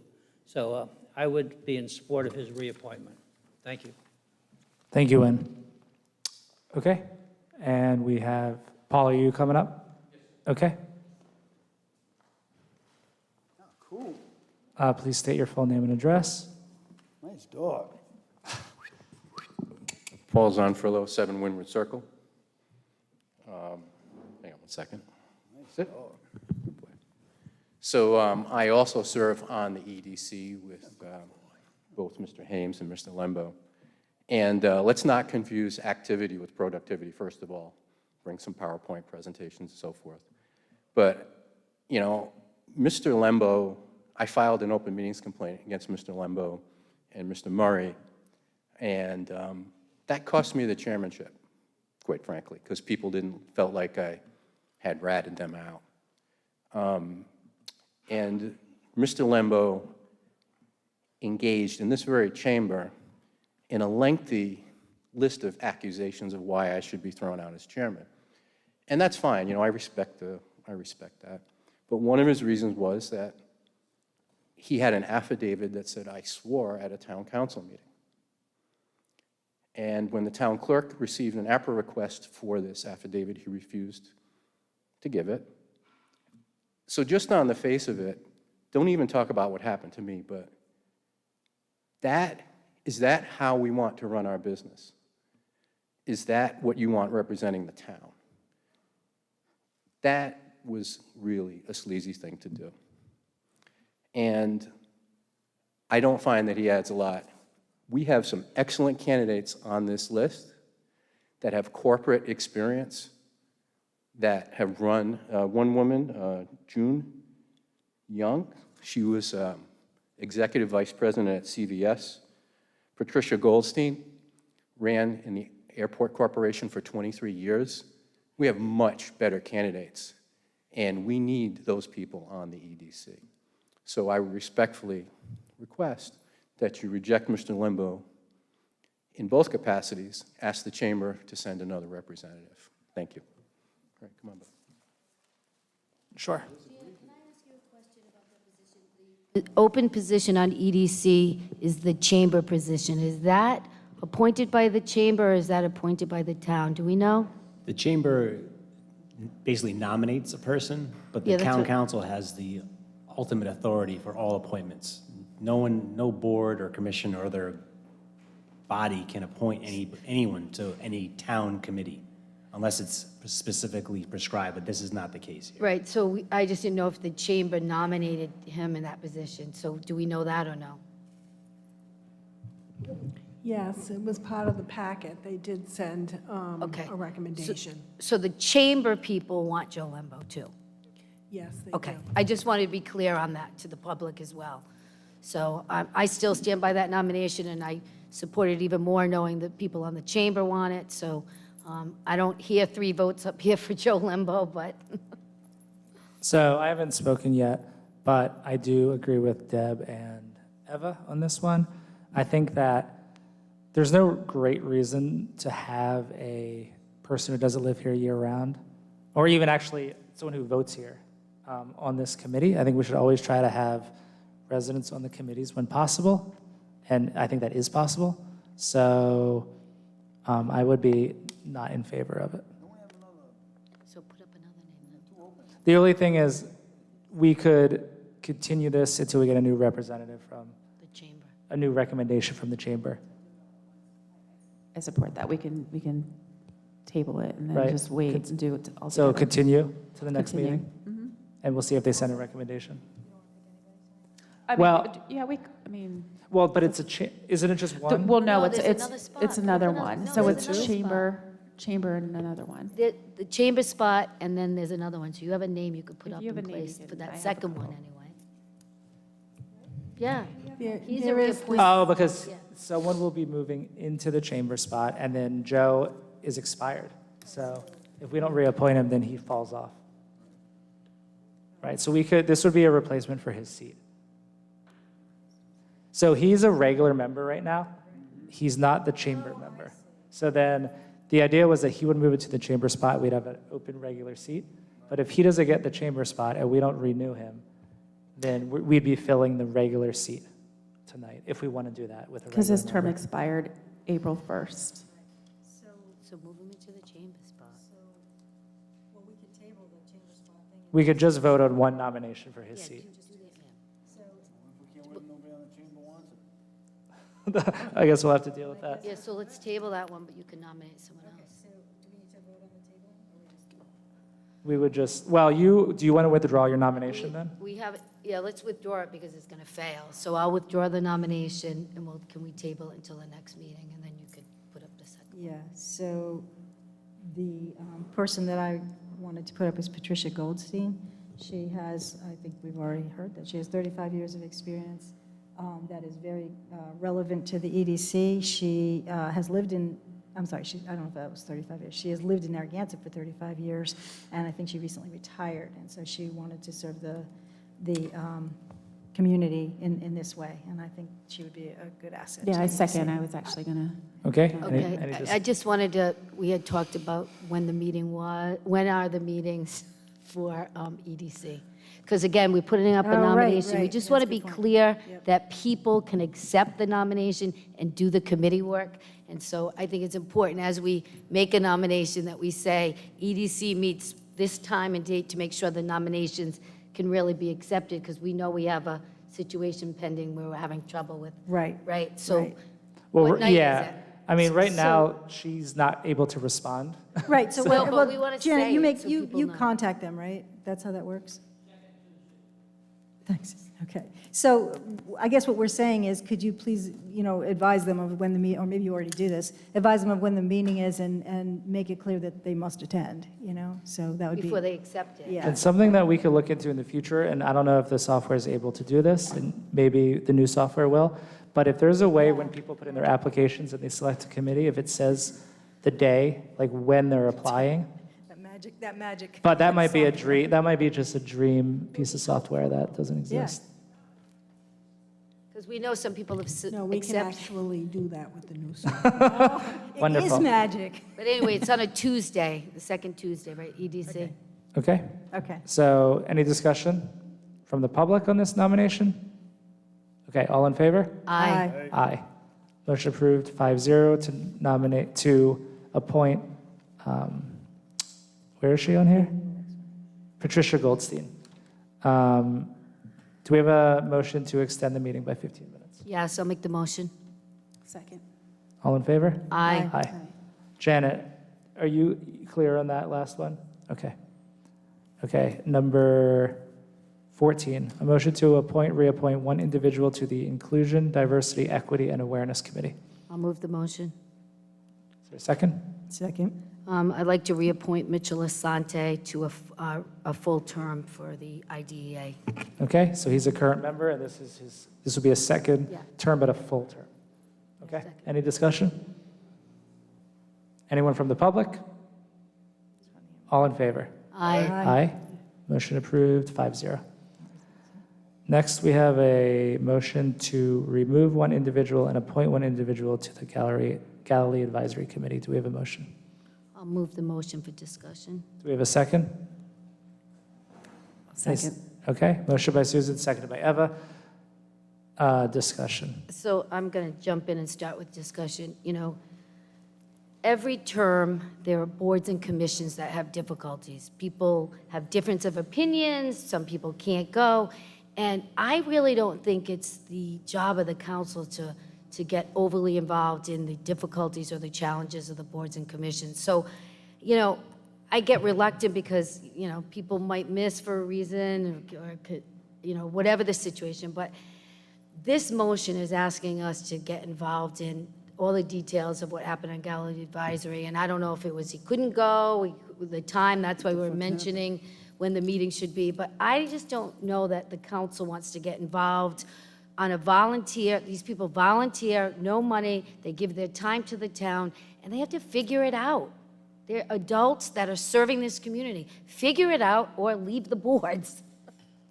Okay. So, that's how I feel. I think I get what you're saying. Also, on the other side, there is specifically a mechanism in our ordinance for these specific circumstances, which is why it says if you miss 3 meetings, that's grounds for removal if the council chooses to do so. Also, it's a problem if you have a member that says, I cannot come to meetings for a year. I mean, that's like a problem. Yeah. Then you haven't. That's why I said announce them so people know when they are. So the ideal situation would be for that member to voluntarily resign because they can't go to the meetings. That's not happening here. We'll take more comment. However, I would be inclined, if there's agreement, to continue this item because it's so late. Let's appoint somebody contingent upon the resignation. But we've had communication, he won't resign. This member does not want to resign from the seat. So, and the chair doesn't have the power to, the chair doesn't have the power to make the removal. It has to be done by the council. Right, and so if you can't attend meetings, so that's the thing, like, I was at the meetings when, he tried to get the meeting times changed or he sent emails because he couldn't make because of his work schedule. And that's happened to me before too. When I got on the council, there was a Monday evening meeting that conflicted. And I actually also tried to get the chair to change the date and all that, but you can't change it based on one person. There's a committee that decides the time and the day, and that's what we stick to. And, there have been emails going back and forth asking to, change it to a Saturday or change it to a Monday holiday. And I don't think there's an understanding that when you're on a committee or you're appointed to a committee, it's a standing time. Is there an alternate on this committee? No. No. And I do appreciate the advocacy and everything, those persons done. I think it's time to go. But you can be an advocate and you can advocate for a cause, not necessarily being on a specific committee. So who put this on here, the chairman? So this is a request from the chairman that goes to the town clerk. And that's the process. And the town clerk put this on as, that's the process. So that now we're discussing it. And why don't we go to the public? We'll check the crowd. We have Catherine. The crowd, Catherine. Catherine Celebroto, 48 Earls Court. We don't seem to have a process to remove somebody. I mean, you have a committee, you have a chair. To me, it's due process. If you don't have something written, you have to go to the constitutional guarantees that people have, and people have a right to due process. So now the committee is not happy with him, so they should serve him notice, we're not happy with you, you're missing meetings, and then give him a chance to speak. And then they make a decision, and then they could decide, we want him to be removed, and then they come to the council, and they have the decision, we're in agreement, we want him to be removed. This is just like, it's like, let mommy and daddy handle it, And it's like you tell your kids, figure it out. So I think the committee should figure it out. They should get together, talk to him about it, serve him notice. He's missed many meetings, and that is grounds for removal. But they still have to give him notice of that and let him tell his side. And then the committee votes, and then they come to the town council. We voted this way or that way. If they vote to remove him, then that's that. Then you have to remove him. Well, they already voted. Committee. No, they didn't. One person sent an email, So it wasn't right? a committee vote. It was the chair saying Yeah, this see, person doesn't come the to meetings problem. and request. I just think they should hash it let out them among take a vote. themselves and come to Next. you after. Thank you, Catherine. So, it's not a process we have. We can discuss that. If we think that's appropriate, we can request that. We can handle this how we want to handle it. So what does everyone think?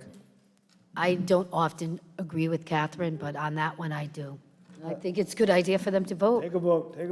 Let him take a vote. Okay. Price, we gotta take Well, votes. Can okay, they so take a let's vote? think about this, though. Without a request or us voting to direct them to do Direct that, the chairman and take a vote on the committee to remove But the. we can't do that because we don't have a motion. yeah, it's not a motion. We'd have to do it in the next meeting. So we have to, so what do? We table could it? just continue this. Continue it, yeah. Or actually, we would probably table it. Or continue it and then bring it up later if needed. All right. Table it, then bring it up later if needed. End it. Table it. Well, if they vote and then say, we want him removed, we would do this exact item. So is someone going to advise them to do that? Janet, or James, can we make a motion to direct them to take a intra-committee vote? I think you can certainly do that, or at least the town clerk could extend that direction. But the process for removal of a person is exactly how this process. I know. Well, but if we don't, I know, it's 3 meetings, send it to the council, we make a decision. However, this council doesn't seem to think that's sufficient and would like to have a different process. One concern I have is that I know I got an email from another member who said that he disagreed with that. So, if the committee took a vote, then we would know for sure what the pleasure of the committee was. Okay, so I'm gonna have a motion to table this and to request that the clerk get in touch with, Okay. To table it. request that the clerk get in touch with the chair, and we would like Second. them to conduct a vote on this matter. Sorry, Janet. Did we have to vote here? Is that what everyone thinks? Susan made the motion, I seconded it. Okay. All in favor? Aye. Aye. All opposed? All right, motion approved, 5-0. Number 16. Jesse, Yep. I'm going to pull that one. I'll resubmit it in a future meeting along with the administrative compensation schedule for the unrepresented people. Okay. All right, so 16 is being pulled. Number 17 is a motion to approve the filling of one truck driver position in Highway Division due to a resignation. Do we I'll have a move the motion? motion. Second. All right, so this is just the approval to be able to fill it. What's it pay? Might be getting out of this racket. Okay, any other questions, Patrick? No, I'm good. All right, anyone from the public? All in favor? Aye. Aye. Motion approved, 5-0. Number 18 is a motion to adopt the revised commercial hauler tipping policy for residential collection to remove the responsibility of the town to manage funds for the participating haulers. Do we have a motion? I'll make the motion. Second. Discussion, questions? We talked All right. about this. Yeah, we talked about it. Anyone from the public? All in favor? Aye. Aye. Motion approved, 5-0. Number 19 is a motion to approve, ratify, and confirm the use of the miscellaneous repair and construction services contract with George Sherman Sand and Gravel Company Incorporated for the change order to complete the town hall ADA parking relocation in the amount of $14,221. Is there a motion? I'll move the motion. Second. Okay, so this one, we had a quote for the work that was done. When the work was happening, I think something about halfway through, there was a realization that the slope was not sufficient with what was required. At that point, you're halfway in the project, you have to complete it. But we could get additional info from Steve. And Steve, is that like kind of right, or is that, okay? It's a lot of money, though. Yeah. For a change I order. mean, it is. Good evening. Good evening. Good morning. Good morning. You're right. So the quote that we got was 2 years old, and I had it updated for the council to approve it. And when that job was shown, it was to match the pitch for the ADA ramp walking up to the building. As it was being built, we realized that that's not the right pitch for a parking space.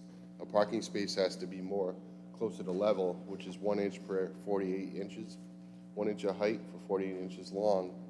So we got to get, the pitch. We got together with engineering and talked to the contractor, and it was best to just continue the project, but do it at the right pitch. So Jim was on vacation, and we talked to Chief Corrigan. He said, yeah, we need to get it done, because the option was to make that a regular parking spot and keep ADA over there, and we knew that's not what you guys wanted. So we made the decision to go ahead forward with the project and do it full ADA compliant, how it was supposed to be done. It was an oversight. Where's the ramp going? To the elevator? The ramp is, the parking space is Right, over here in the done. corner. It's to bring you to the ADA elevator right now, Right. yeah. So it moved the 2 spaces from over there, Right. over here, closer to the ADA access. It's fine. So we moved forward with the project, and I feel we did the right thing to get the job done for you guys. And Sure. that's what we did. Okay, thank you. Thank you. Nice job, Jesse. 14,000. We have an improved disabled ADA parking. Right, we have an improved layout now. So thank you for getting the work done. I'm sorry to hear about the increase, but it is done, and I believe it's probably paid already. Yep. So, all in favor? Oh, sorry, anyone from the public? Okay, all in favor? Aye. Aye. Motion approved, 5-0.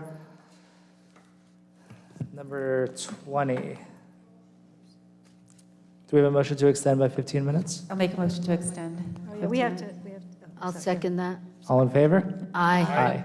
So motion by Eva, seconded by Susan. Okay. Number 20 is a motion to adopt a resolution approving the capital improvement plan. Do we have a motion? Yeah, I'll move the motion. Second. So this is the capital improvement portion of our budget. Are there any significant changes, Chris?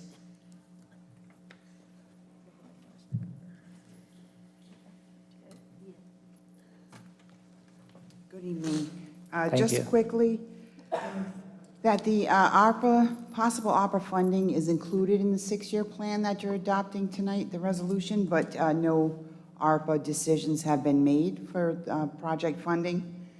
But the chief did want to include an additional $20,000 for the 4-Minute City AED project, because if that's not going to be funded with ARPA, he doesn't want to lose the opportunity.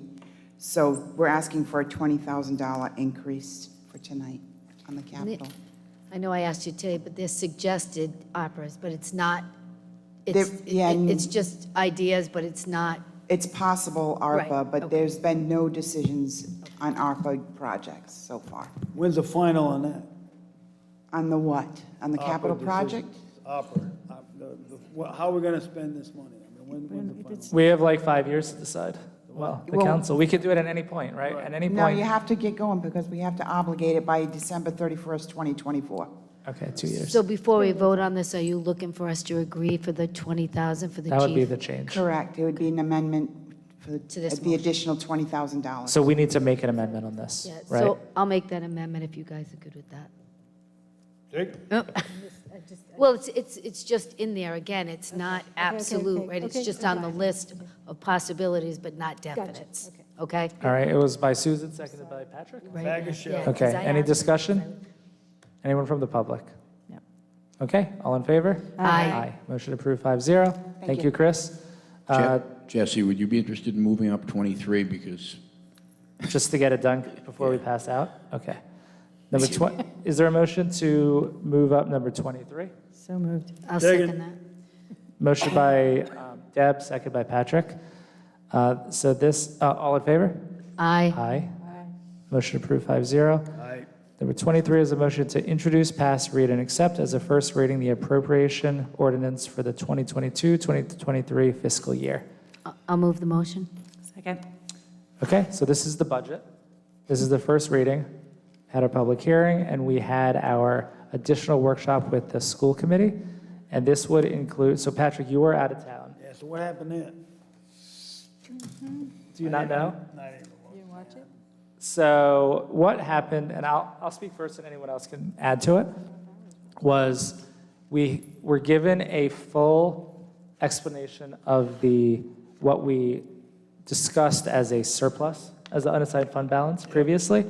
So they showed us all the appropriations from that fund balance and how they're all being spent. So there actually is no fund balance. Okay, so what happened to 300,000? We added it back in. Except for, Well, we had a consensus to ask to add it back in. but they also reduced it by like They reduced it by 40,000. $40,000. All right.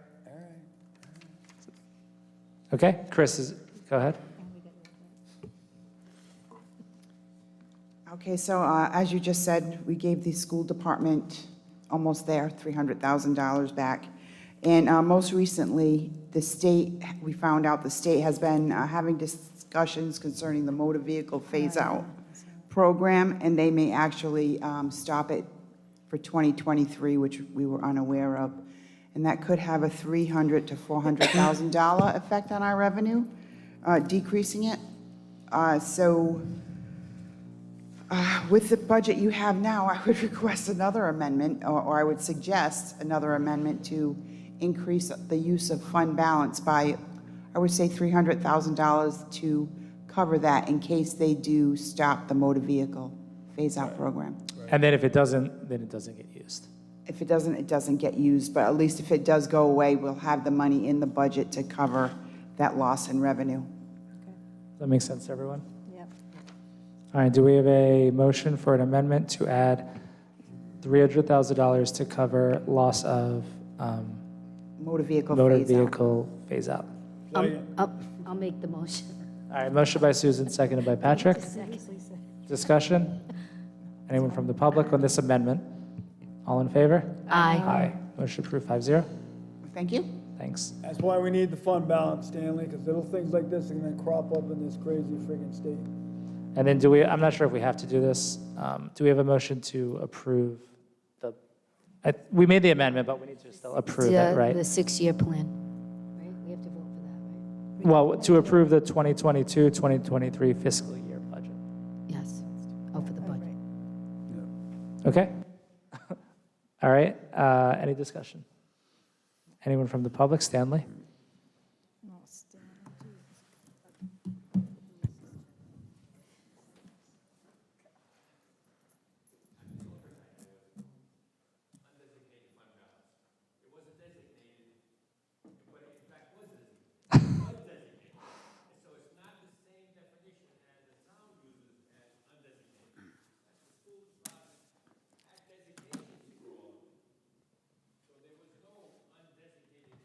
Right.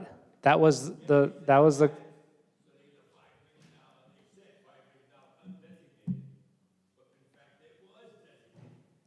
correct. That's where I think the confusion lied.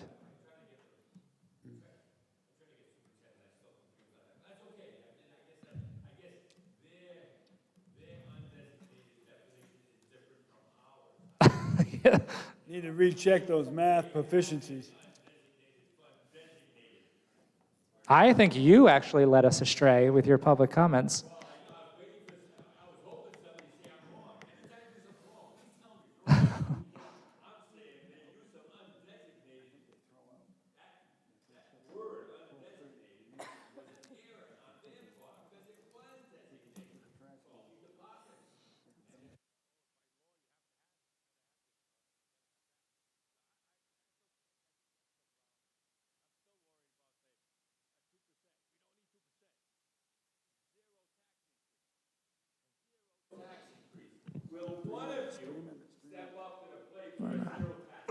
Thank you, Stanley.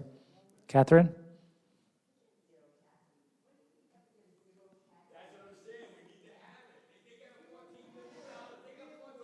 Duke it out, duke it out.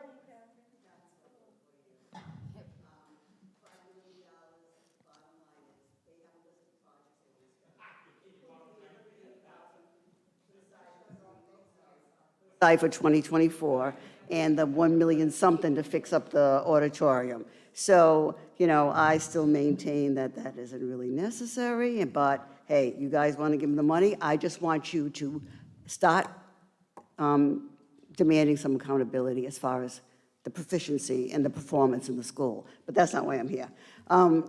The municipal court judge is only going to work 2 nights a month, right? He's cutting it down from 4 to 2. Well, is his salary going to be cut in half, or what? I mean, usually when you don't go to work, you don't get paid, right? I mean, we give him a salary based on 4 nights a month, and now he's only going to work 2. So But I shouldn't don't- we? I don't know if they're That- longer. Are then they you can give longer him like nights? I'm not sure. Stanley can get a penny off his taxes with that money. But anyway, I'm just trying to be logical here. If he's only going to work 2 nights, why are we paying him for 4? Thank you. Thank you. All right, anyone else? Okay, any last discussion on the budget? Okay, all in favor? Aye. Motion approved 5-0. Number 21 is a motion to approve the tentative agreement with Local 303, International Brotherhood of Police Officers, IBPO. Second. Any discussion? Any questions for the town manager, or Jim, did you want to say anything, or are you good? Just some of the items in the actual contract isn't attached. These are the only changes that were made to the contract. And the items on the first page, the overtime, special details, and the paid holiday for Juneteenth, they already get that because they have a clause in their contract saying that they get any federal or local declared holiday. And the detail rate has no cost to the taxpayer. It's to third-party billing.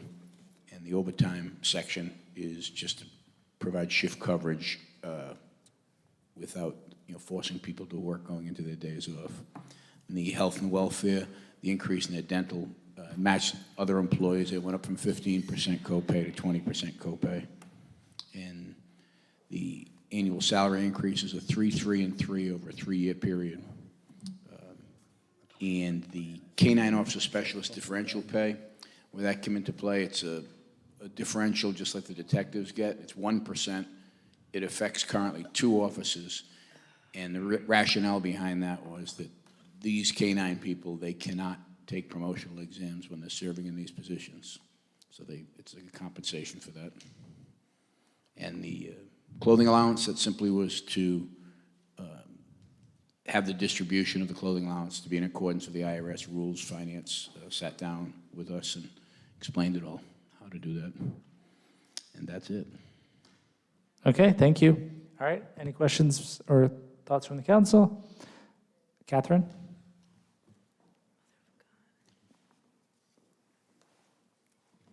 Catherine Celebrero, 48 Earls Court. I have the same objection every year. If you were hired before a certain date as a police or firefighter, you get a certain level of benefits, but if you're hired after a certain date, you get another level of benefits, and I think that the ones hired later have to pay more into the pension fund and work longer, and to me, this doesn't seem fair. You know, you got two groups of people doing the same thing, and yet they're paying a different amount into the pension fund, and they have to work longer than each other, and it's just, to me, not equitable. Correct? Am I correct like that? That's how that is, right? That if you came in after a certain time, your benefit structure is different than if you came in Ask before questions. that certain date, correct? Right. No, Cat? I Okay. know I'm correct, but anyway, so I just don't think it's fair for, like, you know, cops on the street or firefighters to be working alongside somebody, and this guy has to work 25 years, but this guy only has to work 22 and a half years, you know, and it's the same, they're doing the same job. And I understand how this all evolved. It was long before your time, Jesse. I just don't think it's fair. Thank you. Thank you. Okay, anyone else? Stanley? Actually, can we have a motion to extend 15 minutes? All in favor? Aye. Motion approved 5-0. Stanley? Again, for the taxpayers, 222, not 333, 222. You know, I mean, we're in a situation, we gotta hold costs down. So it looks like that's appropriate maybe now.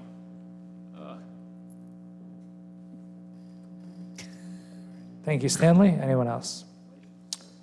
Okay, all in favor? Aye. Aye. Motion approved 5-0. Number 22 is a motion to approve the memorandum of agreement with Local 1589, International Association of Firefighters, IAFF, AFL-CIO. Do we have a I'll motion? move the motion. Second. Okay. Any discussion or questions for Jim? Okay. Stanley?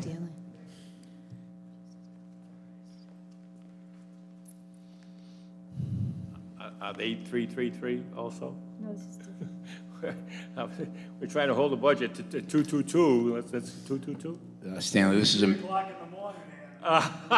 Well, we want to make sure, we look at, I don't We want already- to we already did discriminate. this one. I don't want to discriminate against any one person or group. So whatever I say for one has to apply to all, even your raises. When you get a raise, I don't know more than 222. This is simply an amendment to their contract to address the 8 firefighters that were received that we're getting 100% pay and benefits for the next 3 years. Okay, thank you. All right, anyone else? Okay, all in favor? Aye. Aye. Motion approved 5-0. All right, last item is from the town solicitor, number 24, a motion to read, pass, and adopt as a second reading an ordinance and amendment of Chapter 26, Article 2, Division 7, entitled Fee Tables of the Code of Ordinances of the Town of Narragansett, Rhode Island. Do we have a motion? I'll move the motion. Second. Okay, so this is the second reading of the, Housekeeping. right, Fire and- housekeeping. It's the fire Yeah, fees. Building fees included. Does anyone have any questions for James? Nope. Anyone from the council? Say it's not, it doesn't have anything to do with worshiping. If you want to add that. Does it have to do with the worshiping? He wants to just be clear that it's just to clean up. Clean up. All in favor? Aye. Aye. Motion approved 5-0. We have a motion to adjourn. All in favor? Aye. All right. Thank you, council members, and everyone who's remaining.